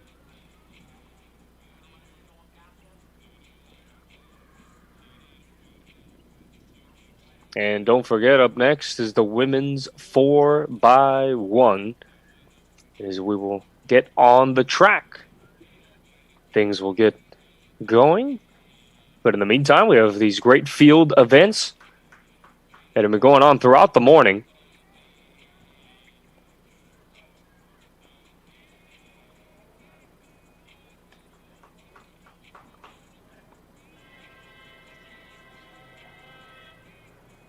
As for the women's pole vault, which was earlier, here's a jump by Miller, and he hits his knee right on the pole and could not clear it.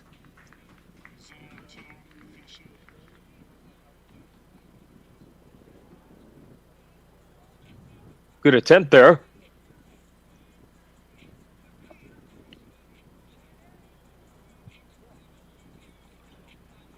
But quickly onto the women's pole vault, which was an event that was completed earlier. Brianna Fraley for Sequoia Junior College got first place, 3.05 meters. And second place is Shelby Gill, and third is Julia DeStefano. As Gill had 2.74 meters, that was her high, as well as DeStefano, hers was 2.44 meters. So congratulations to Fraley for Sequoia's Junior College.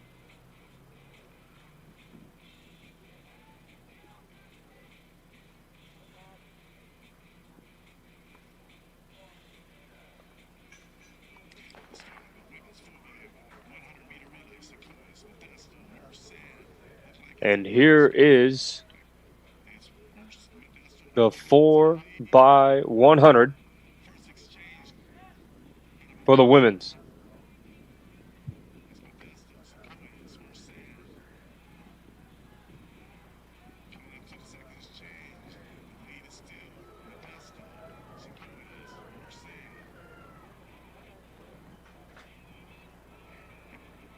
As it's Sequoia's, Modesto, and Merced. Those are the three teams competing.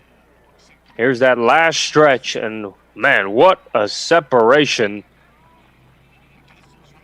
And that's going to lead them right to the finish.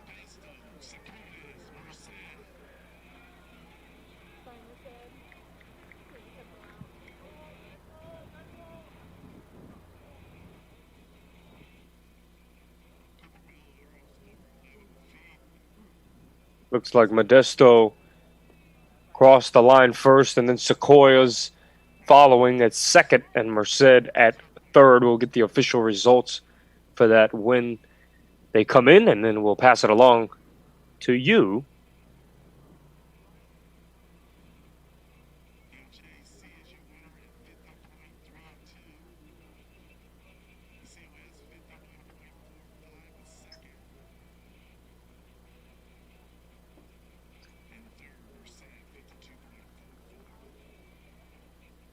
You blink an eye, and then the 4x1's completed. It's a very fast event, all about, communicating right behind you, whether you pass to your left hand or right hand. You want to make sure that you're on rhythm when you're running that event. And there is another clear. Oh, it looks like his hand hit it at the very end. He didn't need to move his hand over, but it looked like it touched, and then it fell off.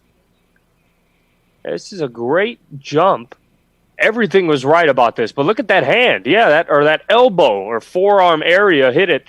If he just moved those arms higher, he would have cleared it no problem, and that's probably why he's kicking himself. But he has an opportunity to redeem himself, which is probably the best part.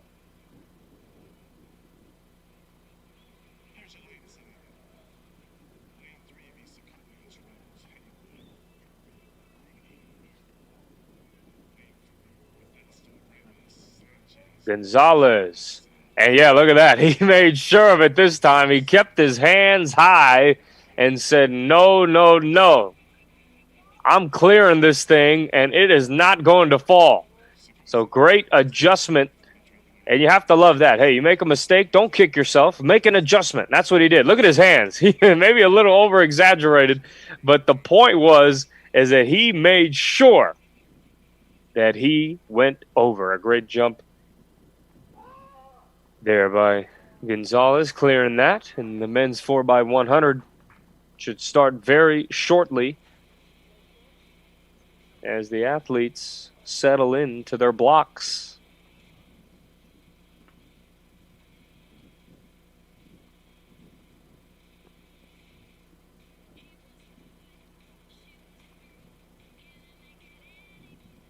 So important when you're in, as that could not get cleared. It looked to be Octavio Gonzalez.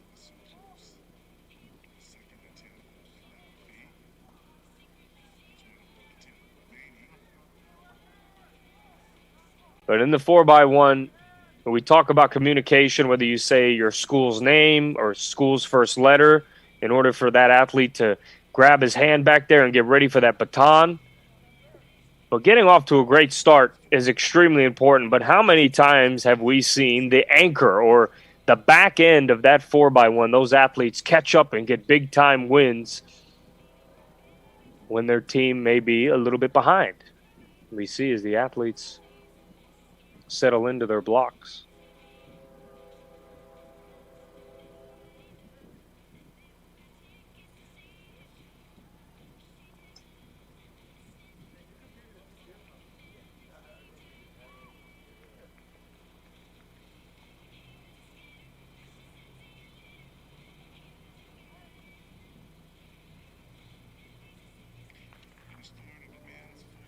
And they are off to the races.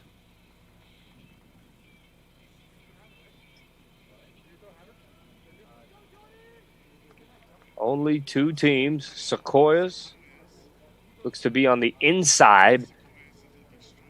And then that outside.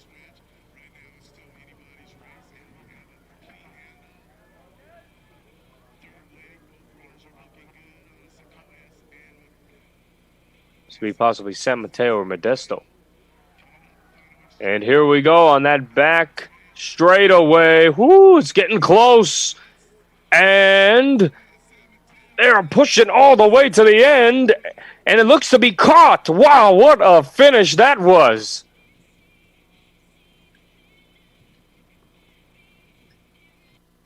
Wow, we saw here some ground had to be made up. And at first, it was made up by Sequoia's, but then San Mateo on that outside lane, rumbling and stumbling and boosting all the way to the finish line, and he caught him and got him. Very great finish to that 4x1. And here was the pole vault attempt from earlier.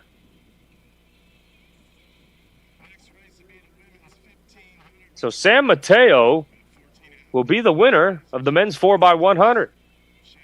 Unofficially, until we get those official results.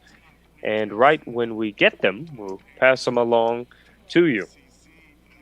But wow, what a great event.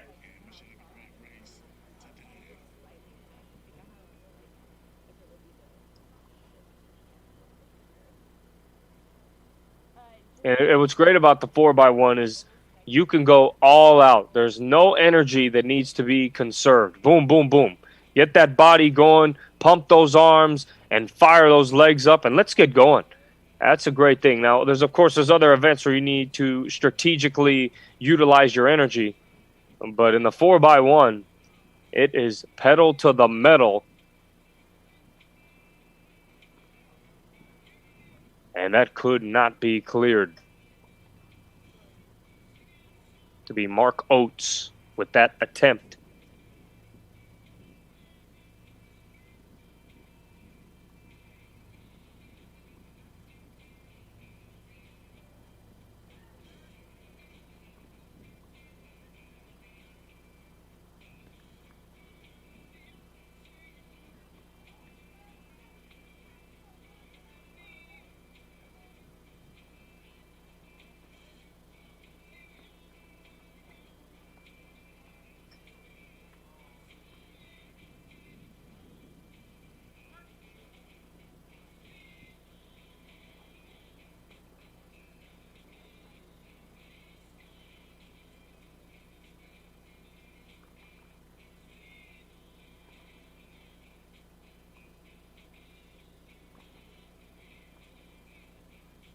See the event here, the pole vault. Julian Bishop. Oh, what a great job clearing that. Wow, that looked easy. And that's what we say.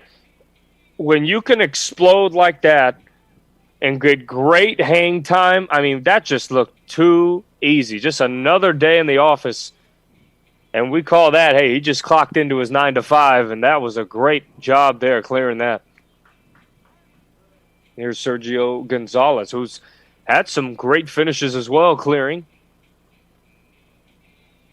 Looks like him and Bishop may be neck and neck for the winner of this event. That would be my guess, because both of these athletes are doing an excellent job. But still, a long way to go. Gonzalez answering the call and getting right over. And that's what I love about track and field events is, I'm not sure if you saw that, but it doesn't matter the team. You saw Bishop cheering on Gonzalez. Doesn't matter what school you're from, you're all rooting for the same thing, and it's success. And I love that about track and field compared to other sports, that you don't quite, no one's going to cheer when you catch a pass or score a basket from the other team. But in track and field, we're all rooting for our perspective and our respective teams as we see the attempt. Another one, and that one could not be cleared by Oates. But as I was saying, it doesn't matter what school you're from. You all want to see people succeed. Of course, you want to win, but it's just a respectful thing to do. And I've noticed that at track and field. Everybody's rooting each other on, from one athlete to another, from one fan base to another. And that, to me, separates track and field from other sports that, when someone catches a pass, as I said, or scores a goal, you're not quite cheering them on. So that's lovely.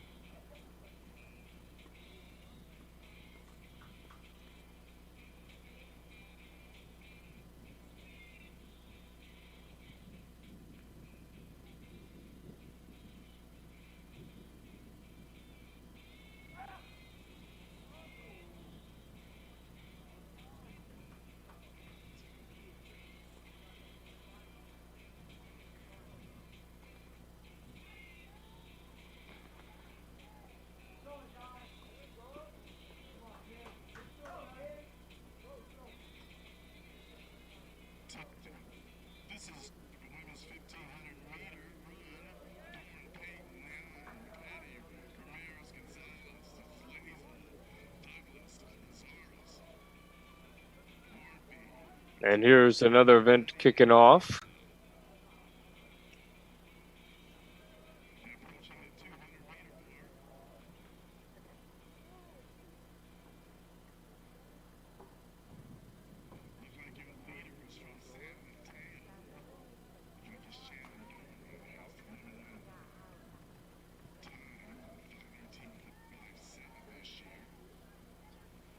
So it looks to be the women 1500.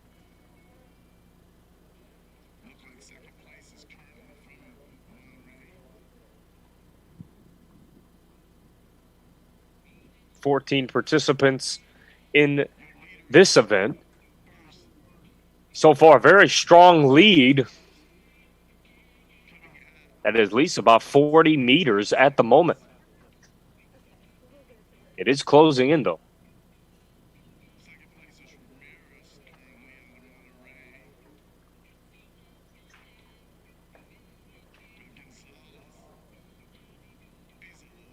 Say the lead is about 20 or so meters at this particular moment, but it is a long race.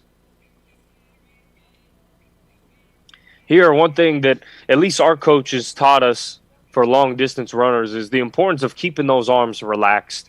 You don't want to be tensed up and you're running really hard, because this isn't a race where you need to run, hard. It's not hard isn't the correct term, but you're not running full speed. So you need to relax those arms. Keep that body relaxed so there's no stress. You just focus on your breathing and keep those arms pumping, but keep those muscles in those arms relaxed, because your body reacts to stress and tightness differently than when it does when it's relaxed. When your body's relaxed and you're running, you can really get good rhythm. You can keep track of your breathing. And in a race like this, That's all you need. In a sprint, you can get away with clenching those fists tight and sprinting. But in an event like the 1500, she's doing an excellent job. Just pump those arms and keep those hands open. Don't squeeze those fists too tight where you're tensed up. So, and that's exactly why she has about a 20, 25-meter lead. But don't look back. She has some company.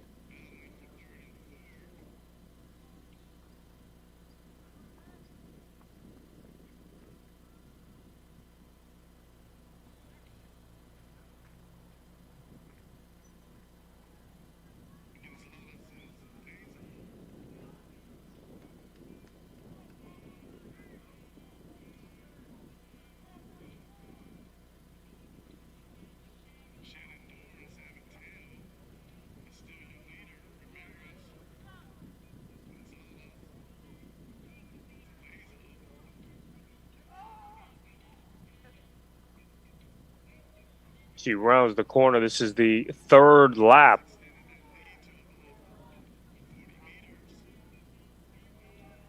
And when you have a lead like this, the best thing to do is keep doing what you're doing. Don't listen to the noise outside of the lane that you're in. A lot of athletes do that, I've noticed. They'll listen and say, oh, you have a big lead. You're fine. You're fine. And believe it or not, I've been in an event where an athlete has said that to a long-distance runner, and I'm not going to say that that athlete contributed in that person losing, but the second-place person was about a good 100, 150 meters behind. And I don't know if they were conserving energy for the last lap, but he turned it on, and he came back to win by 50 meters, and he was losing by 100 or so meters headed into that last lap. So do not listen to those people on the sideline, if you will, on the grass. Focus on your form, what you're doing right, and make sure you have good kick at the end where you could finish this race strong and get a W. No lead is safe on the track. So you see the lead starting to extend. Close to 100 meters is her lead, and she's continuing to stroll along.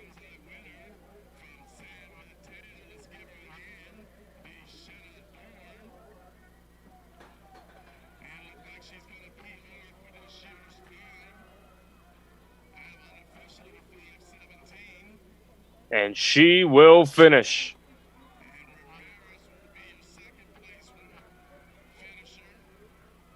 Looks like that was Shannon Dorn for San Mateo Junior College, finishing in first. Great job by her as we see the other participants coming in to finish at third, fourth. These are unofficial results. When we get the official results, we will pass them along to you, no question.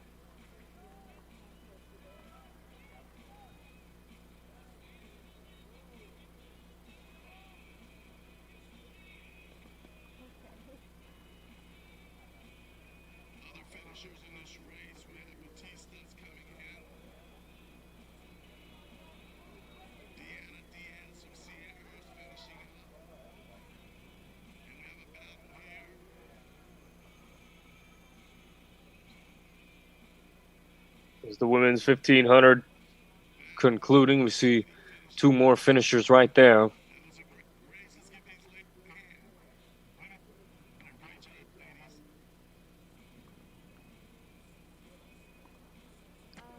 And that seems to be all of them that concluded this race. As like I said, we will get those results to you officially. And here we are right back to men's pole vaulting. Tough clear for Gonzalez, as looks like that left calf, shin or so hit it. Next, we will have the men's 1500, so stay tuned for that.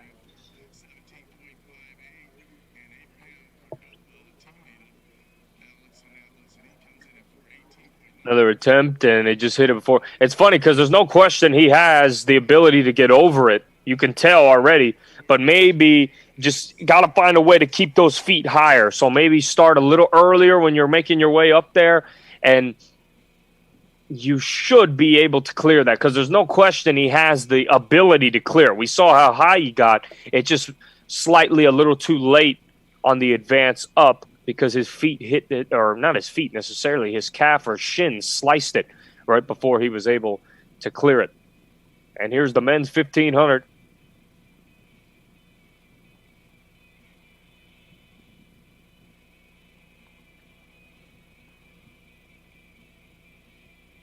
"17 participants. Marco Perez from Modesto Junior College, as well as Abraham Cordova from Clovis Community College. Alex Canellis. And then Mitchell Neal from Fresno. Nicholas Moore from San Mateo. And then Charlie Sawyer from Clovis Community College. Adrian Vizcarra from San Mateo. Michael Garcia Reyes from Monterey Peninsula. Cameron Van Zant as the event gets going. Then we have Raymond Rosas from Modesto, Eli Wood, Juan Mello, Felix Miago, Johnny Sisoif, Samuel Keller, Nicholas Reed, and wrapping it up from Modesto is Bryce Pascal, as they will get rolling.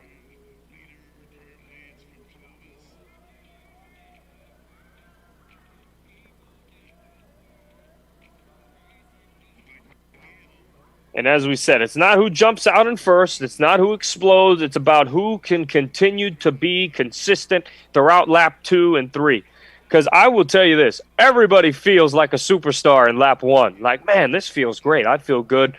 2 and 3 is where you see, have you been working on those 800 meters in practice? Have you been working on those 300 meters sprints in practice, trying to get your skills up? That's where you really see the good runners from the great runners. And you see who's been really working on those skills. Because like I said, very important. Pump those arms. Be relaxed. Control your breathing. And right now we have a sizable lead. But like I said, this race is just getting started.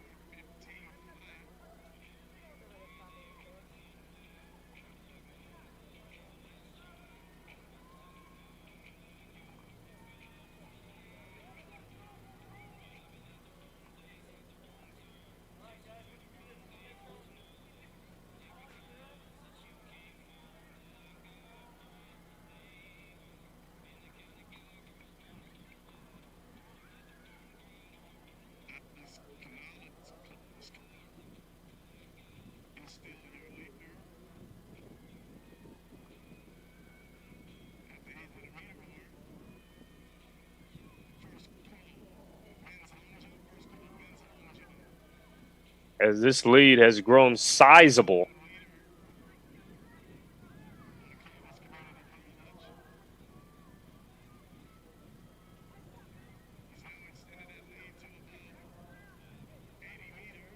It's at least about a 50-meter lead at the moment heading into this third lap, which will be around the corner.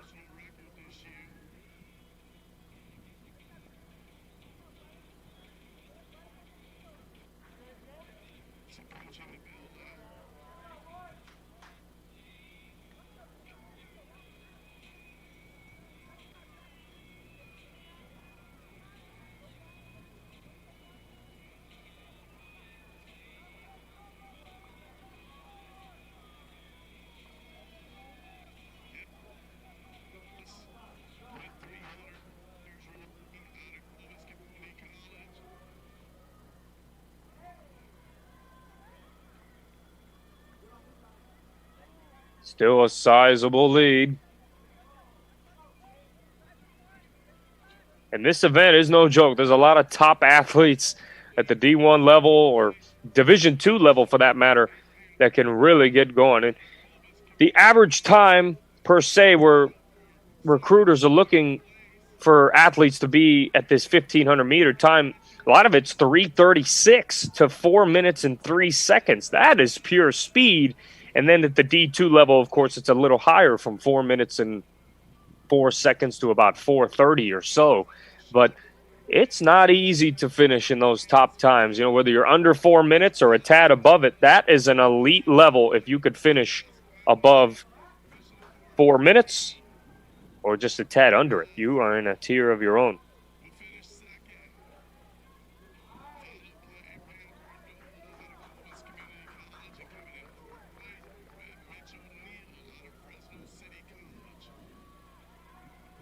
And the results are in for the women's 1,500 meter.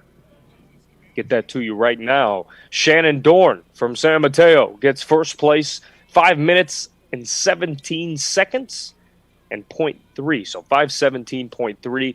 And then second, Daniela Ramirez from Monterey Peninsula. She gets 8 points, 5:32.04. And Yvette Gonzalez from Modesto. She gets 6, gets third, 5:37.92.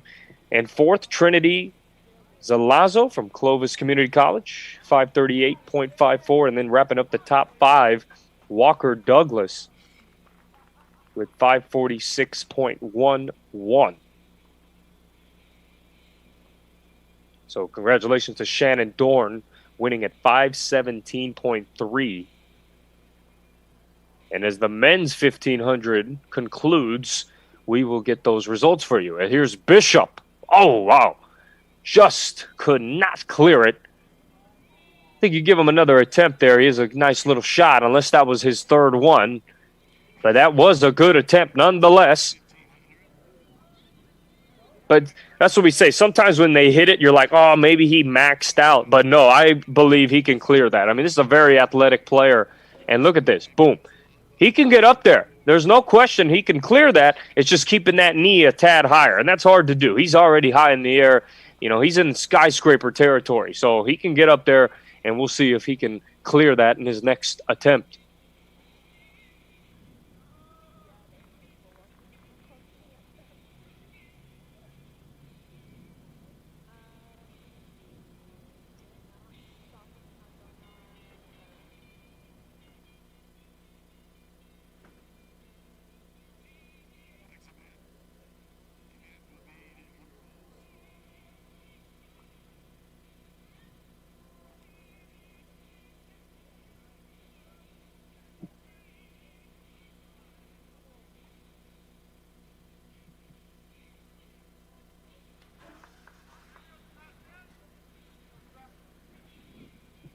As we're at the discus.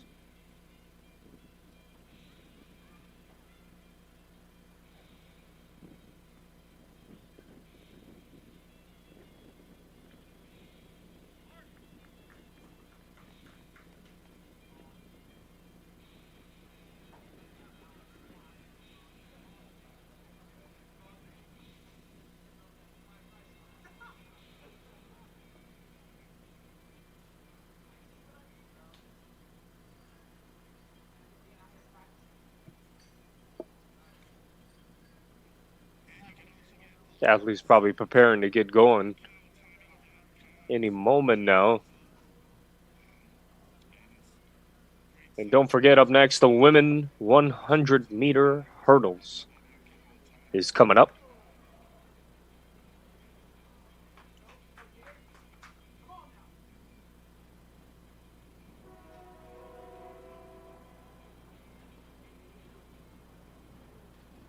From San Mateo College, there's going to be an attempt right here.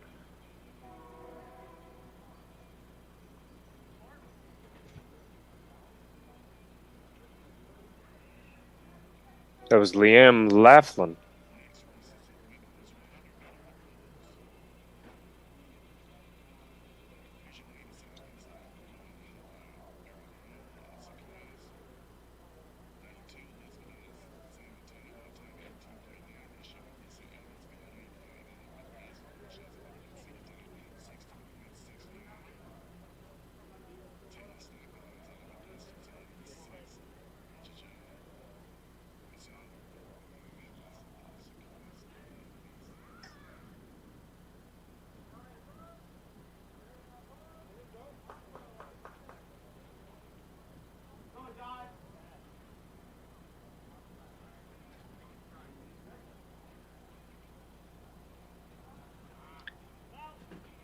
is Pable. He launches one. And the women's 100-meter hurdles will be starting shortly, so we will go to that right when it is ready to go. See the athletes preparing to get going here.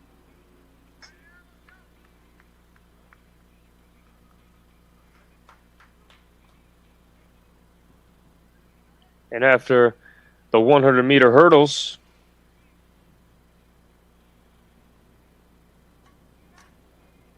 and this was that launch from earlier.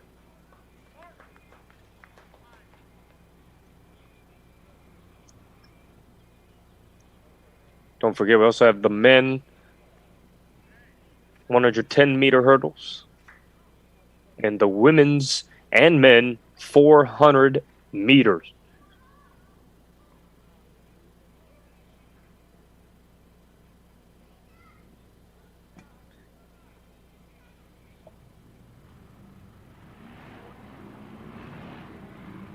So lane 3 will be Holly Ariano from Sequoias. Lane 4, Elizabeth Dima Feliz from San Mateo. Alyssa Evans will be in lane 5 from Modesto, right by her teammate in lane 6, Taylon Steffens. And then wrapping it up, lane 7, Giselle Barajas from Sequoias Junior College. They get their blocks set up. That will start momentarily. We'll go back to the men's discus.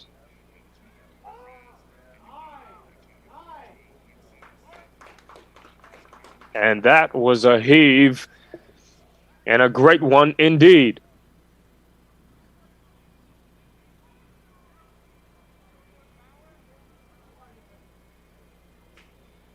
As the women getting settled into their blocks.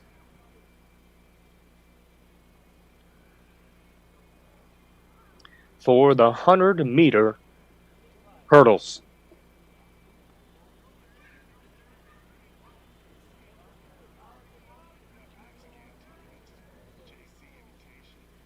Very important when you explode off those blocks that those first 2 steps aren't just you popping up. You want to make sure you're low and you explode and you can get up there. You don't want to just hop off the blocks and be straight up. You're not going to be very successful when you do that. So how they hop off those blocks are even more important because remember, you only have 100 meters. So every step matters. So if you can get that energy, explode off those blocks, stay low, and then come up gradually, you'll get great momentum, which could lead you to a victory.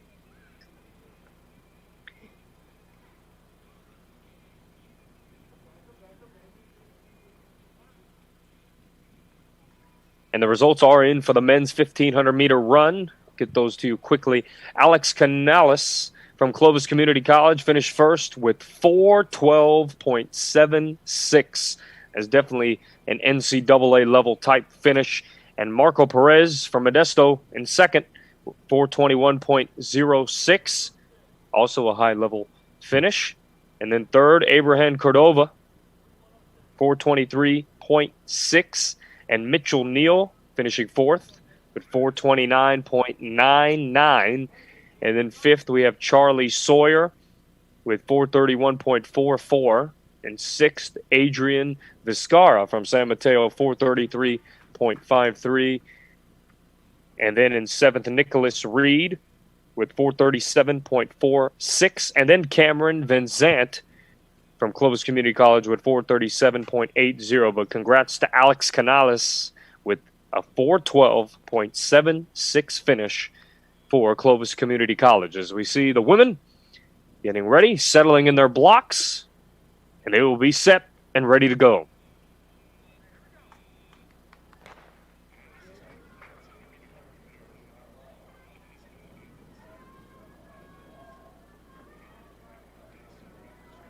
Wow, as we see flying through those blocks. At first it was neck and neck, but the separation is made clear. And a strong finish.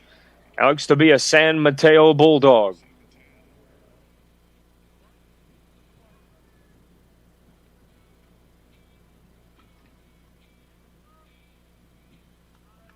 Look to be Elizabeth Dema Feliz. I mean, look at that. Great rhythm. Boom, boom. This is all a rhythm. Got to time those steps. You don't want to shuffle your feet when you're running hurdles. And she took advantage of every step, and we will get those results for you when we get them. We're back to the men's discus.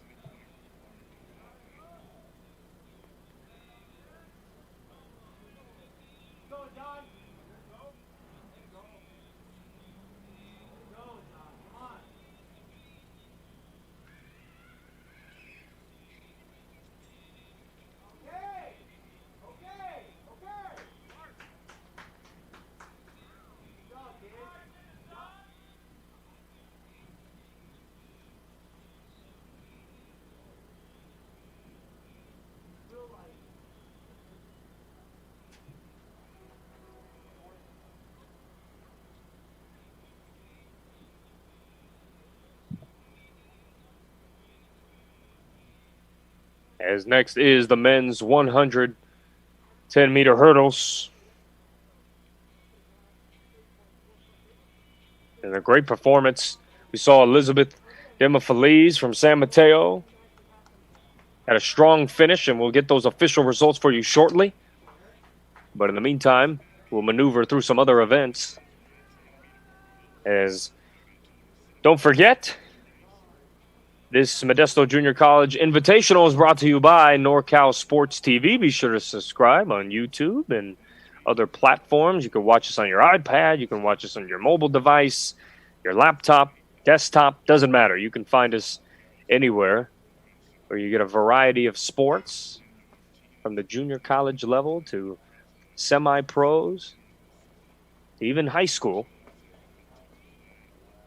We have all the sports covered for you, so be sure to subscribe to us on YouTube.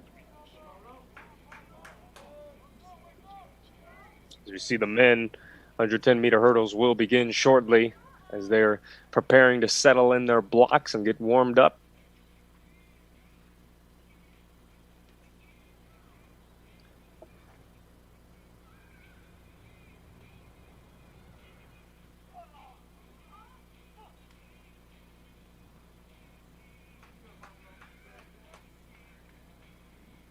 And there was a great heave.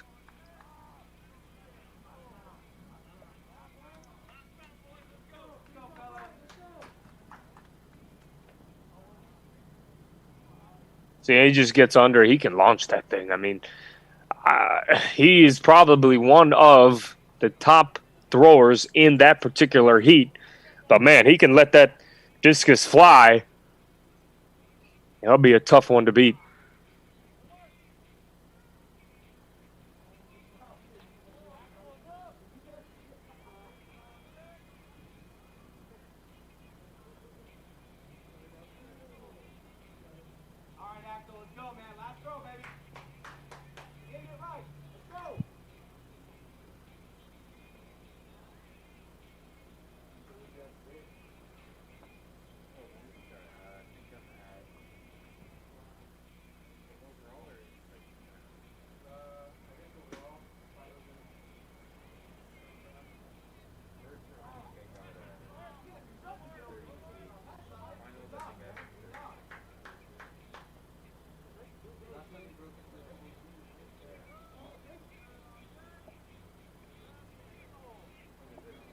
To be Fresno member, kind of tailed left, tried to get as much as he could out of it. He just tailed hard.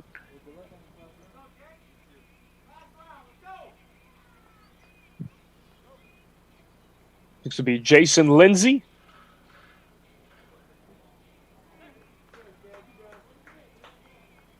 Gathering himself.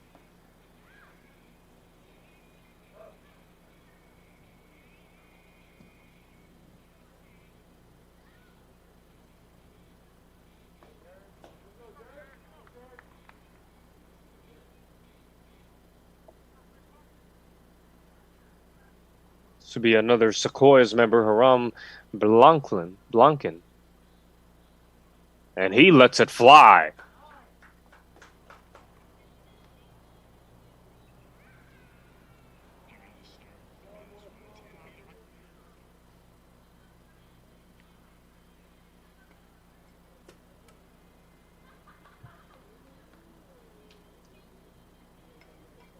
We see the men's 110-meter hurdles.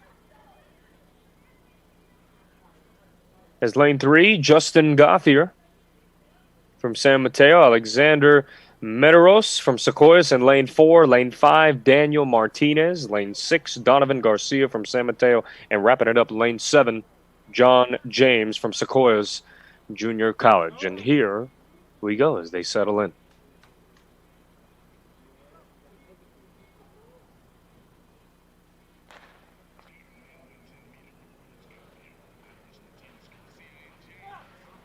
A tight bunch. But just the overall speed of Daniel Martinez flying over the hurdles, and a close second will be Justin Gauthier from San Mateo. But that was a nice quick race. And Martinez with that W. You saw it look right off the gate. Had a good start, and then he just took it from there. He flew.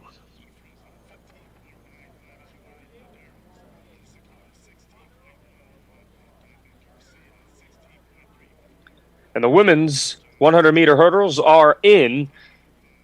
We'll get that to you while we await the men's hurdle results. It looks like Martinez will get that W. But finishing first, Alyssa Evans from Modesto Junior College, 16.27. And Taylon Steffens from Modesto, her teammate, 18.2. And Elizabeth Demafeliz, she finishes third with 18.41. And then Hale Ariano with the 20.49 finish at fourth. So she will wrap it up for them. And then Gazelle Barrias, she was scratched.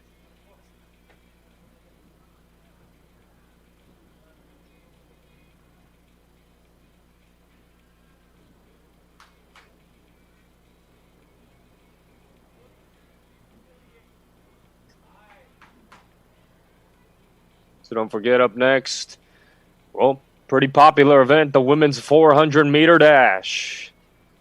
And followed by that, we'll have the men's as well. So don't want to miss that one as the track events starting to pick up.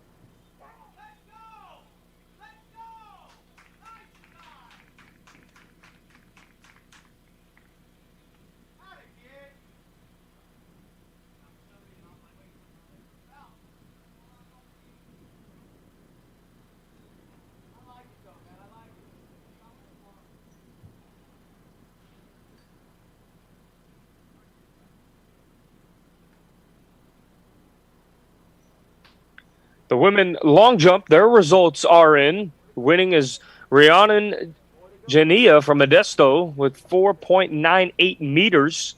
And second, Evelyn Contreras from San Mateo with 4.93 meters.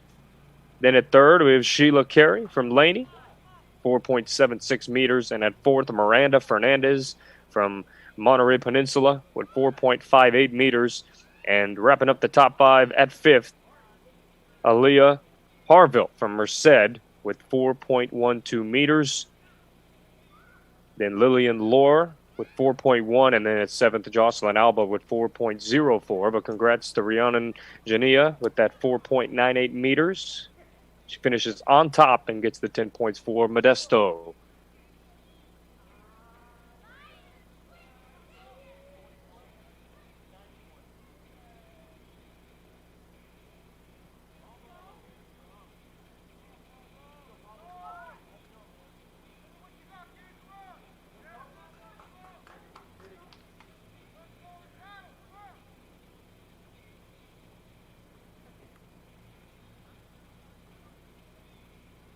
He's settling in here for this throw.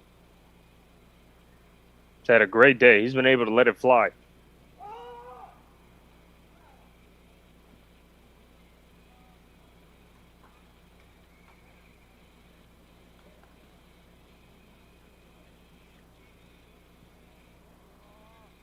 Good throw. And one of the only participants that I've seen that yells, and that's surprising. Some guys, when they launch it, they yell. They want to get every bit of energy they can to throw and get as far as they can. But what a great effort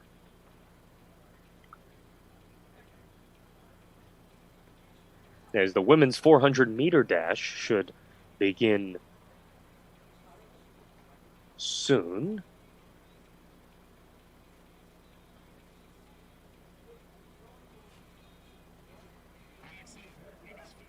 And the men 110-meter hurdles, those results are in. Finishing in first, Daniel Martinez from Fresno. He finished with a time of 15.95. Alexander Medeiros from Sequoia was second with 16.11. Donovan Garcia at third with a time of 16.34. And John James at fourth from Sequoias with a time of 16.51. And then finishing fifth, Justin Gauthier with an 18.02 time. So Daniel Martinez gets the 10 points with that 15.95 finish.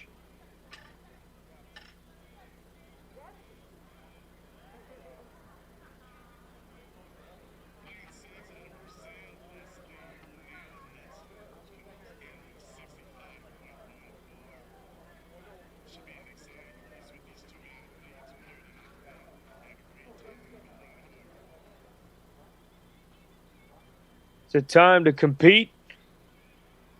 As we're in the middle of the day, these events are still on your way. Still probably about 4 hours left in the day for all of these events. Still have the men's and women's 800 meter. We have the women's and men's 400 meter hurdles. The men's and women's 200 meter dash. So a lot of great events. And then we have both the men and women 5,000 meter. And then to conclude, we have the 4x4 for both men and women as well. So it's going to be a great evening filled with action. There's no doubt about that.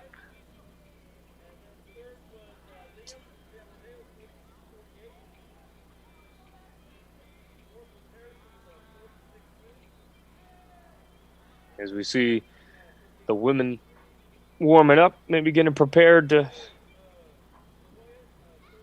set themselves up in their blocks, get this event on their way.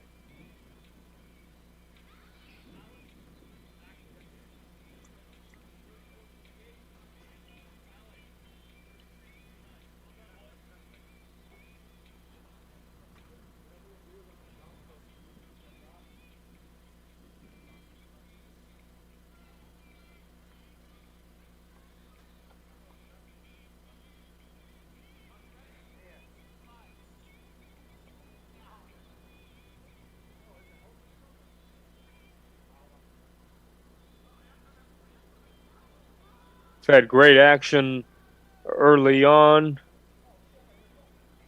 For those who are just tuning in here at the Modesto Junior College Invitational, it's a beautiful day for some track and field. Not too windy, not too hot. It's perfect. And these are the days that you ask for when you're running, especially outside. Don't have to battle any wind resistance when you round some corners, so that's always great.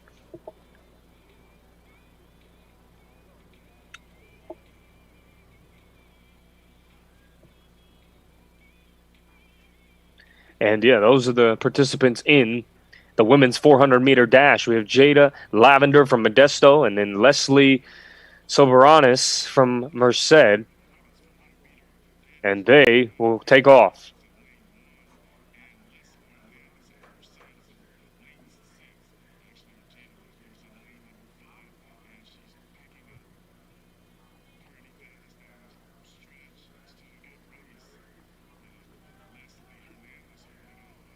So far, kind of close, knotted up. Lavender has a slight lead.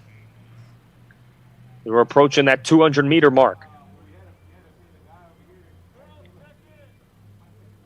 Keep those legs moving. Keep those elbows tucked and just work with your arms and legs. As that arm goes up, bring up that opposite leg.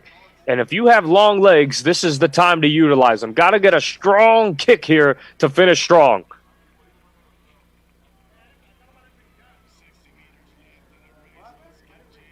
As Lavender increasing her lead.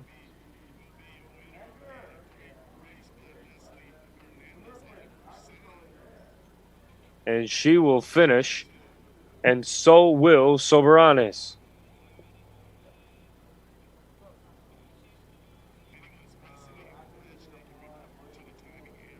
We'll get the official times on that. Lavender unofficially finished around 1:01. And we will see what the official time is once we get those times.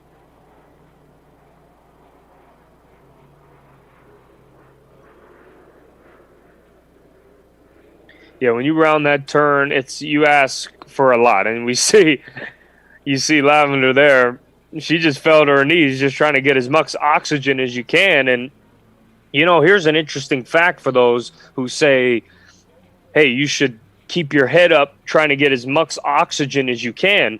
It is scientifically proven that when you bend your back down, or, when these coaches say, hey, keep your hands off your knees, breathe up, that's not true. They actually scientifically teach you, hey, you have to keep that body down. If you keep your hands on your knees and you take deep breaths, your body actually opens up and your lungs can suck in more air. Just an interesting fact there for you.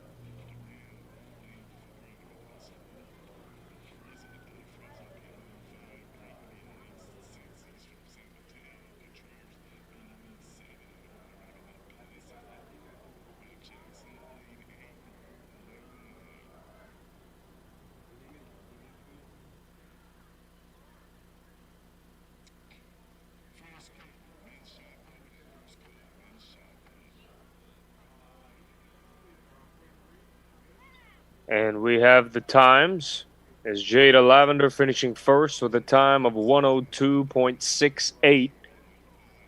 And then Leslie Soberanes with a time of 104.77.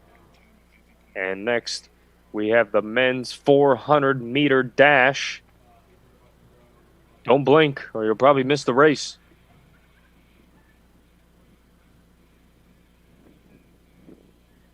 Athletes will settle in as lane 2, Sungnit Ball from Monterey Peninsula. And then in lane 3, we have Ladell King from Modesto. Lane 4, Francisco Duran. 5, we have Kyle Friesen. And lane 6, we have Robert Breen. 7, Joel Contreras. 8, we have Elmo Jackson. And 9, Xavier Bird. So 8 participants in the 400-meter dash for the men. And they're settling in, trying to get comfortable in their blocks before they have to get ready to go.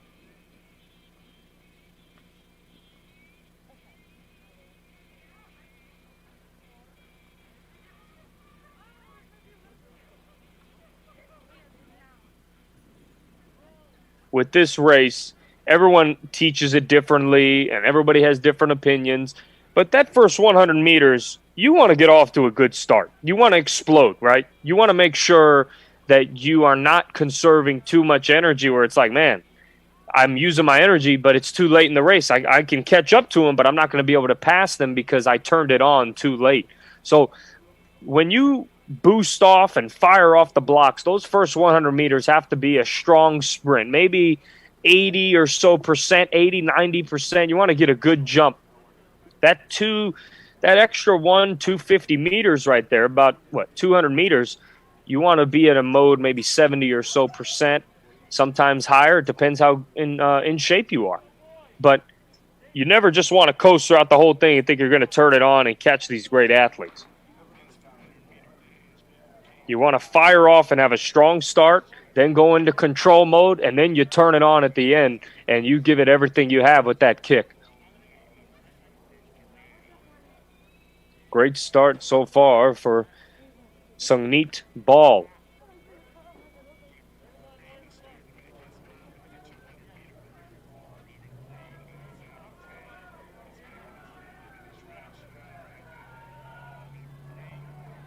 And then on that last lane, Xavier Bird from Sequoias, he's really firing, but now he's in second. But here we go. That last 100 meters is pivotal. Elmo Jackson has the lead so far.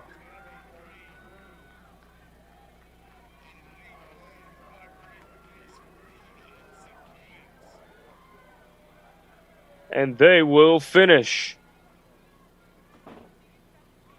We wait for Sugnit, and that will wrap up the men's 400 meter. Xavier Bird started really strong. He had the lead, but then off that turn, because you had that advantage of starting off much more in front, you really feel it when you're on that high side. So he will take a second place finish.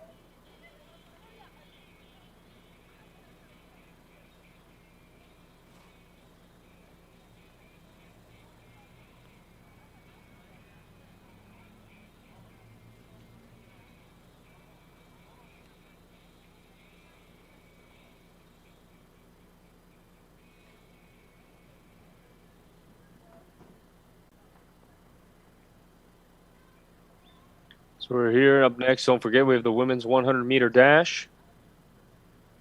And we should be getting the results any moment now for the 400-meter dash. Yes, we do. Robert Breen for San Mateo, finishing first with a time of 50.18. Xavier Bird second with a time of 52.02. Elmo Jackson finishing third with a time of 55.75. And then Kyle Freisen from Fresno as well, time of 56.13. And then Sugnit Ball from Monterey Peninsula with a time of 59.79. So Robert Breen getting that first place finish out of that heat with a time of 50.18. Now, the women discus will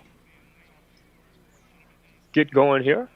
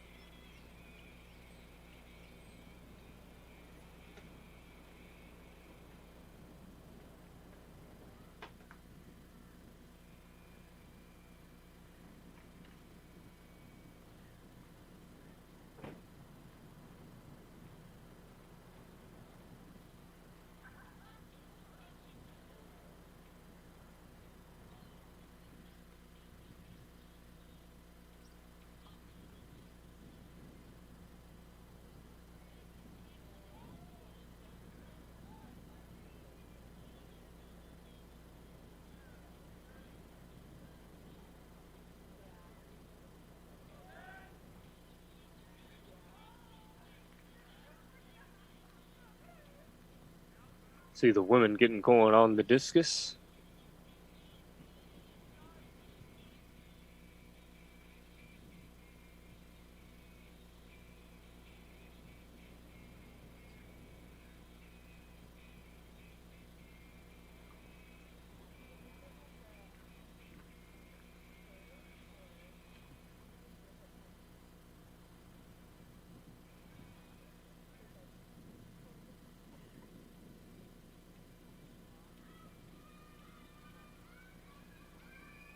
Using those hips. And, scientifically, women have more flexible hips than men do. Even though men are stronger, women can really get around and throw that discus and get extreme distance.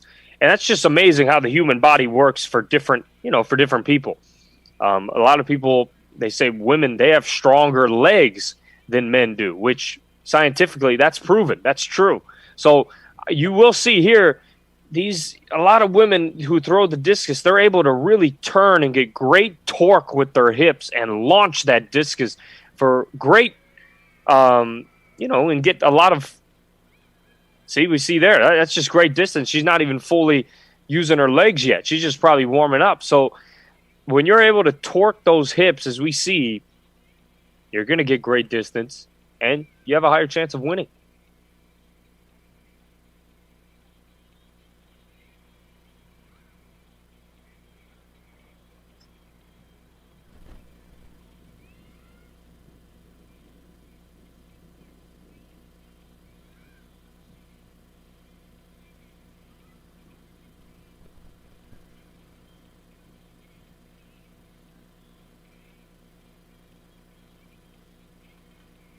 And for those watching, I just want to say thank you very much for watching NorCal Sports TV. I'm Anthony Silva, and we will see you next time. I will be stepping out, but the events will still be going on. Hey, so Anthony, can you hear me? Move. Yeah, I can hear you. Oh, okay. Well, you know, we never tested one person on location and one person remote. So before you jumped off, wanted to make sure it could work. Oh, yeah. Yeah, I can. Oh, that's good to know. That is good to know, though. We appreciate Anthony Silva jumping in all the way from San Francisco to cover part of this event today. It's a long event, and Jeremy Hurtado earlier calling the broadcast from Sonora before he had a baseball game to coach. And this is Dion I, finishing up the call the rest of the day. Anthony, have a great evening, and always good to hear your voice and your insight. Yeah, you as well, Dion. I hope you all have a great evening. All right, man. You too.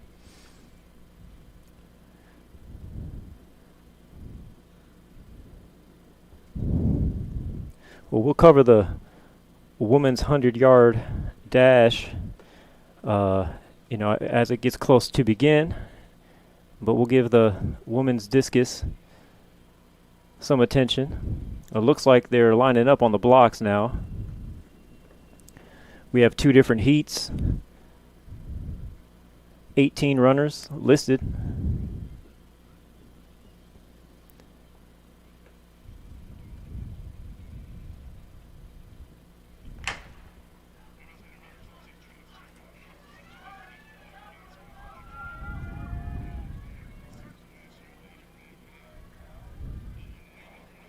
And this will be a close one in the first heat. Due to social distancing, we were unable to be by the finish line for us to see, but we'll be able to get the results. And if you want to get your results in real time too and get more information, caltiming.com is where you can find that information.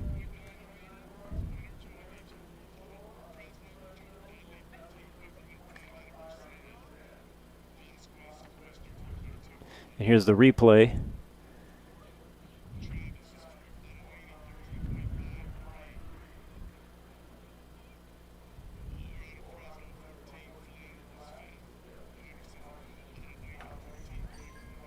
Looking forward to seeing those results in that first heat. Because from our angle, or our vantage point, not able to tell.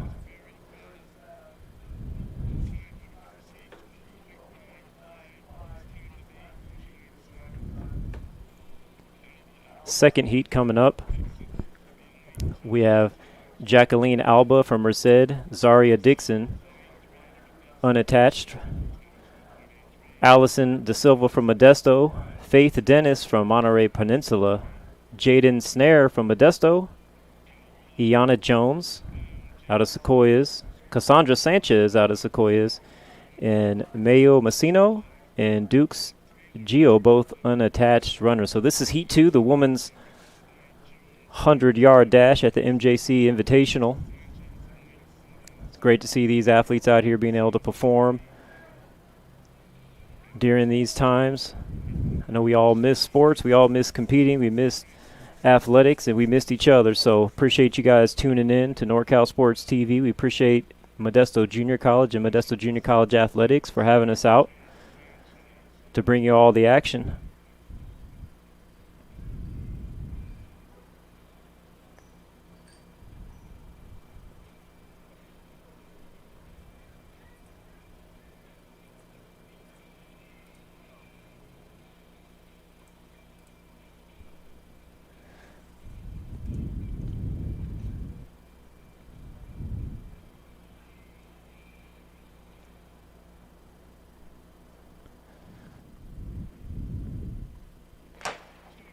Here we go. It's a two-person race.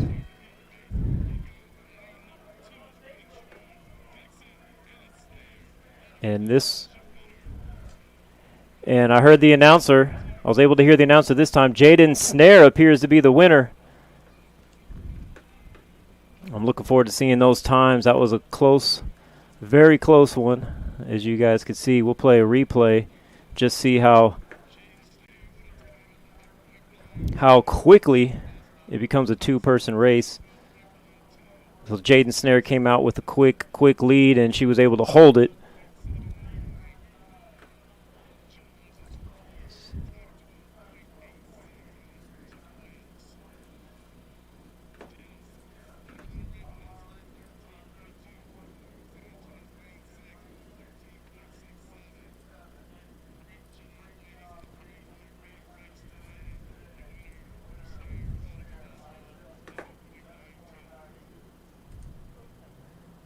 So they're announcing the scores, but we're sitting, not able to distinguish all the time. So we're still looking for the update so we could share it with you. Here we go. So out of the two heats, Jaden Snare, she will get 10 points for MJC as she gets in first with 11.92 as her time. Zaria Dixon, unattached runner, time is 12.12. Allison De Silva of Modesto with a time of 12.79. Iana Jones of Sequoias with a time of 12.86. Trinity Toes from Fresno in fifth with a time of 12.91. Jordan Dudley of Merced, 13.15. Faith Dennis of Monterey Peninsula gets seventh place with a time of 13.24. Francine Vasquez of Sequoias with a time of 13.25 came in eighth. Brianna Travis of Laney got a time of 13.53. And Cassandra Sanchez of Sequoias, a time of 13.67. Lillian Lohr of Fresno, a time of 14 flat. And Kiana Hardison of Laney with a time of 14.97. So up next, we have the men 100.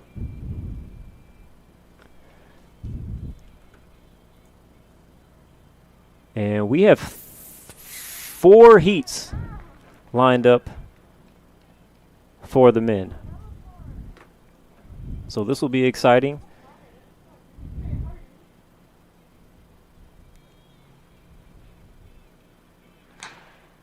And here is heat 1. It's like Sam Schulte takes a quick lead in this one from Sequoias.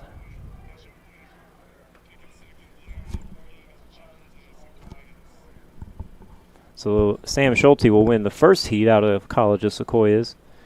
In that heat, we had James Solano of San Mateo, Zachariah Nesby of Sequoias, Coleman Jones of Sequoias, and Joel Contreras of Monterey Peninsula, and of course Sam Schulte from Sequoias as well. So that's the end of heat 1. We'll go back to the discus while we get our cameras in place to cover heat 2. Heat 2, we have Cesar Chavez out of Monterey Peninsula College, Julian Espinoza of College of Sequoias, Lejuan Hayes from College of Sequoias, Jason Littlejohn from Sequoias, Johnny Good from San Mateo, Johnny Sarbaugh from San Mateo, Milo Greenwood from San Mateo, and Julian Bishop of Monterey Peninsula. So College of Sequoias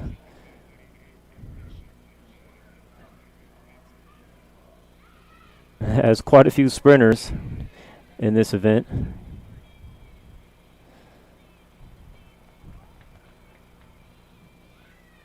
College of Sequoias has 9 runners in the 100.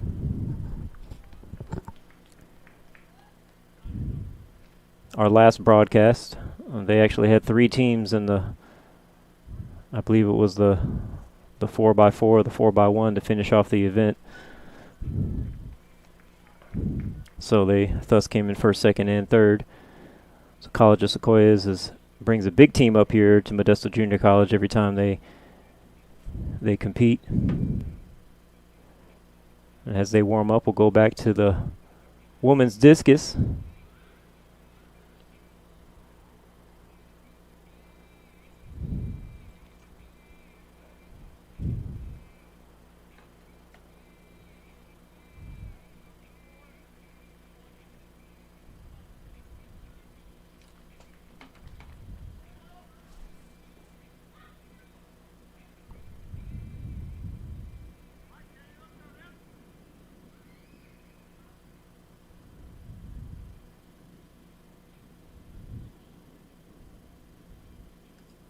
All right, well, Heat 2 is about to begin.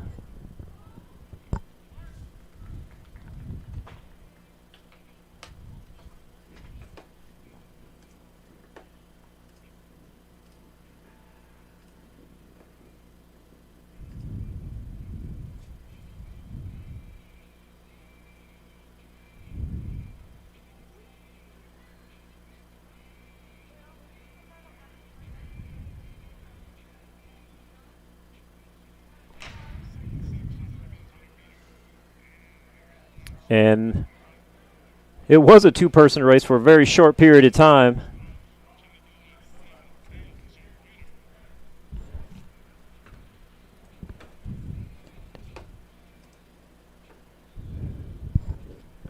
And it's so hard to see from our vantage point. Again, we apologize for having to be on the other side of the track.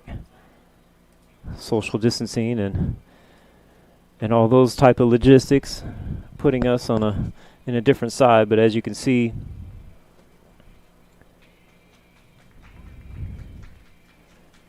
College of San Mateo appears to be the winner there. Just don't quite know. They had 3 runners in that event, and from where I'm sitting, not quite sure. Can't quite see the number to be able to determine that. So, but again, it's not about winning your heat. It's about competing in all 4 of these heats.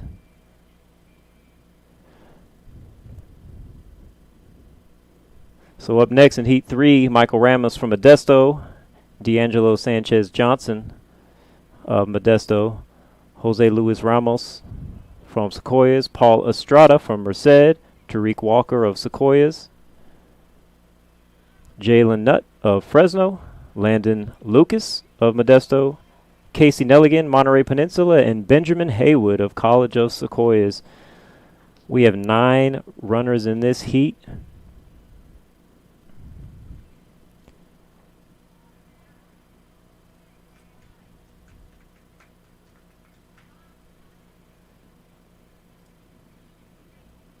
And yeah, we're just unable to get those times until all heats in the event are over based on the caltiming.com website.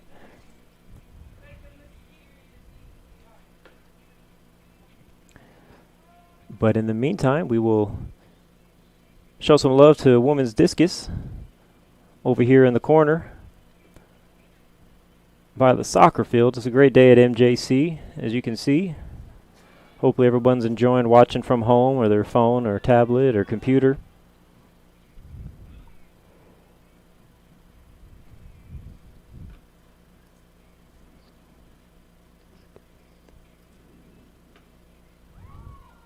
I believe this is, I don't know.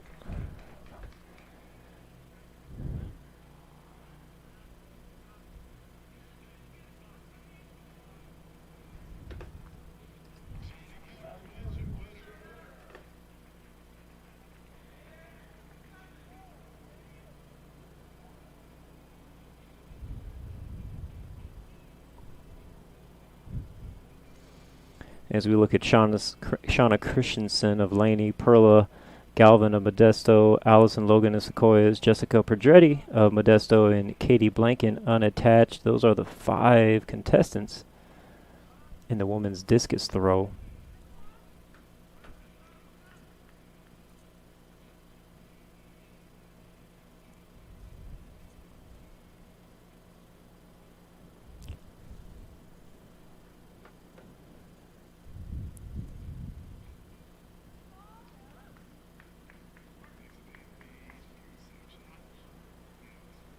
That was a nice throw there. So we'll go back to the men's 100-yard, 100-meter dash. Heat 3 of 4.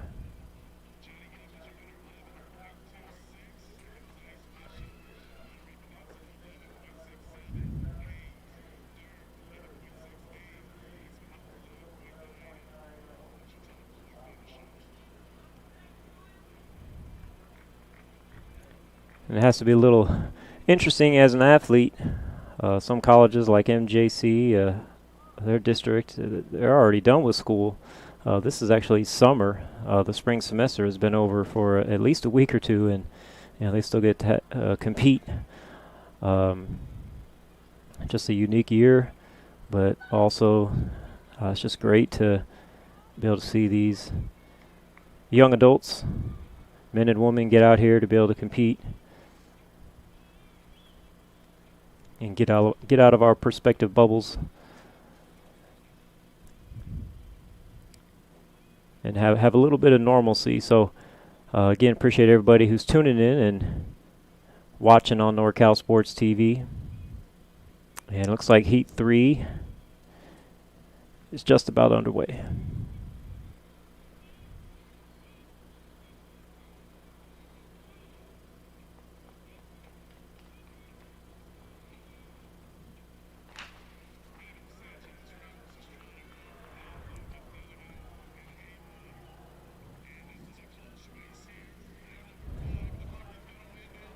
And you have a little come from behind victory in this heat.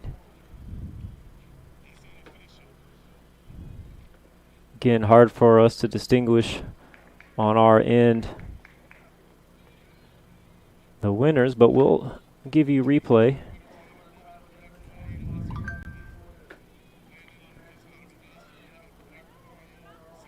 As you can see there, that final push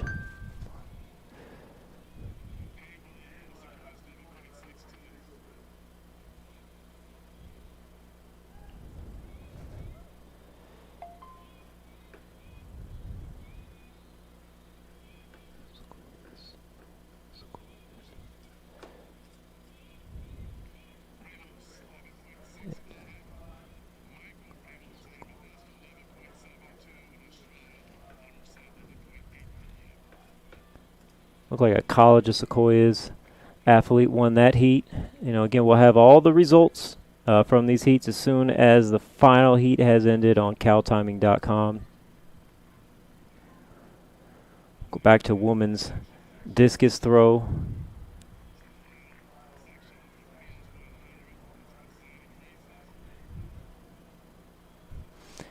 And heat 4 of the men's 100-yard. We have Nicholas Sloan of Monterey Peninsula, Anthony Cardenas unattached, Aris Hutchins, Monterey Peninsula, Romello Knight of Merced, Keon Betta of Fresno City, Samuel Wilson, Modesto, Jordan Caliz, Monterey Peninsula, Francisco Nathan, unattached athlete, and Nathaniel Mata of College of San Mateo. So that rounds out the final heat for the men's 100.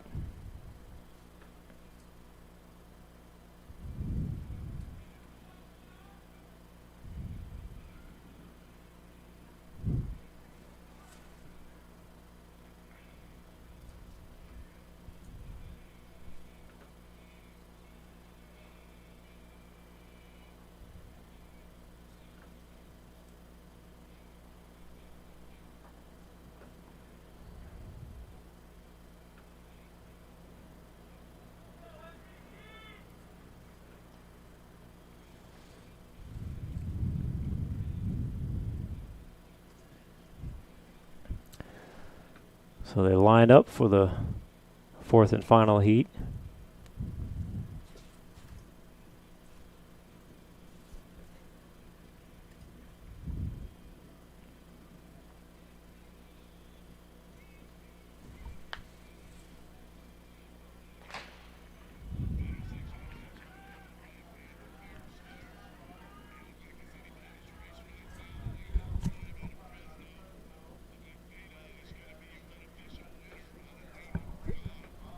Yeah, Keon Beta is the unofficial winner of the final heat. You see the replay here. So we went from 9 contestants down to 5 in the final heat.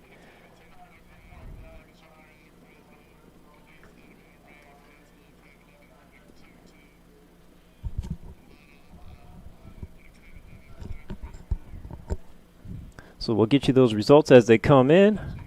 In the meantime, go back to women's discus throw.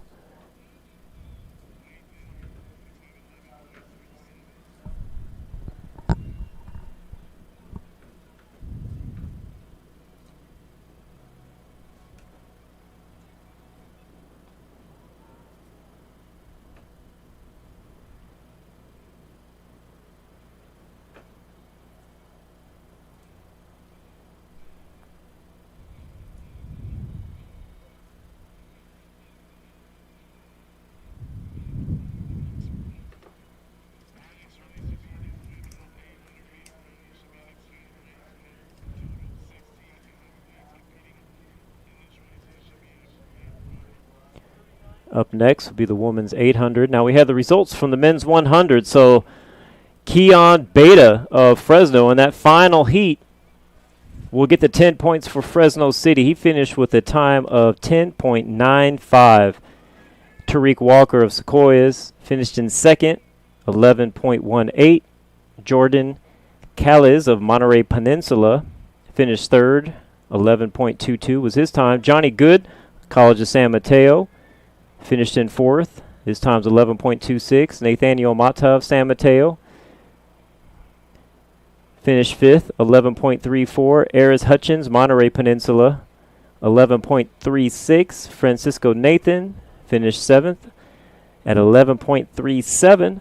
Landon Lucas of Modesto finished eighth, 11.40 was his time. D'Angel Sanchez Johnson of Modesto finished ninth, 11.51. In 10th, Benjamin Haywood of Sequoias, 11.62. Jose Luis Ramos of College of Sequoias in 11th at 11.65. Julian Bishop of Monterey Peninsula finished 12th, 11.67. Lewan Haynes of Sequoias finished with a time of 11.68. Michael Ramos of Modesto, 11.72. Paul Estrada of Merced, 11.85.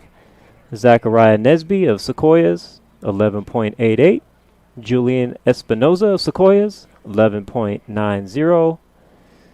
Casey Nelligan of Monterey Peninsula, 12.02. Johnny Sarbaugh of San Mateo, 12.08. Milo Greenwood, College of San Mateo's time was 12.15. Coleman Jones of Sequoias, 12.18. Joel Contreras finished with a time of 12.36. Sam Schulte of Sequoias finished with 12.53. And James Solano, College of San Mateo, finished with a time of 12.67. So 24 contestants in the men's 100. Again, the winner, Keon Beta of Fresno City College, earns 10 points for the Rams with a time of 10.95. And Tariq Walker finished in second, getting 8 points. The College of Sequoias Giants, 11.18. Jordan Caliz of Monterey Peninsula earns third and 6 points for the Lobos of Monterey Peninsula. Johnny Good earns 5 points for the Bulldogs of San Mateo. Nathaniel Mata earns 4 points for San Mateo. Aris Hutchins gets 3 points for the Lobos of Peninsula of Monterey Peninsula College. So the women's discus is still underway.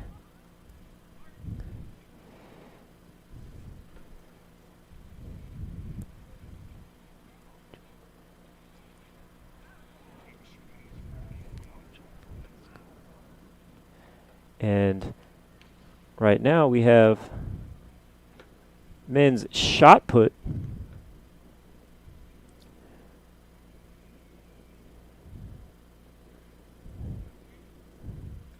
So I'm glad we're able to catch that. You know, we kind of had a production schedule here. Saw this was supposed to be at 4 o'clock, and they're doing it now. So glad we're able to catch that in between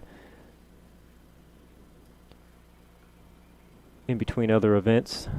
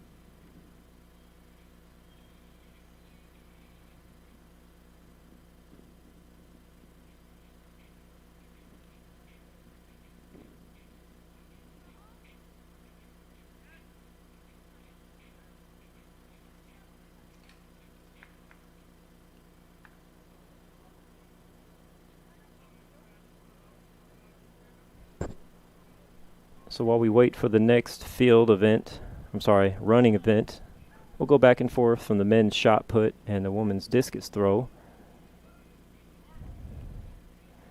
Oh, a nice throw there.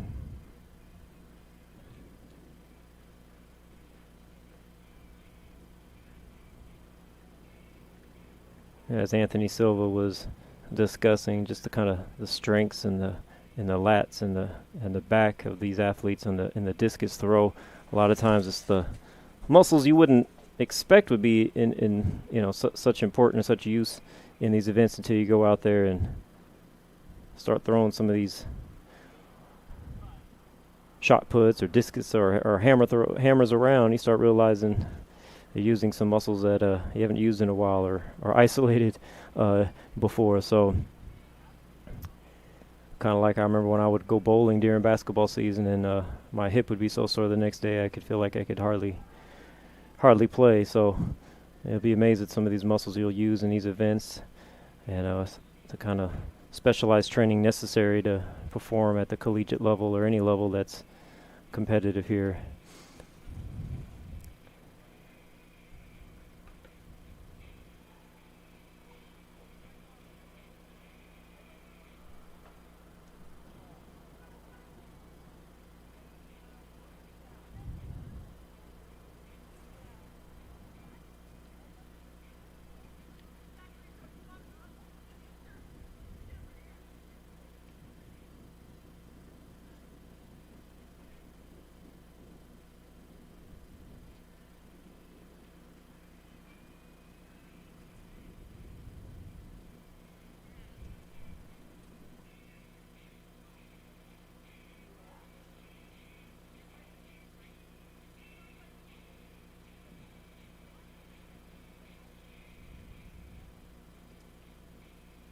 Now it looks like they're getting ready for the women's 800.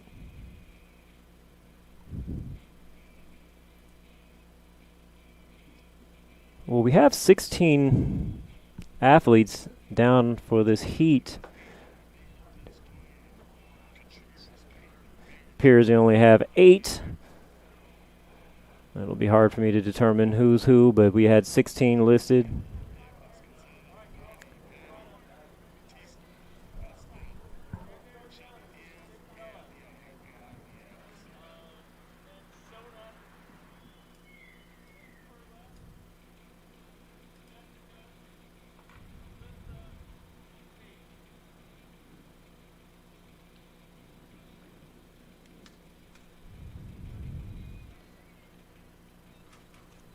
But it's understandable. A lot of times you'll see people scratching themselves or pulling themselves or declining to run in certain events like the 800 2 times around the track this time of day. If you're a sprinter that there we go. I couldn't see the other runners. That's one thing about being on this side of the track.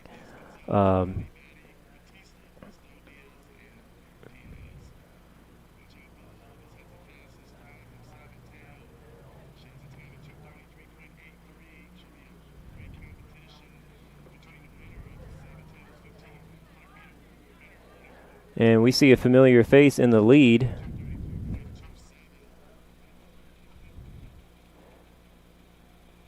I believe that was the winner of our 1500 race earlier.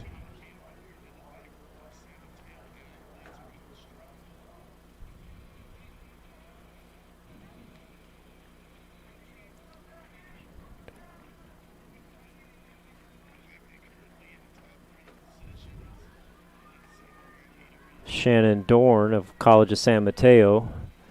She won the 1500 pretty handily. And then she comes back to compete in the 800 meter. So she's able to pull victories off in both of these events. That's a very impressive feat. About a mile and a half of running / jogging / sprinting against some of the best track athletes at the JC level in Northern California. So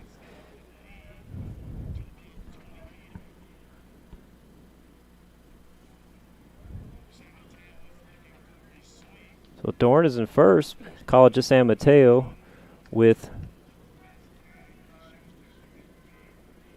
are currently in first and second right now in the 800.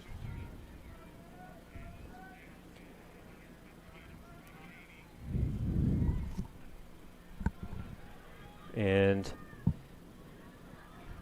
to the final 100 meters here, she's picking it up. Can she finish it off? It looks like we might have a come from behind victory here. And she, in the final stretch,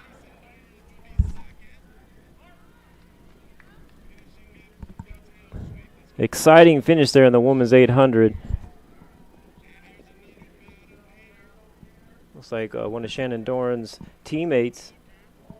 It's hard to determine right now. San Mateo did have 3 runners in this event. We'll wait for the official results before we speak out of turn. But that was an exciting finish. That's the first come from behind victory of the day in these running events. I'm anxious to see the results of this one.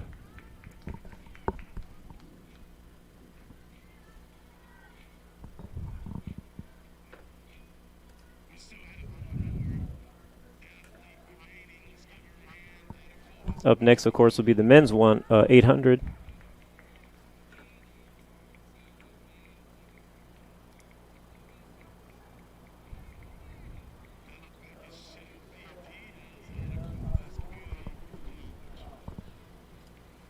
As we have the last athlete finish. But there we have a nice close-up of our 16 athletes coming out here running the 800. In a nice 85-degree weather in the middle of the afternoon out here in Modesto, California. Still waiting on those results. Official results.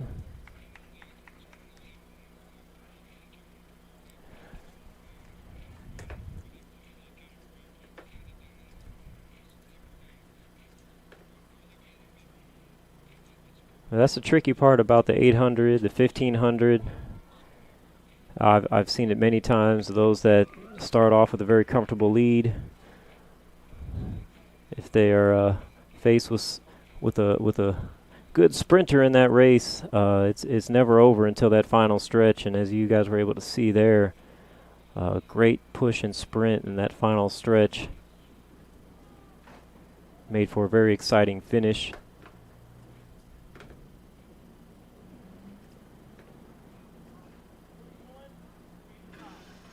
As you'll see here, we'll play a replay of that finish. Dorn just looks maybe like she's a little bit out of gas from that 1500 race. You know, maybe that's just her best race.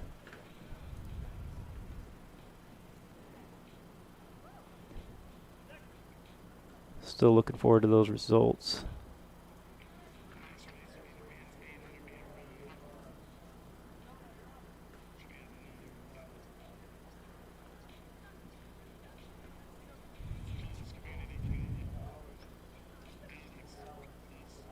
I'd like to get those results before the men start their race.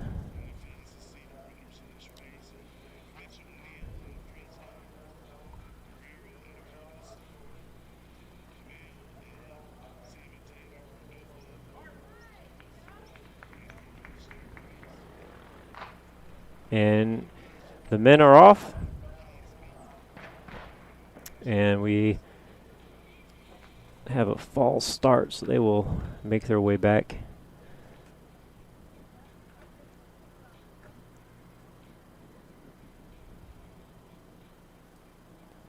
Now, I promise you I've refreshed my browser about 30 times now. Really anxious to see the results of the 800 on the women's side.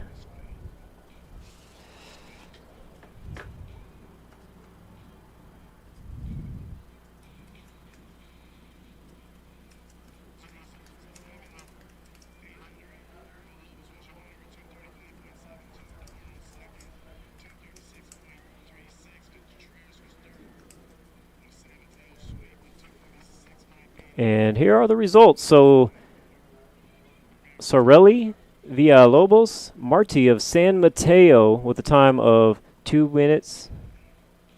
That's not right. Don't worry about the time. She came in first over Shannon Dorn. I guess maybe it is right. 2 minutes, 35 seconds, and .72. Shannon Dorn, 2 minutes and 36 seconds. That was just such an exciting race. I didn't know that it was. Forgive me there, as I'm trying to tweet out the victory there and getting ready for the men's 800. So the men 800 are off. So San Mateo comes in first, second, and third. In the women's, as Evelyn Contreras, a College of San Mateo, finished in third. So San Mateo racking up a total of 24 points in one race. And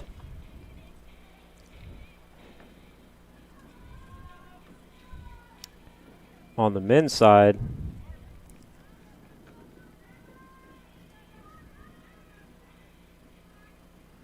we have 14 runners.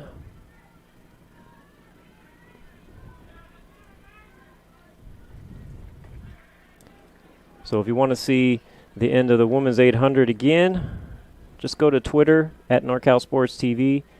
We are posting that last come from behind victory by Sorelli Villalobos Marti as she finishes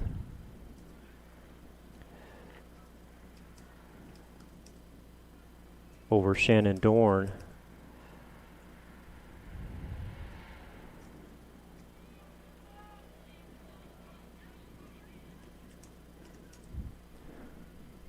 In the men's 800, looks like we have another duo.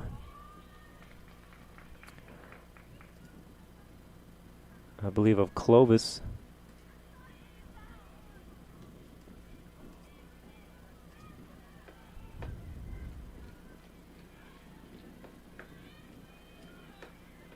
And they're reaching the final stretch.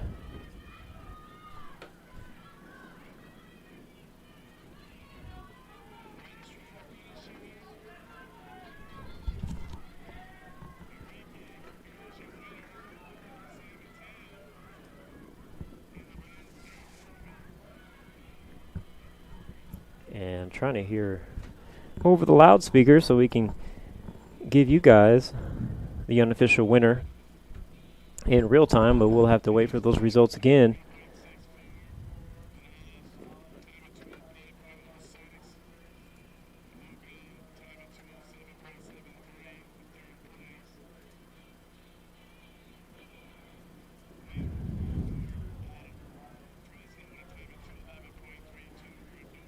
And we'll give you a replay of that finish.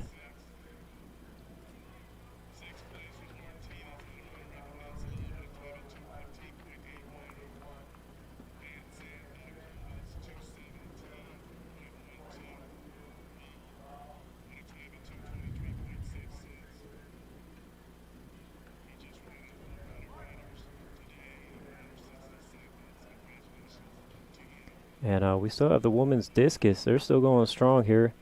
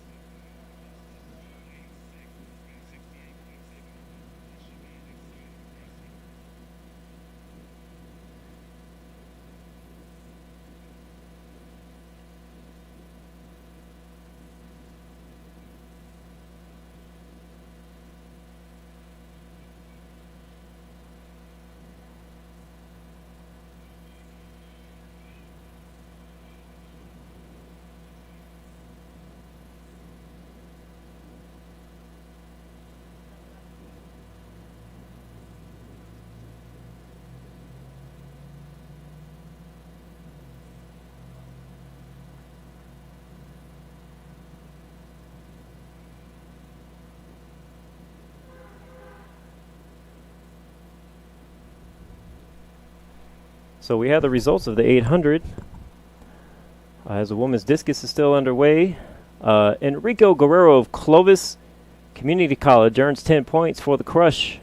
His time was 2 minutes and 3 seconds, .64, and Alex Canales of Clovis as well comes in second with a time of 2 minutes, 5 seconds, and 06.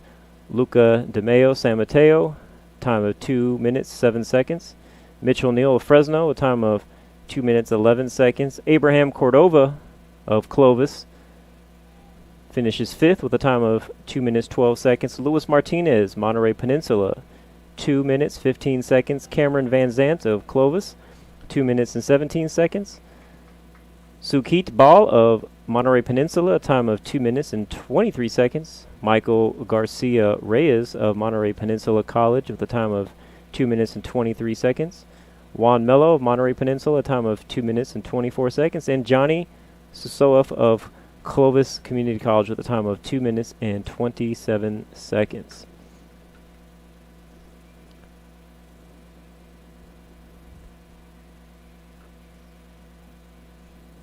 So up next on the track, we will have the women's 400-meter hurdles.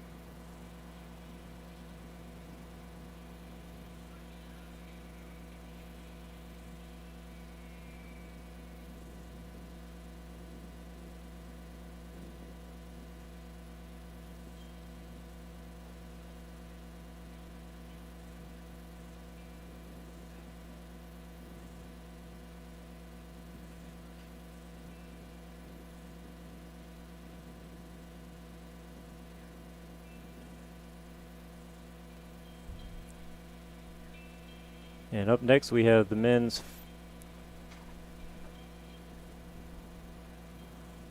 400 hurdles.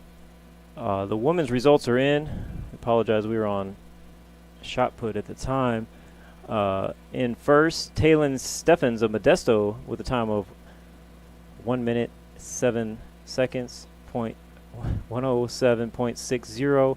Lucero Ramirez of Monterey Peninsula, a time of 109.63. Alyssa Evans of Modesto, a time of 111.89.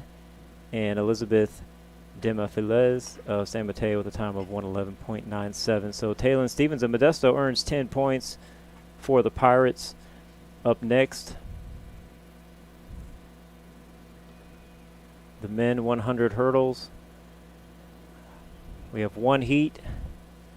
We have Nicholas Reed from Sequoias, Jordan Rivera Modesto, Justin Gathur of San Mateo, Daniel Martinez from Fresno City, Jackson Allen of Modesto Junior College, Donovan Garcia, College of San Mateo, and Zachary Cardenas from College of Sequoias.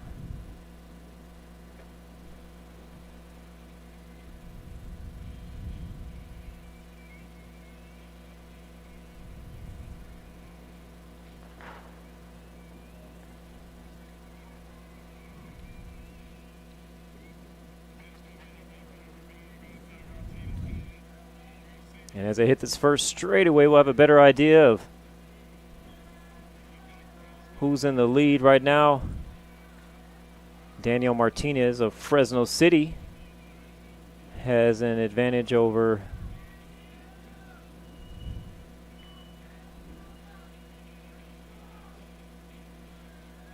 the Modesto Junior College athlete that is in second. And we hit that final stretch. Jordan Rivera still in first place, but this final stretch, we'll see if we have another come from behind victory here, as he has runners hot on his heels. He appears to be slowing down a little bit. And we hit that sprint. And it looks like we have another photo finish come from behind.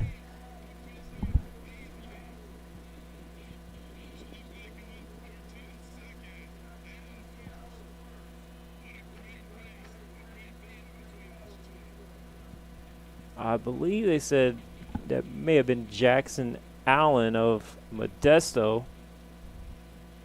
What I won't know until we see the official results online. You see the very close finish there, but you can see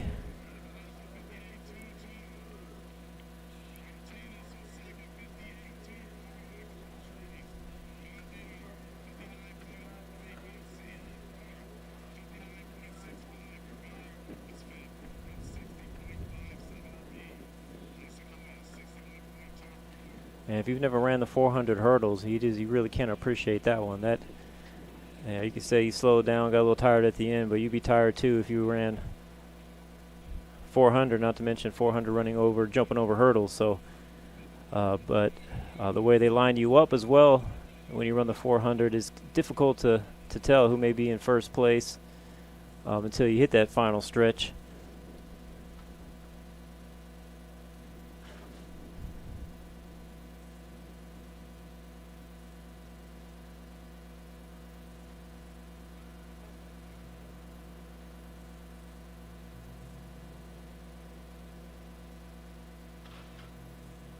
The throwing events may be done for the time being.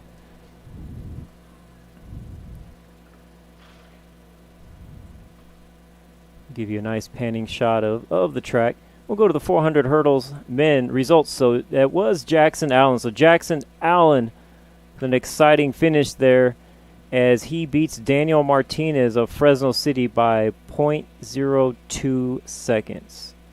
Jackson Allen of MJC earns 10 points with a time of 58.22 as Daniel Martinez finishes with a time of 58.24. So that's definitely a photo finish there. Justin Gauthier of San Mateo finishes with 59.03. Donovan Garcia of San Mateo at 59.65. Jordan Rivera of Modesto finishes in fifth with a time of 1 minute, 0.57 seconds. Nicholas Reed of Sequoias, 1 minute, 1 second, 0.24. And Zachary Cardenas of Sequoias with a time of 1:08.94. So that is our results of the men 400 meter hurdles. Up next is the women 200 dash.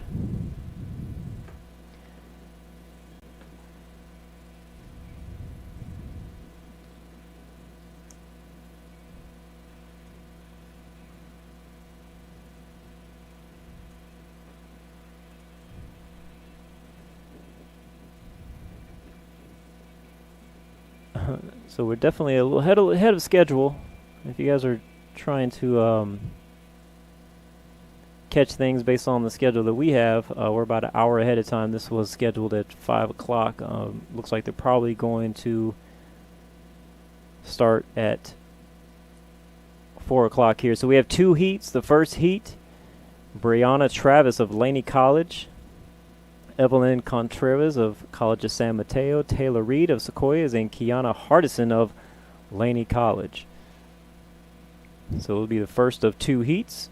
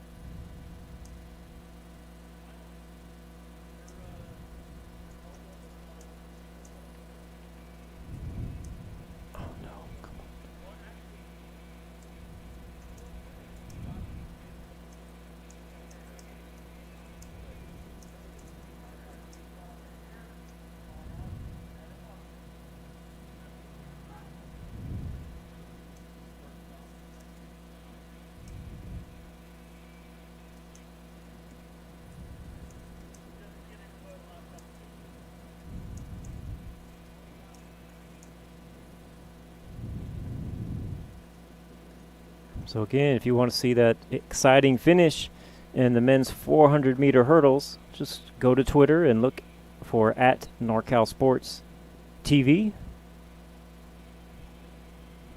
as we try to cover these events as best we can in as many ways as possible to get this exciting junior college athletics out there to the masses.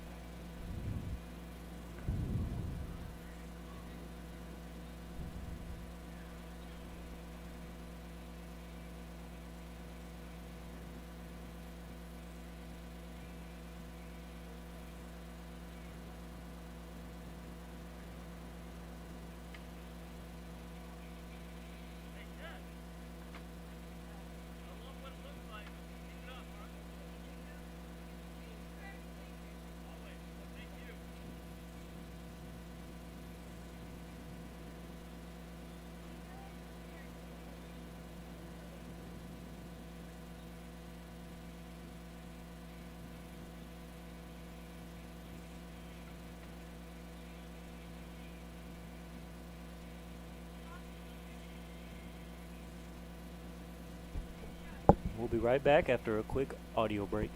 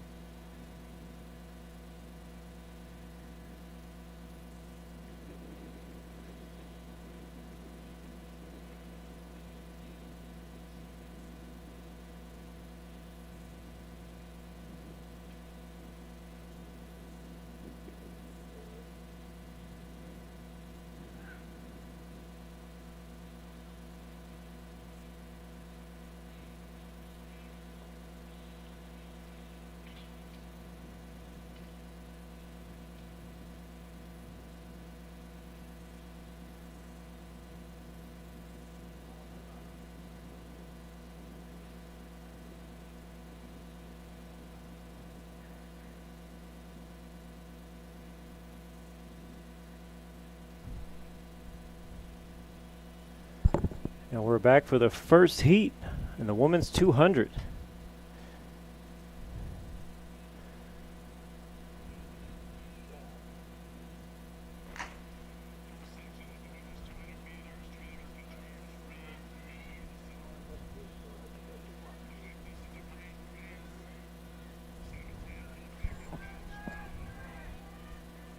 Looks like Kiana Hardison currently in the lead, but she will lose it in the final stretch.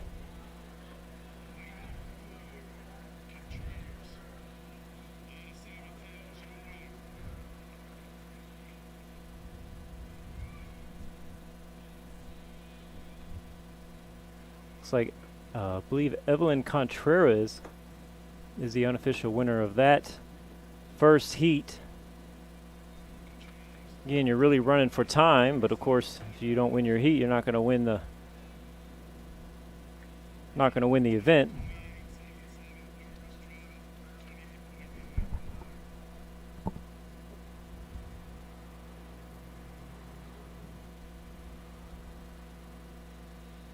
And so we'll have a second heat.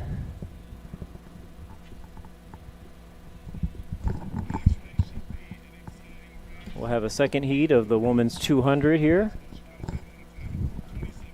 as they line up. Listed, not sure if we'll have all runners there or not.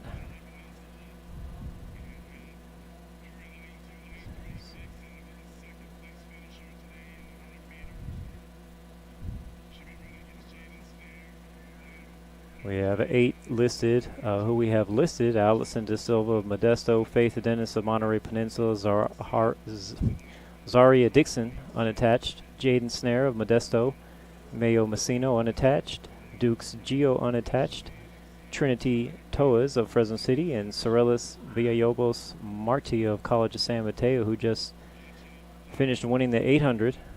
Looks like we might only have 3 of those runners competing.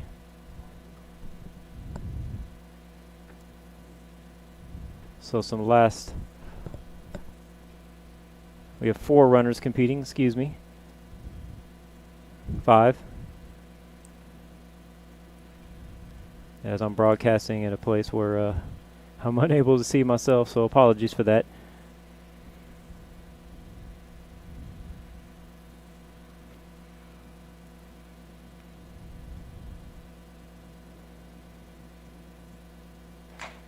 And heat number 2, they're off.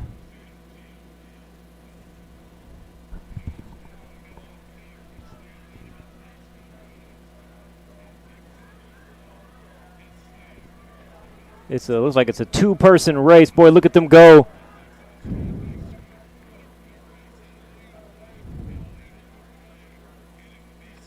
And it looks like she'll be able to hold her lead there at the end.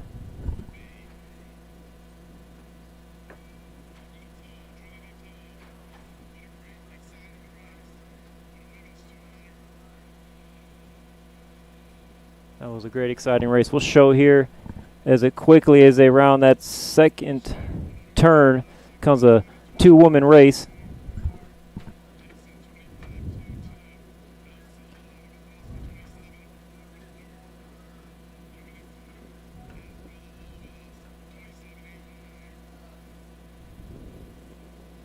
And we will definitely await those results as the men line up for their event of the 200. A lot of exciting races today. We have eight different colleges competing in this event. Brings a lot of talent, a lot of athletes here.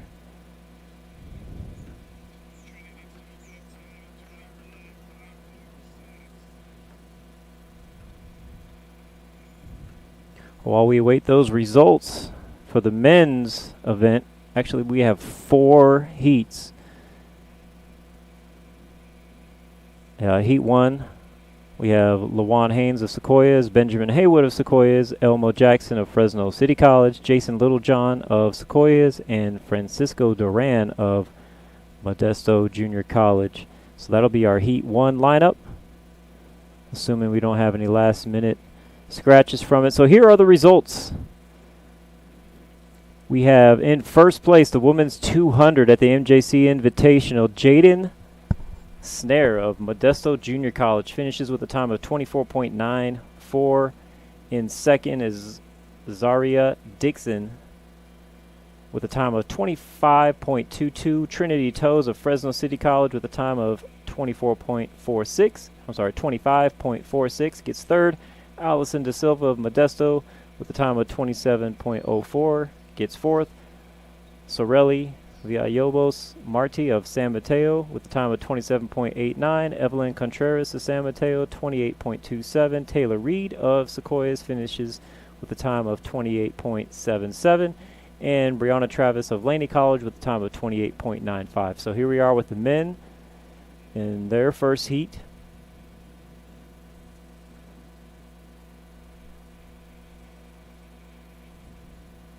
One of 4 heats. So plenty of action here in the men's 200. Again, we appreciate everybody for tuning in. We appreciate Modesto Junior College and Modesto Junior College Athletics giving us a call yesterday to see if we would be able to put together a crew today to bring this invitational to you. And we were very excited to be able to have openings in order to do so. So we will be here for the duration of this event. We'll also be in Morgan Hill tonight with another crew as the Oakwood High School girls basketball team will play York High School live on NorCal Sports TV. If you appreciate us, we appreciate you with a subscribe down below. And here we go, the first heat. It appears we only have 2 runners now.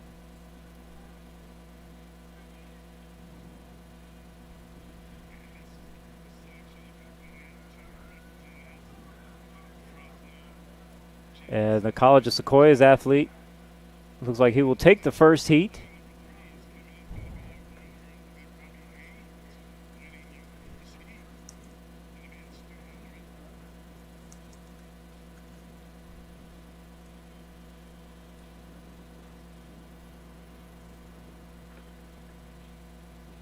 We appreciate our amazing crew that allowed this to come together. It's kind of difficult to put together a crew last minute, of course, but even on a Friday when an event starts at 10:30 in the morning.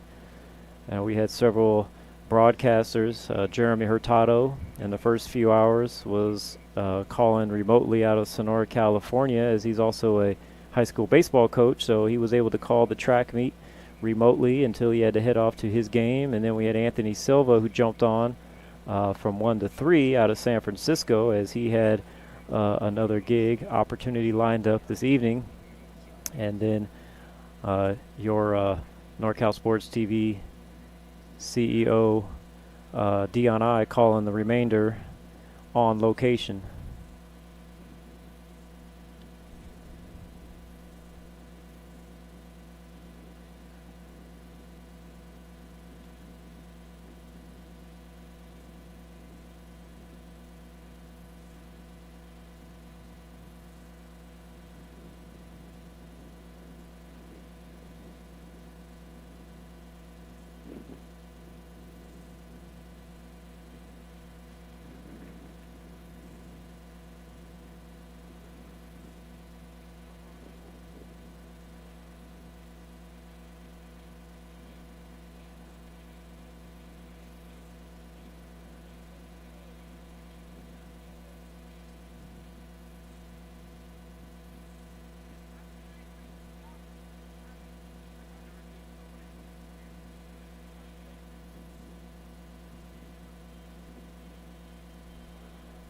So up next we'll have Heat 2.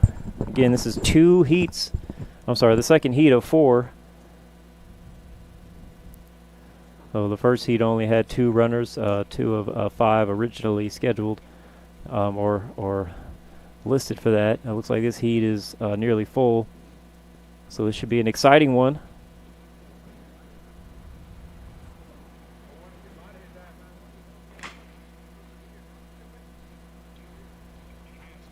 College of Sequoia is with 5 or 6 runners in this event. A lot of sprinters out there in Visalia. And this one, We have an obvious first place on this one, but again, you're racing against time, so you got to get the best time you can.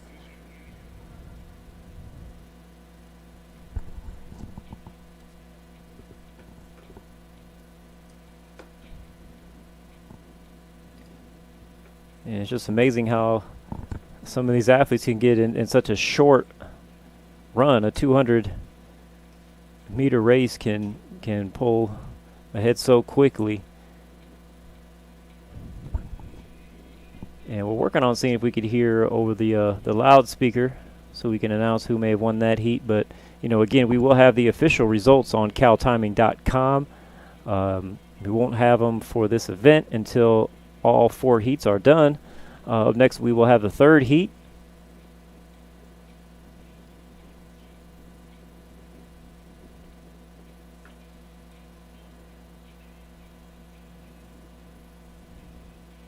And we're still awaiting results of the men's discus throw and the women's discus throw. And we will bring those to you as they come. To complete the day, we do have, after this, the women 5,000 meter.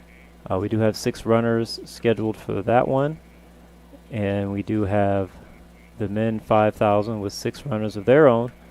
Remember the last meet we did here a few weeks ago, we only had 1 runner in that event, but he wanted to get his official time.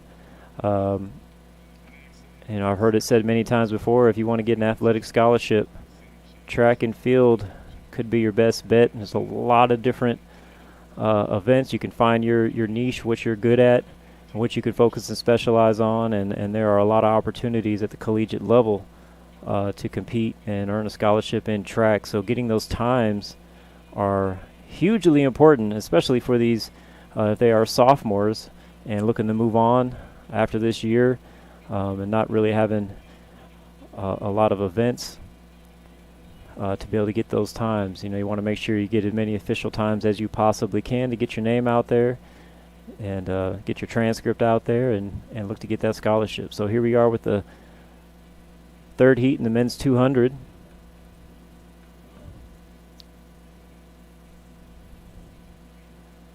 Like a little false start there.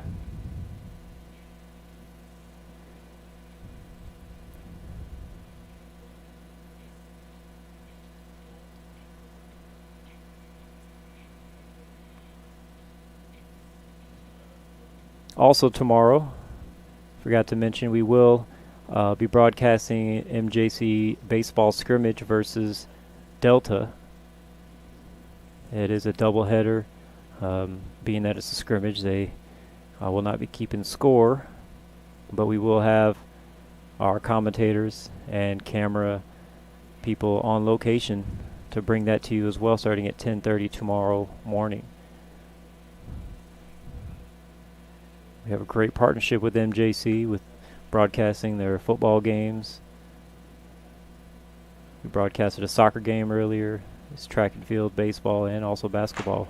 So here we go, 3rd heat.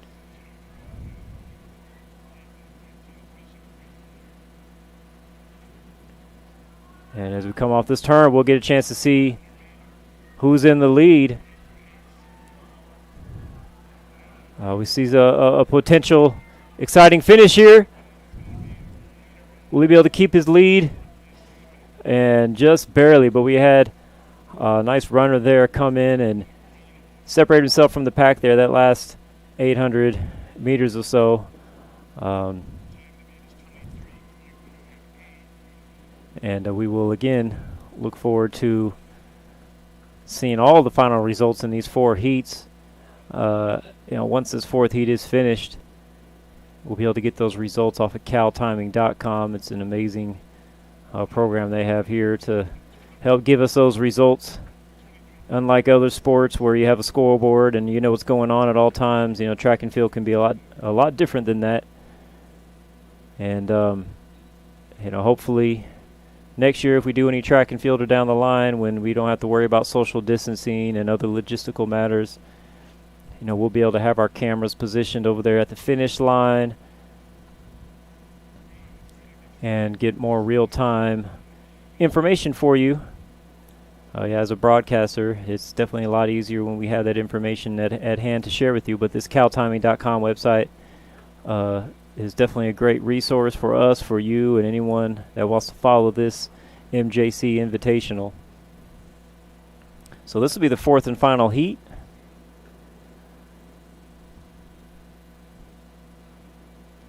Had 9 runners officially listed for this one. Looks like we'll have a few scratches.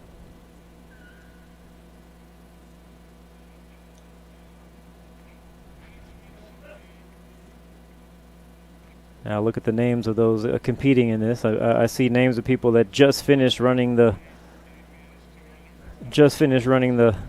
previous event, so I can understand why sometimes just might not feel wise to do another event after they just ran the 400 hurdles or the 100 dash or the 800, and you turn around and run something that was scheduled to happen at 5:10, but they started at 4 o'clock. So it's understandable sometimes as an athlete. You feel your hamstring feeling a certain kind of way, or your quad or your calf, and you just don't feel 100% right sometimes, especially if it's not your best event. It may be smart, it might be wise sometimes to just, even as a competitor, even though you want to compete, to pull yourself from that event to preserve yourself for the next meet and probably the events that you really want to focus and specialize in. I think you have the best chance to earn that scholarship if you're looking to move on.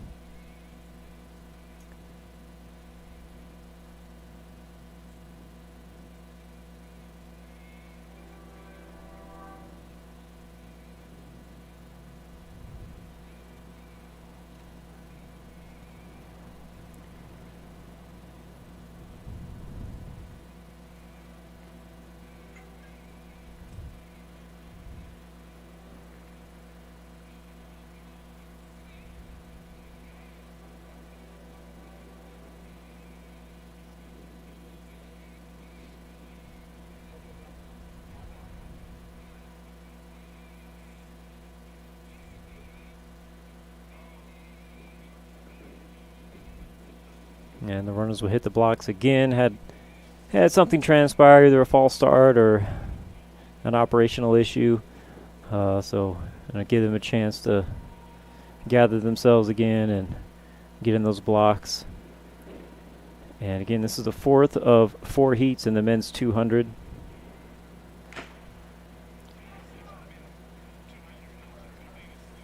All right, and we have 5 runners in this event, and as they run this corner, we'll see. It's going to be a close one.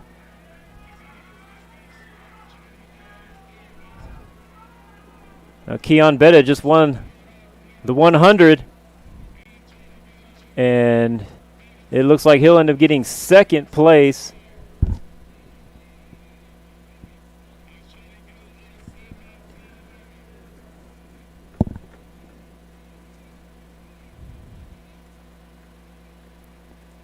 You'll see the replay here, the finish almost neck and neck, but just a little bit of separation there at the end.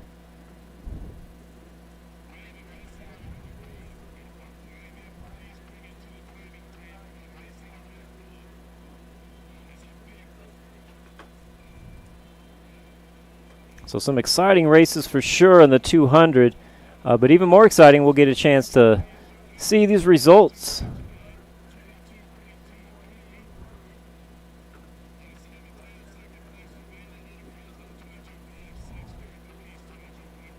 So up next will be the women's 5,000. Still to, I believe, all the field events.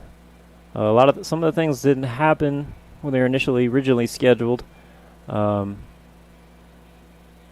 tried to catch as many of the different events as we could to give everyone the opportunity to have themselves broadcast on NorCal Sports TV and broadcast live. And we do appreciate all those that are tuning in to watch this today. Definitely some exciting exciting races here. We had several come from behind victories. And then in events like this where you have 4 heats and you have a lot of different people competing, it's exciting to kind of wait and see what the results are. So that final heat actually had the top 2 finishers. Johnny Good of San Mateo finishes with a time of 22.23, and Keon Betta of Fresno City finished in second with a time of 22.56. Jordan Caliz of Monterey Peninsula finished third with a time of 22.67. Nathaniel Mata of San Mateo finished fourth with a time of 23.16. Francisco Nathan with a time of 23.28 finished fifth. Robert Breen of San Mateo finishes with a time of 23.46. Xavier Bird of Sequoia's 24 flat gets him 7th place in the 200-meter dash. Julian Bishop of Monterey Peninsula, representing the Lobos, finishes with a time of 24.04. D'Angel Sanchez Johnson of Modesto gets a time of 23.28, and Zechariah Nesby with a time of 24.3. So we had 21 runners in that event. Get all the times at caltiming.com. So here we are with the women's 5,000 meter. This will be a long one. It's great to see we have a competitive one here with multiple runners. Last time, as we mentioned, we did an MJC event. We just had one runner in the 500 for the men, it's great for those that are, even if you're just running to get a time, it's you're always going to do better when you have someone to compete against and runners to run against. If you're not in first, you can push and pace yourself with the leader of the pack and challenge yourself. And a lot of times you're going to get your best time competing with others from other programs and other schools.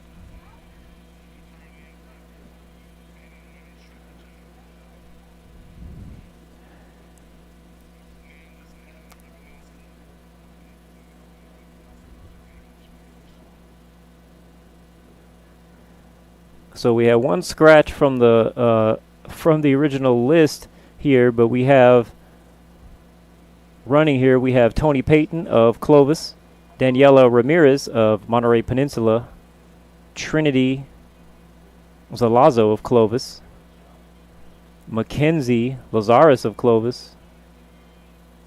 I also have Brianna Ortega listed from Clovis and Darshana Nand of Monterey Peninsula College. So I did mention 6 names. Looks like we have 5 runners.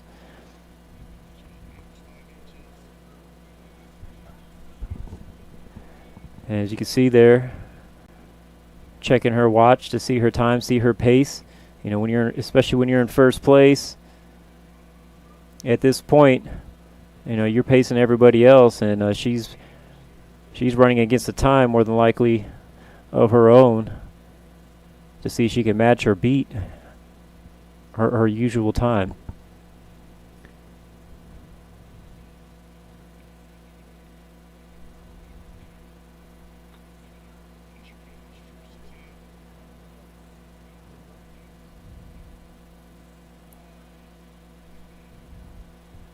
So this is basically a race between Clovis and Monterey Peninsula. We have the Crush versus the Lobos.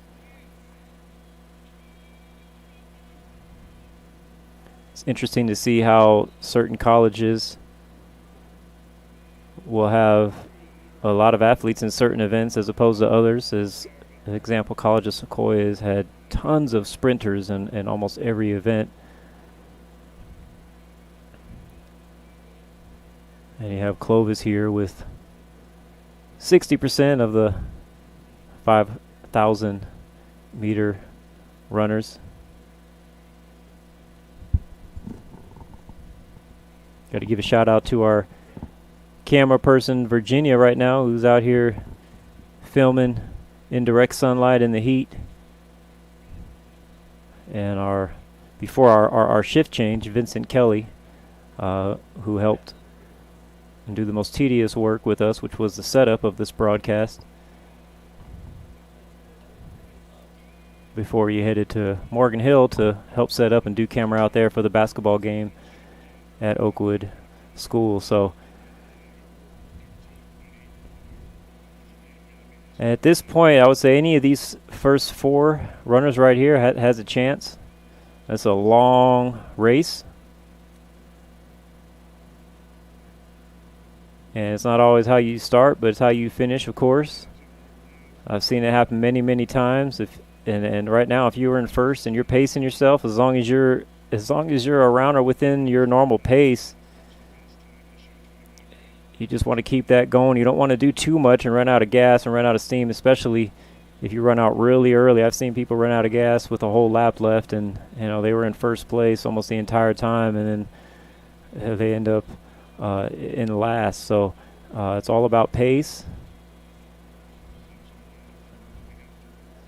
And she continues to distance herself right at this point in time as best as she can. So we have 2 runners from Monterey Peninsula. I'm not quite sure which one is in first right now. I'll try to keep an eye out or an ear out for the announcer, as he would have a better idea, and he oftentimes does announce the names.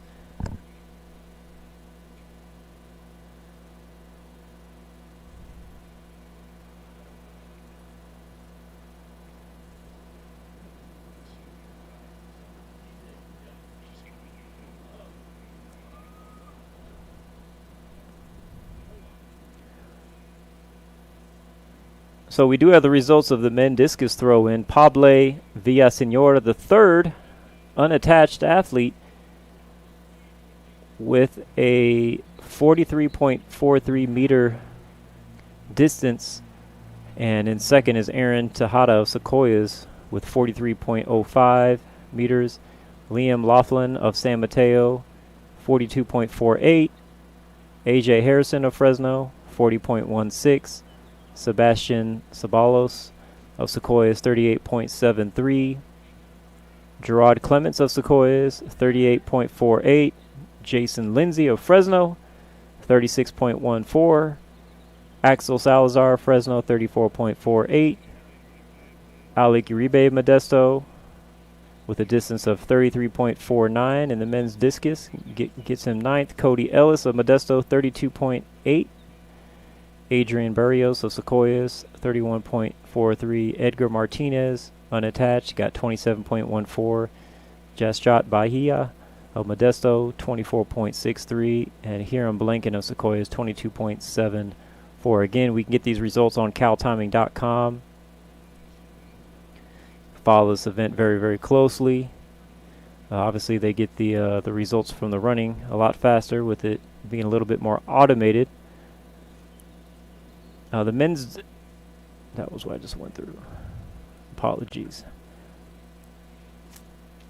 The women's discus throw, Katie Blanken, unattached athlete, 42.99, gets first place. Alyssa Logan of Sequoias, 38.48 in second. Jessica Perdretti of Modesto, 36.79. Perla Valdovinos Galvin of Modesto, 34.95. Isabella Ryman, unattached athlete, 32.2 is her distance in the women discus throw. And Shona Christensen of Laney, just under 30 meters with 29.99, finishes 6th. So those are the results of the women discus throw at the MJC Invitational. As you see here, we still have the same leader slowly gaining a larger lead that she needs to protect her finish in this event. In the men's shot put, Liam Laughlin finishes first out of College of San Mateo. 14.13 was his distance. And it looks like a tie. Aaron Tejada of Sequoias, 14.13. I'll take a quick audio break and we'll be right back.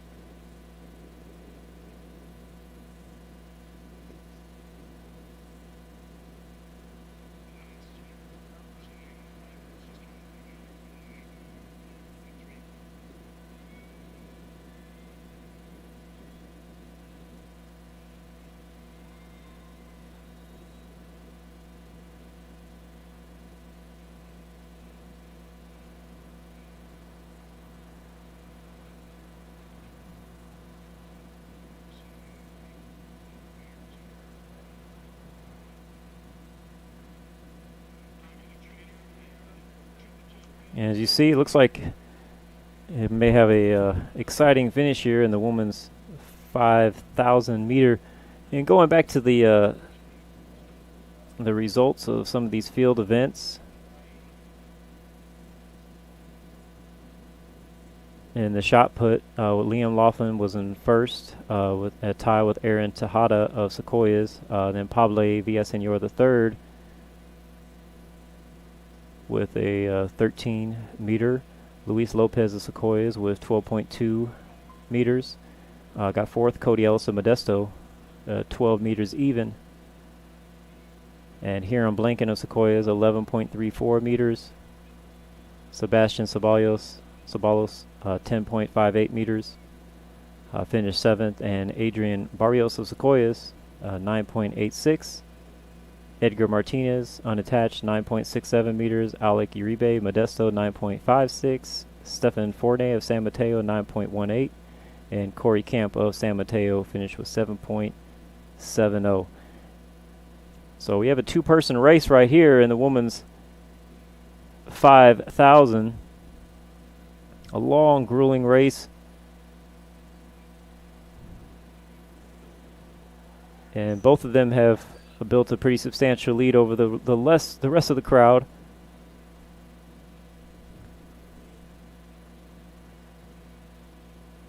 And a lot of times it can be a strategy. You just run along the shoulder of the person in the lead, almost sort of draft them, and then if you feel confident as a sprinter, you could take them on in that final stretch. We'll see the strategy here. And, is she going to try to pass her before they get to that final stretch? Or she looks like right now she's just really comfortable staying right side her outside shoulder.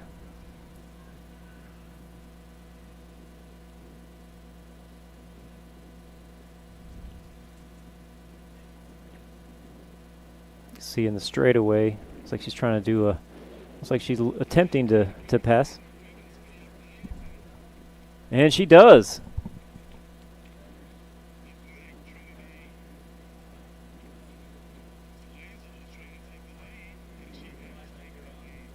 So now we have a new leader.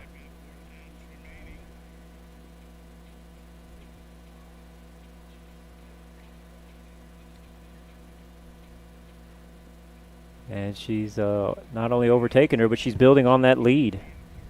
I had a feeling she just seemed confident as she was on that outside shoulder.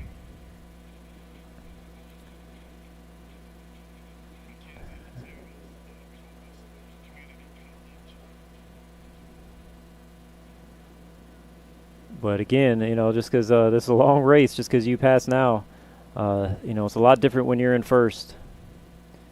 You're the pacer, and you really can't see what's necessarily going on behind you at all times either. Someone could sneak up on you, and I can tell neither of these ladies have given up. This is the 5,000 for those that are not aware of the current event underway. We'll put that on the screen, as again, this is a long race.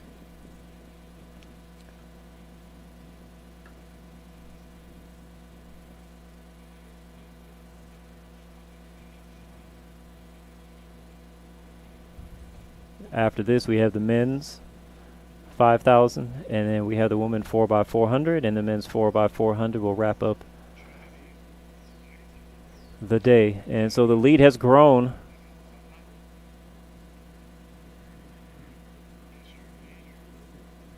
for the Clovis Crush athlete.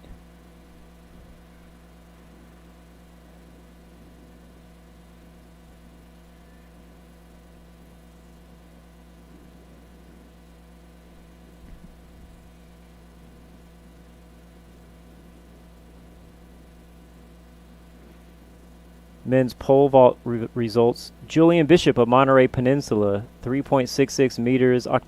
Gets first. Octavio Gonzalez of Sequoias, 3.5 meters. Cooper Miller of Sequoias, 3.35 meters. Sergio Gonzalez, 3.2. Mark Oates of Sequoia is 3.05. And Stephen Forney of San Mateo, 3.05. They were over there for quite a while with the pole vault. There was some impressive vaulters over there. We were trying to catch as much of the action as we could. It was running simultaneously with women's long jump and also the discus throw. So again, we're trying to bring as much of the action as we can, cover as many things as we can. As you see, the lead continues to grow.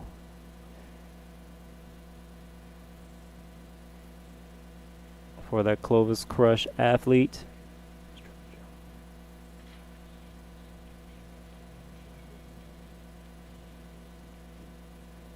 In women's shot put, Katie Blanken, unattached athlete, came in first with 12.63 meters. Shauna Christensen of Laney, 11.44. Alyssa Logan of Sequoia is 10.78. And Jessica Pedretti of Modesto, 10.25. You can look up these results on caltiming.com, caltiming.com.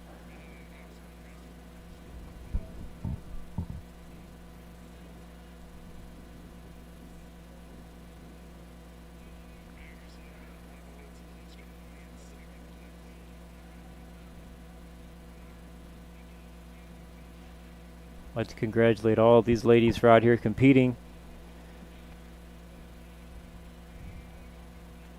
And, you know, it's really important to for a lot of these athletes, especially if they're sophomores academically, and they want to move on and get a scholarship somewhere, or you know, be on a program at the next level. You know, you got to have some things that are official as far as timing or heights or distance, and so it's really important to a lot of these sophomores, even though this year, because of the pandemic, you know, their eligibility, you know, participating this year doesn't affect their eligibility from a JC standpoint, but it does still, if you're looking to be Division I or even Division II, it does count against your clock as far as the years you can play at the next level. So, you know, a lot of times also, you know, if you are a sophomore as a student and you are graduating this year, or you already have graduated, since a lot of these schools, they are already done with their spring semester, you know, they may not want to wait another year to get a scholarship, you know, by participating next year. So they want to get as many records as they can to show college coaches and programs, you know, what they're capable of doing along with their academics, to see if they can move on and earn that scholarship for the next level. So, you know, this is great to see this. It's great for MJC to be able to put this together and host these track meets. They're also going to have another track meet on next Friday. So MJC has been hosting as many things as they can. We'll be up here for a baseball scrimmage tomorrow, MJC versus Delta. We'll be live on NorCal Sports TV as well. And just again, want to give a shout out to the Modesto Junior College athletic department and staff for you know, contacting us and having us back here for another track meet.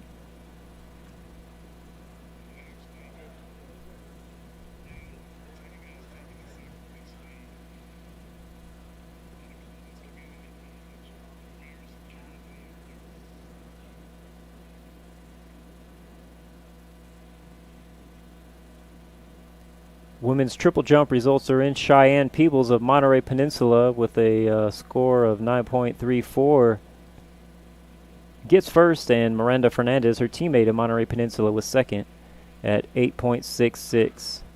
I only had two contestants there. That's probably why we happened to miss that one. The men's triple jump had three participants. Romello Knight of Merced with first place.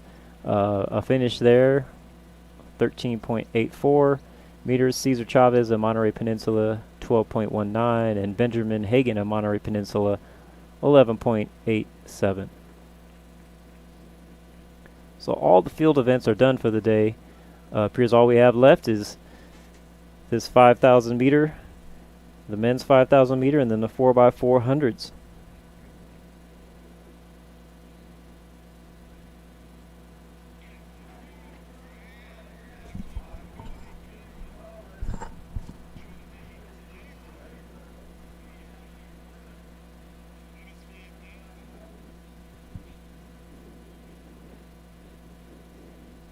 And believe I heard the announcer say Trinity Zalezo is the winner of the 5,000.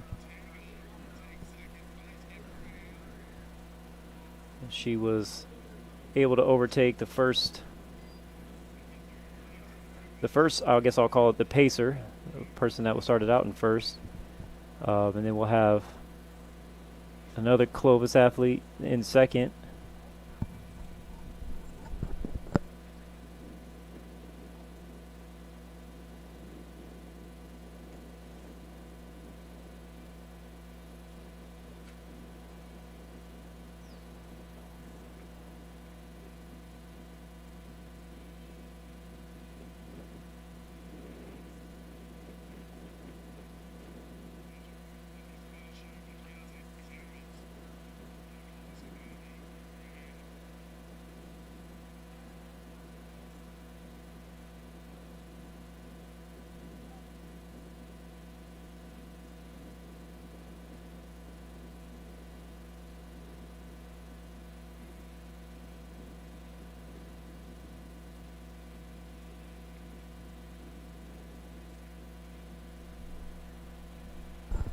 So unofficially, Trinity Zalazo wins the 5,000.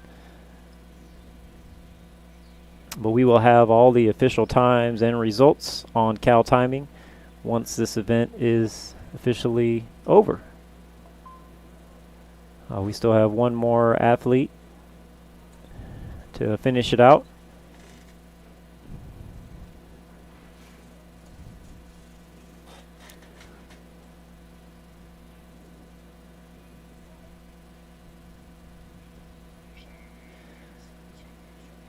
Again, thanks for watching us on our socially distanced live broadcast of this MJC Invitational.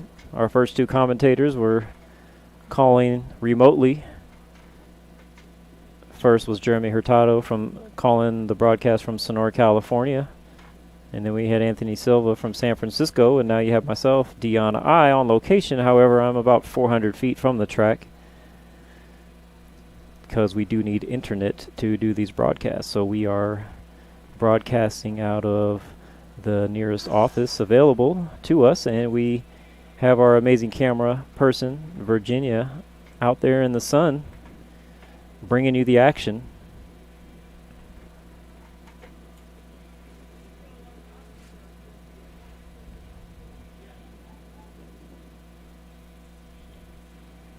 So up next will be the men's after the women's is officially over.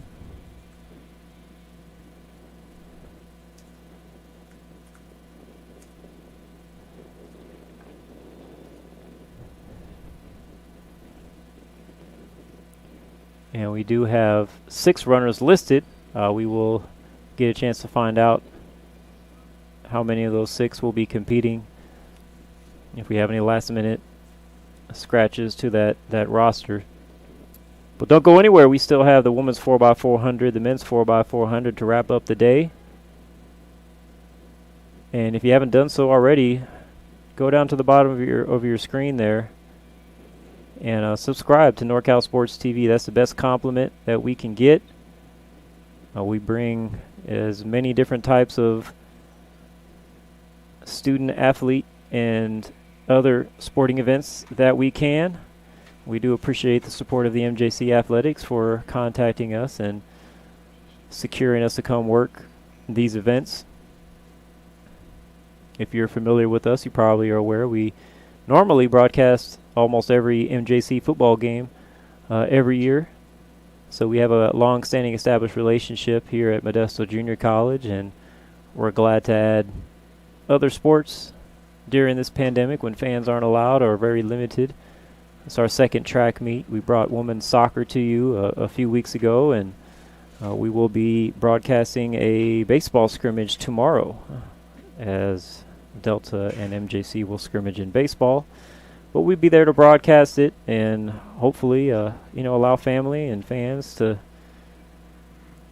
take in some more Pirate athletic action even though it's a scrimmage. It's again, these players, a lot of them as student athletes, are looking to move on, and having having some game film and footage in order to do so is definitely vitally important. If you've ever contacted a coach, that's usually the first thing they'll ask you, do you have film?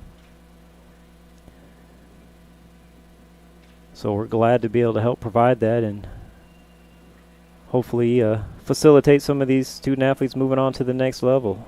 Even though they do not lose a year of junior college athletic eligibility or any athletic eligibility for that matter by participating this year. If you're on track and you've already graduated, it makes sense for these student athletes to put themselves in a position to be able to be at a 4-year school next year. And if not, hopefully they'll be able to compete next year and continue their schooling and work on moving on to the 4-year level the following year.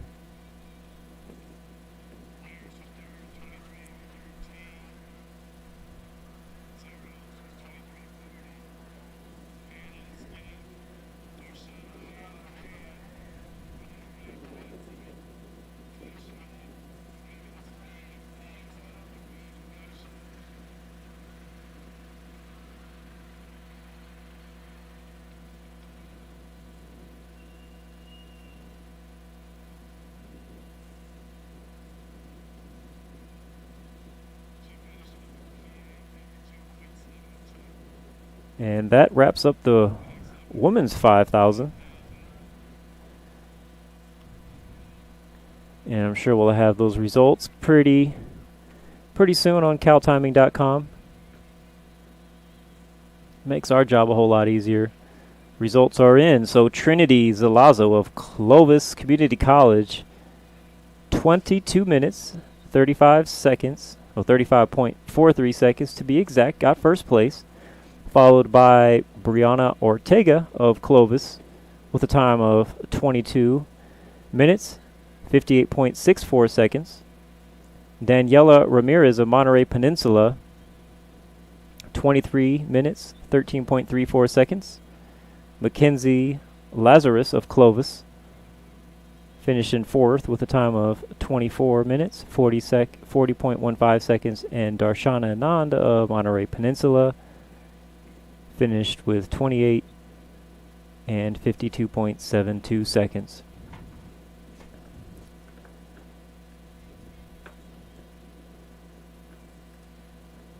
We will take a quick break from one of our NorCal Sports TV sponsors, the upcoming NorCal Sports TV Summer Basketball Camp.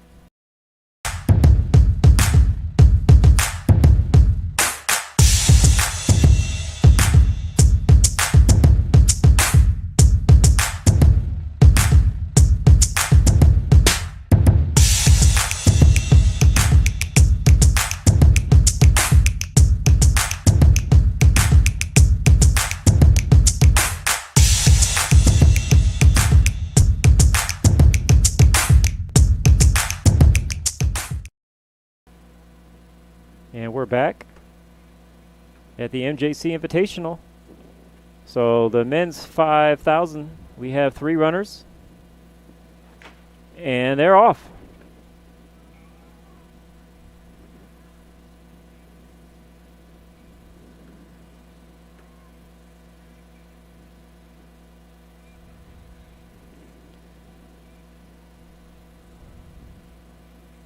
So I know based on the roster here, we have Charlie Sawyer of Clovis, Samuel Keller of Clovis, and once I can determine what the other school is, I'll be able to mention the name of the 3rd runner in the men's 5,000, as we did have 6 originally listed to run. Definitely want to recognize those that stayed to compete. This also gives a good break for those sprinters that are going to compete in the 4x400. We had various sprinting events back to back with the 400 hurdles, the 100 dash, the 800. So a lot of those people are competing in multiple events. So this gives them a nice, much needed break before they finish with the 4x4.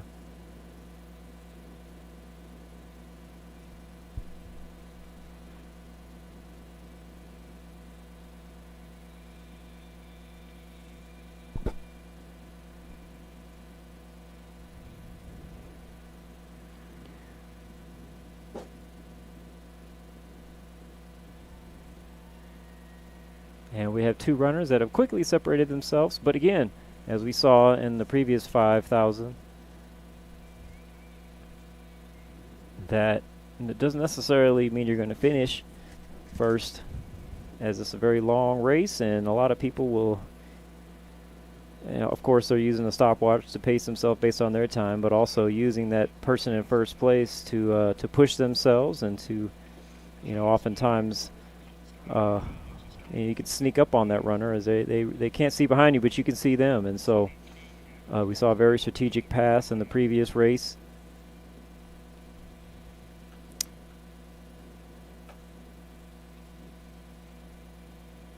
As Trinity Zalazo was on the heels for a while on Daniel Ramirez, who was in first place, I would say, for 2/3 of the race.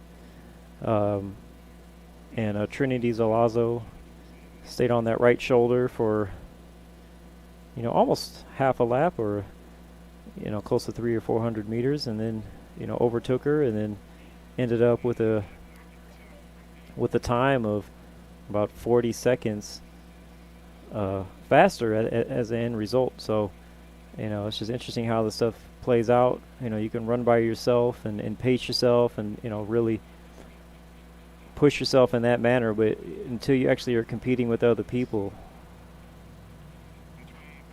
you may not be getting your best time.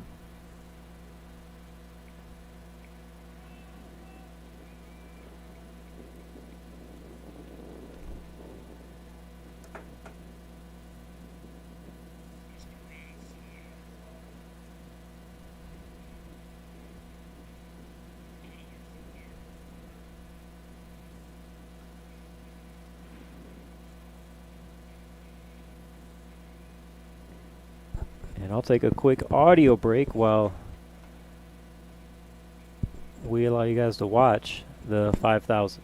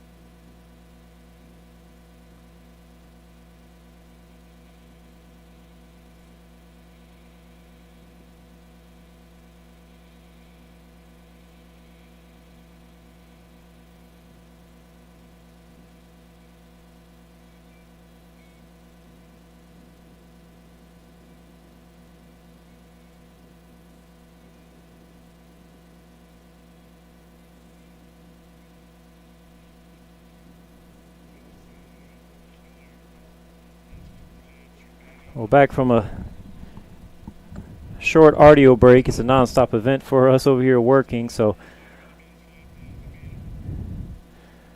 I believe I hear from the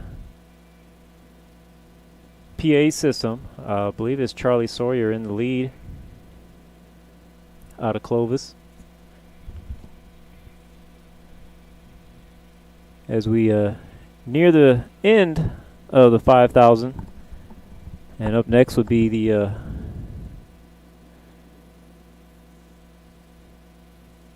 women 4x400 and the men 4x400 to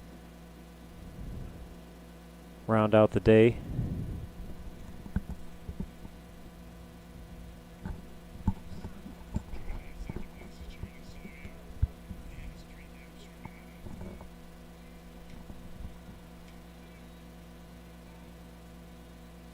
I apologize if we weren't so socially distanced with this broadcast. I'd have a little more information on everything that's going on. As you can see, that we did have to be on the opposite side of the track from everything going on, and with the nearest internet being at least 400 feet from the track. Our first two broadcasters were broadcasting remotely from Sonora and then San Francisco after his shift change, and myself, the producer, is rounding out the end of the event. So Charlie Sawyer with a sizable lead.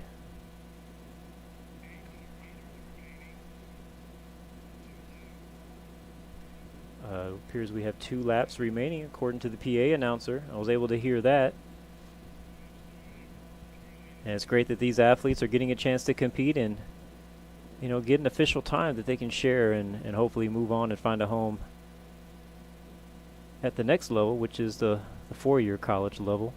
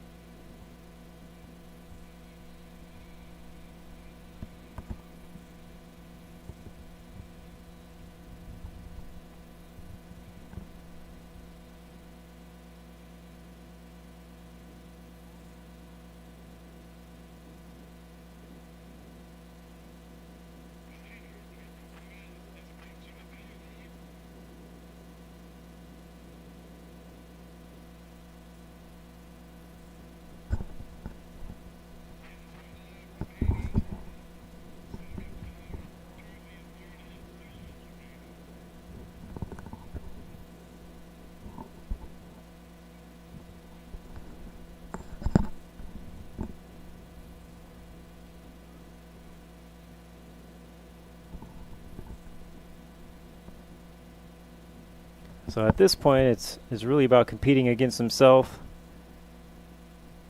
There's really no one that's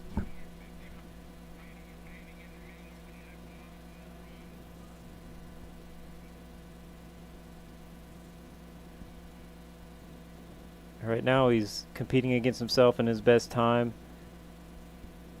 as he has handily won this race.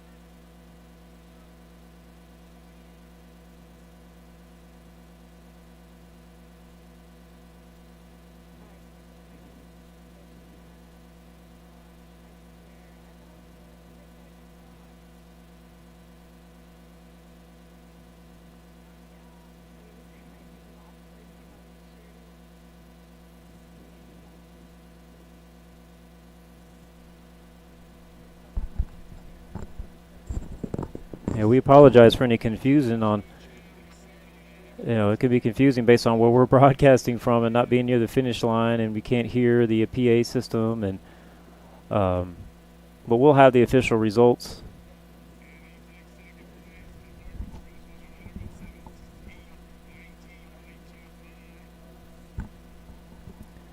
Yeah, so we apologize for following the second place person. But if you're a fan of Clovis Community College, you got a lot of coverage of your squad. So a strong finish for all athletes.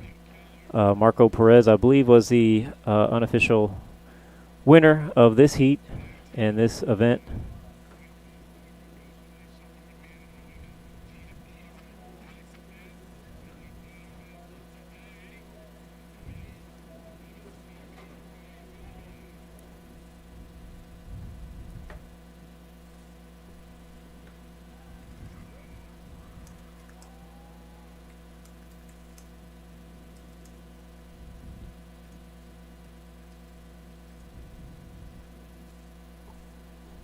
We'll get you the official times and results of the men 5,000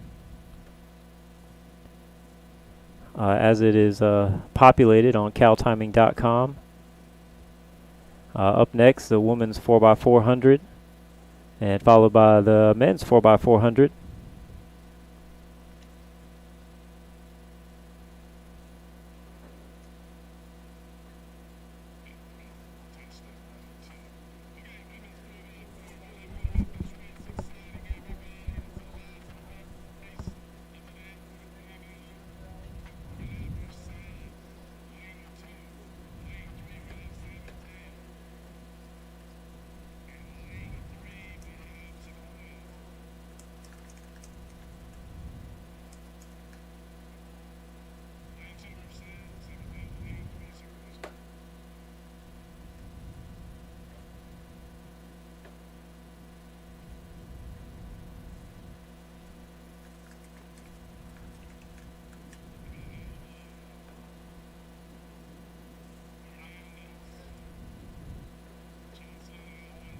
And for those that are fans of sports, we are also live from Morgan Hill as York travels to Oakwood High School for some varsity girls basketball.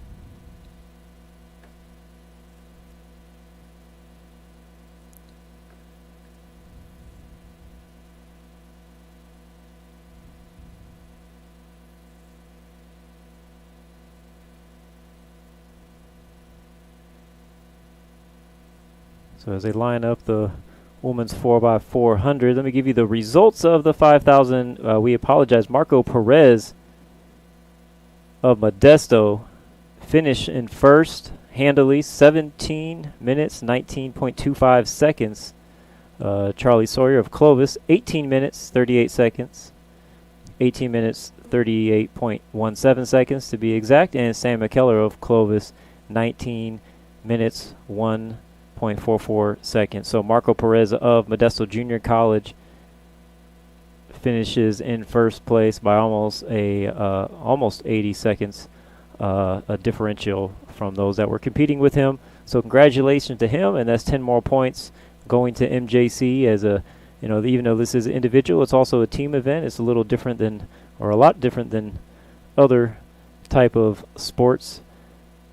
And so in this heat, we have, and I don't believe we have do we have the names listed? Not quite. We just have Merced, San Mateo, and Sequoia. So we have 3 colleges competing in the 4x400. Doesn't appear I'm able to get the names of those that are competing. See if I can scroll through something else, possibly find the names of those competing. As I'm on caltiming.com, it's had all the everything we've needed throughout the day. But we just have the names of the schools right now. So the 4x400 is definitely an exciting relay. The 400 is kind of a unique hybrid of sprinting and distance. You start out too fast, you could run out of gas. So it's really all about pacing yourself. And here we're off, so here's the first leg.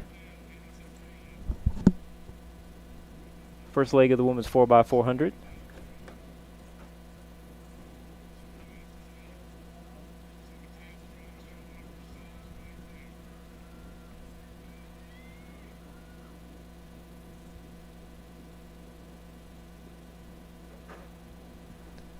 Merced currently in third.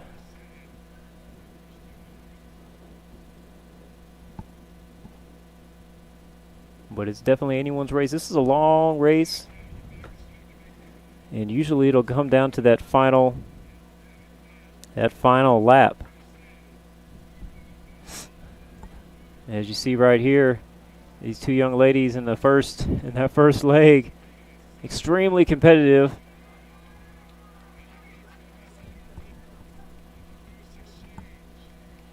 And here comes the first exchange. San Mateo's in the lead, followed by Sequoia's with Merced in third. Appears we have clean exchanges.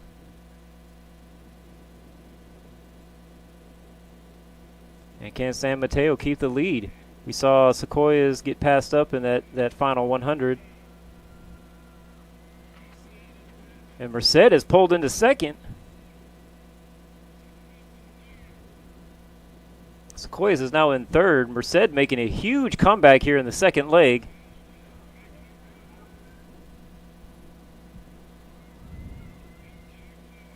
That's why it's one of my favorite events. It's a perfect mix of speed, but enough time to give you some great drama. As you see, Merced's making up more ground here. I mean, she may be neck and neck at the second exchange at this rate.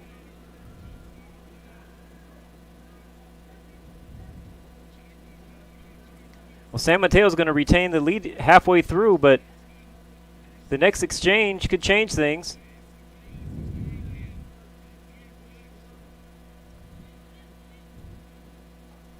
Well, San Mateo seems to widen the gap here.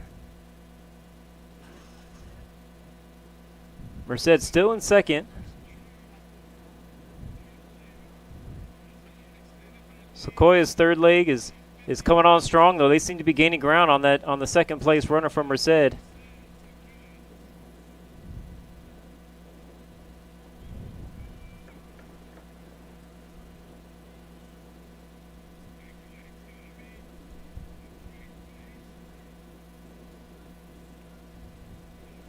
So we have San Mateo, followed by Merced, followed by Sequoia's here.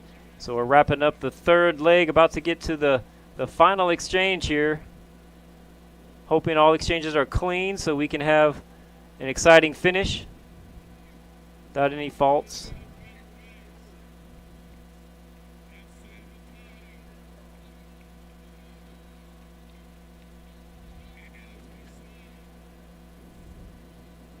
Whoo! You see that final leg of San Mateo is not playing around, but Merced is pushing it. They seem to be gaining a little ground here. Plenty of track left to make an exciting finish.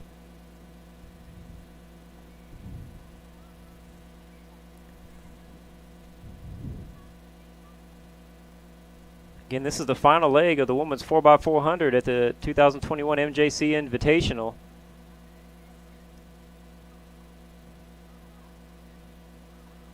Merced's doing everything they can to see if they can come back and get this one in the end, but it's going to look like San Mateo is going to finish strong.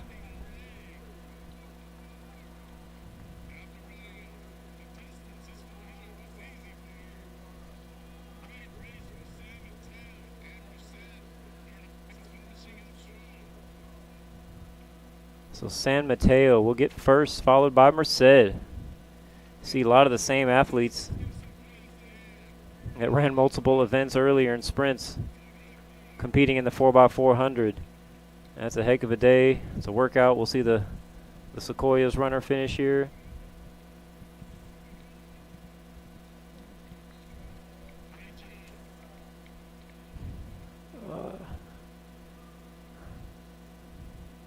All right, always a great way to finish finished the day with a 4x400.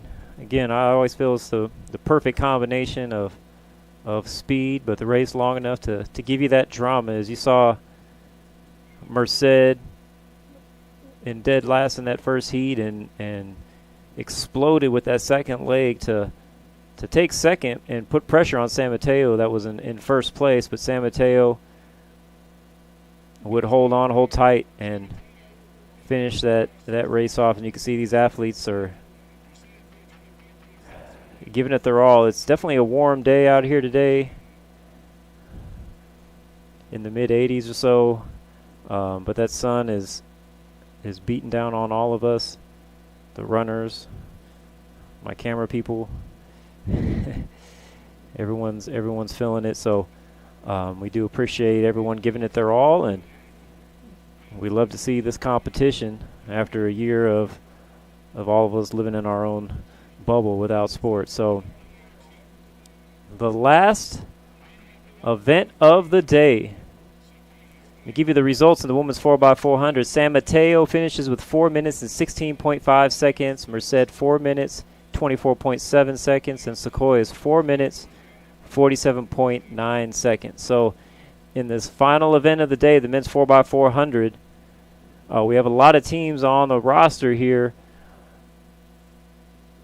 We'll see exactly how many are in there, but we do have listed San Mateo B, Monterey Peninsula B, Sequoia's A, Modesto A, Monterey Peninsula A, San Mateo C. So San Mateo has 3 teams, Monterey Peninsula with 2 different teams, and MJC and Sequoia's each with a team of their own. Last time, Sequoia's actually had 3 teams in this event, and the announcer basically, was talking about it's the football team defense versus the football team offense versus the track squad or something to that matter. Made it exciting, as it was 3 teams from Sequoia's going head to head. But this time we do have quite a few opposing colleges, so this will make it exciting, and we're looking forward to this race.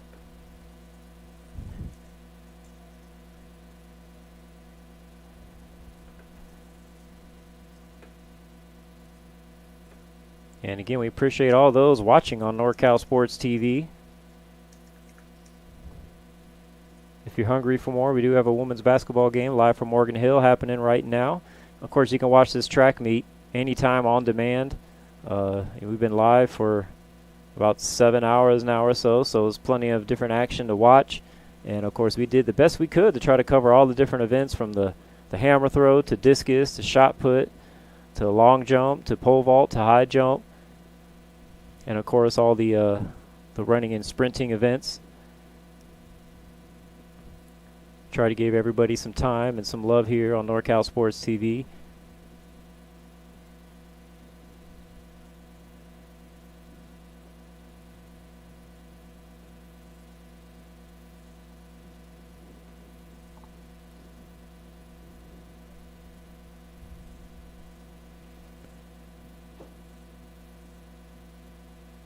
And we'll know here very shortly what teams, or how many teams we have competing in this event. Again, from our vantage point over here on the opposite side of the track, have a lot of things obstructing our view, so we're not quite 100% sure how many of these teams listed will be performing. But either way, we know it's going to be an exciting race.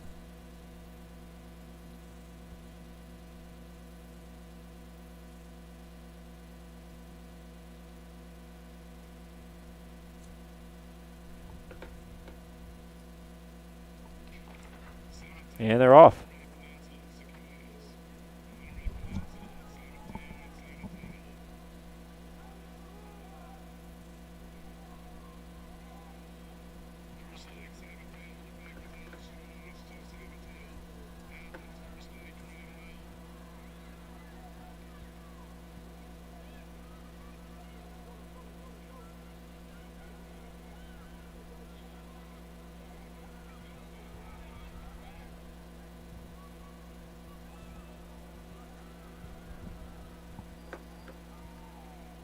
And this looks to be a competitive race to the finish. As you see, third place team making ground here in that final 100 to pull into second. And we look like we may have another pass here right before the first exchange.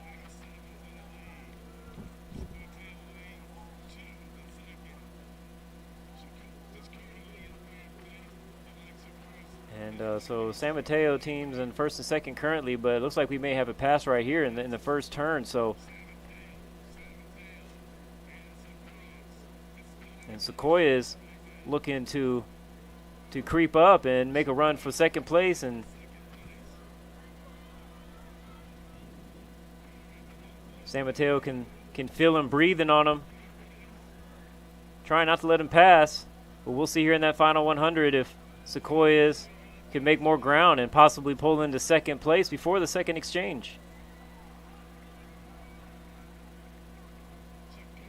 San Mateo will hold off both. Seems like they'll be holding on to both spots here before the second exchange. It makes these exchanges that much more important. We have San Mateo, followed by Sequoias.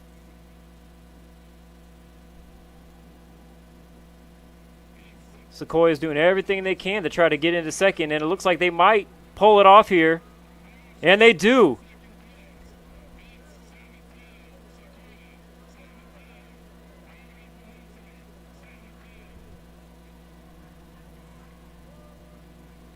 Sequoia's gaining ground on the first place San Mateo squad. As you can see, the other two squads are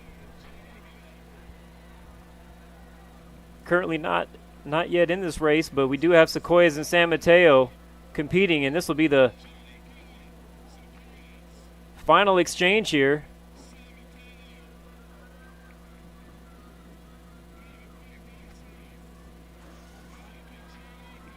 And if the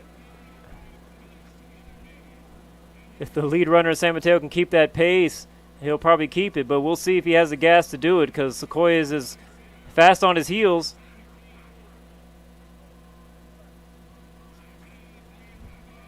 I don't see him slowing down any at this point.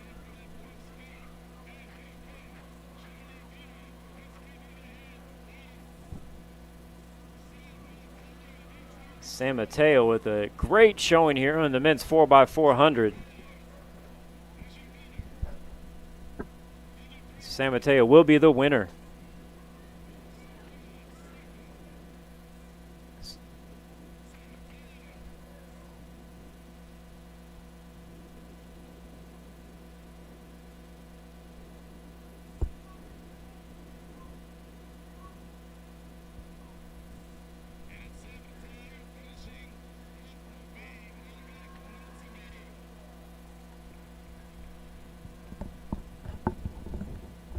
And we'll have the official results on caltiming.com here shortly for you. Of course, we have other teams still finishing up.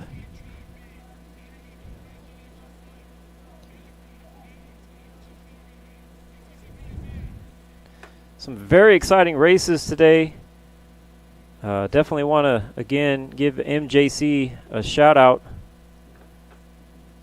for not only hosting a great event, but contacting us yesterday to see if we could make it happen and live broadcast this track meet. So, of course, we did everything we could to kind of put it together. Hopefully it was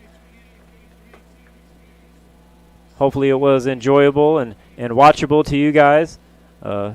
Live broadcast starting at 10 a.m. on a Friday morning. Not always the easiest within 24-hour notice to put together a broadcast. But we made it happen best we could, and we appreciate everyone out there watching and supporting NorCal Sports TV. And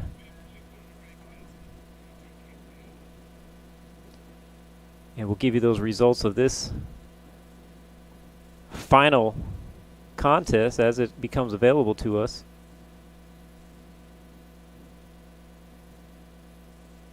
Again, if you want more action, more sports action, we have Oakwood High School girls basketball facing York right now on NorCal Sports TV. Tomorrow, doubleheader scrimmage. We'll be back in Modesto, MJC versus Delta in a baseball scrimmage. We'll also be in Sacramento as Riordan from the Bay Area travels to Sacramento to face Capital Christian, and probably two of the top teams for boys basketball in Northern California facing off at 2 p.m. on NorCal Sports TV.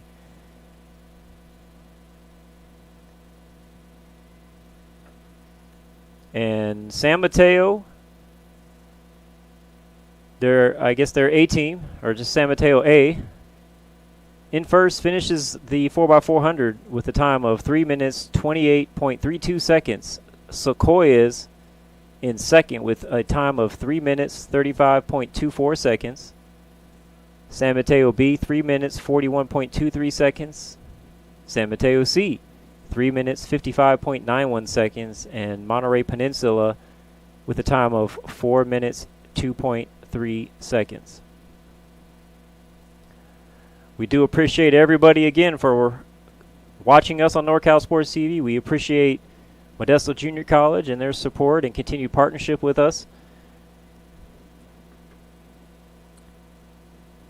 And we hope you enjoyed this live broadcast of the MJC Invitational.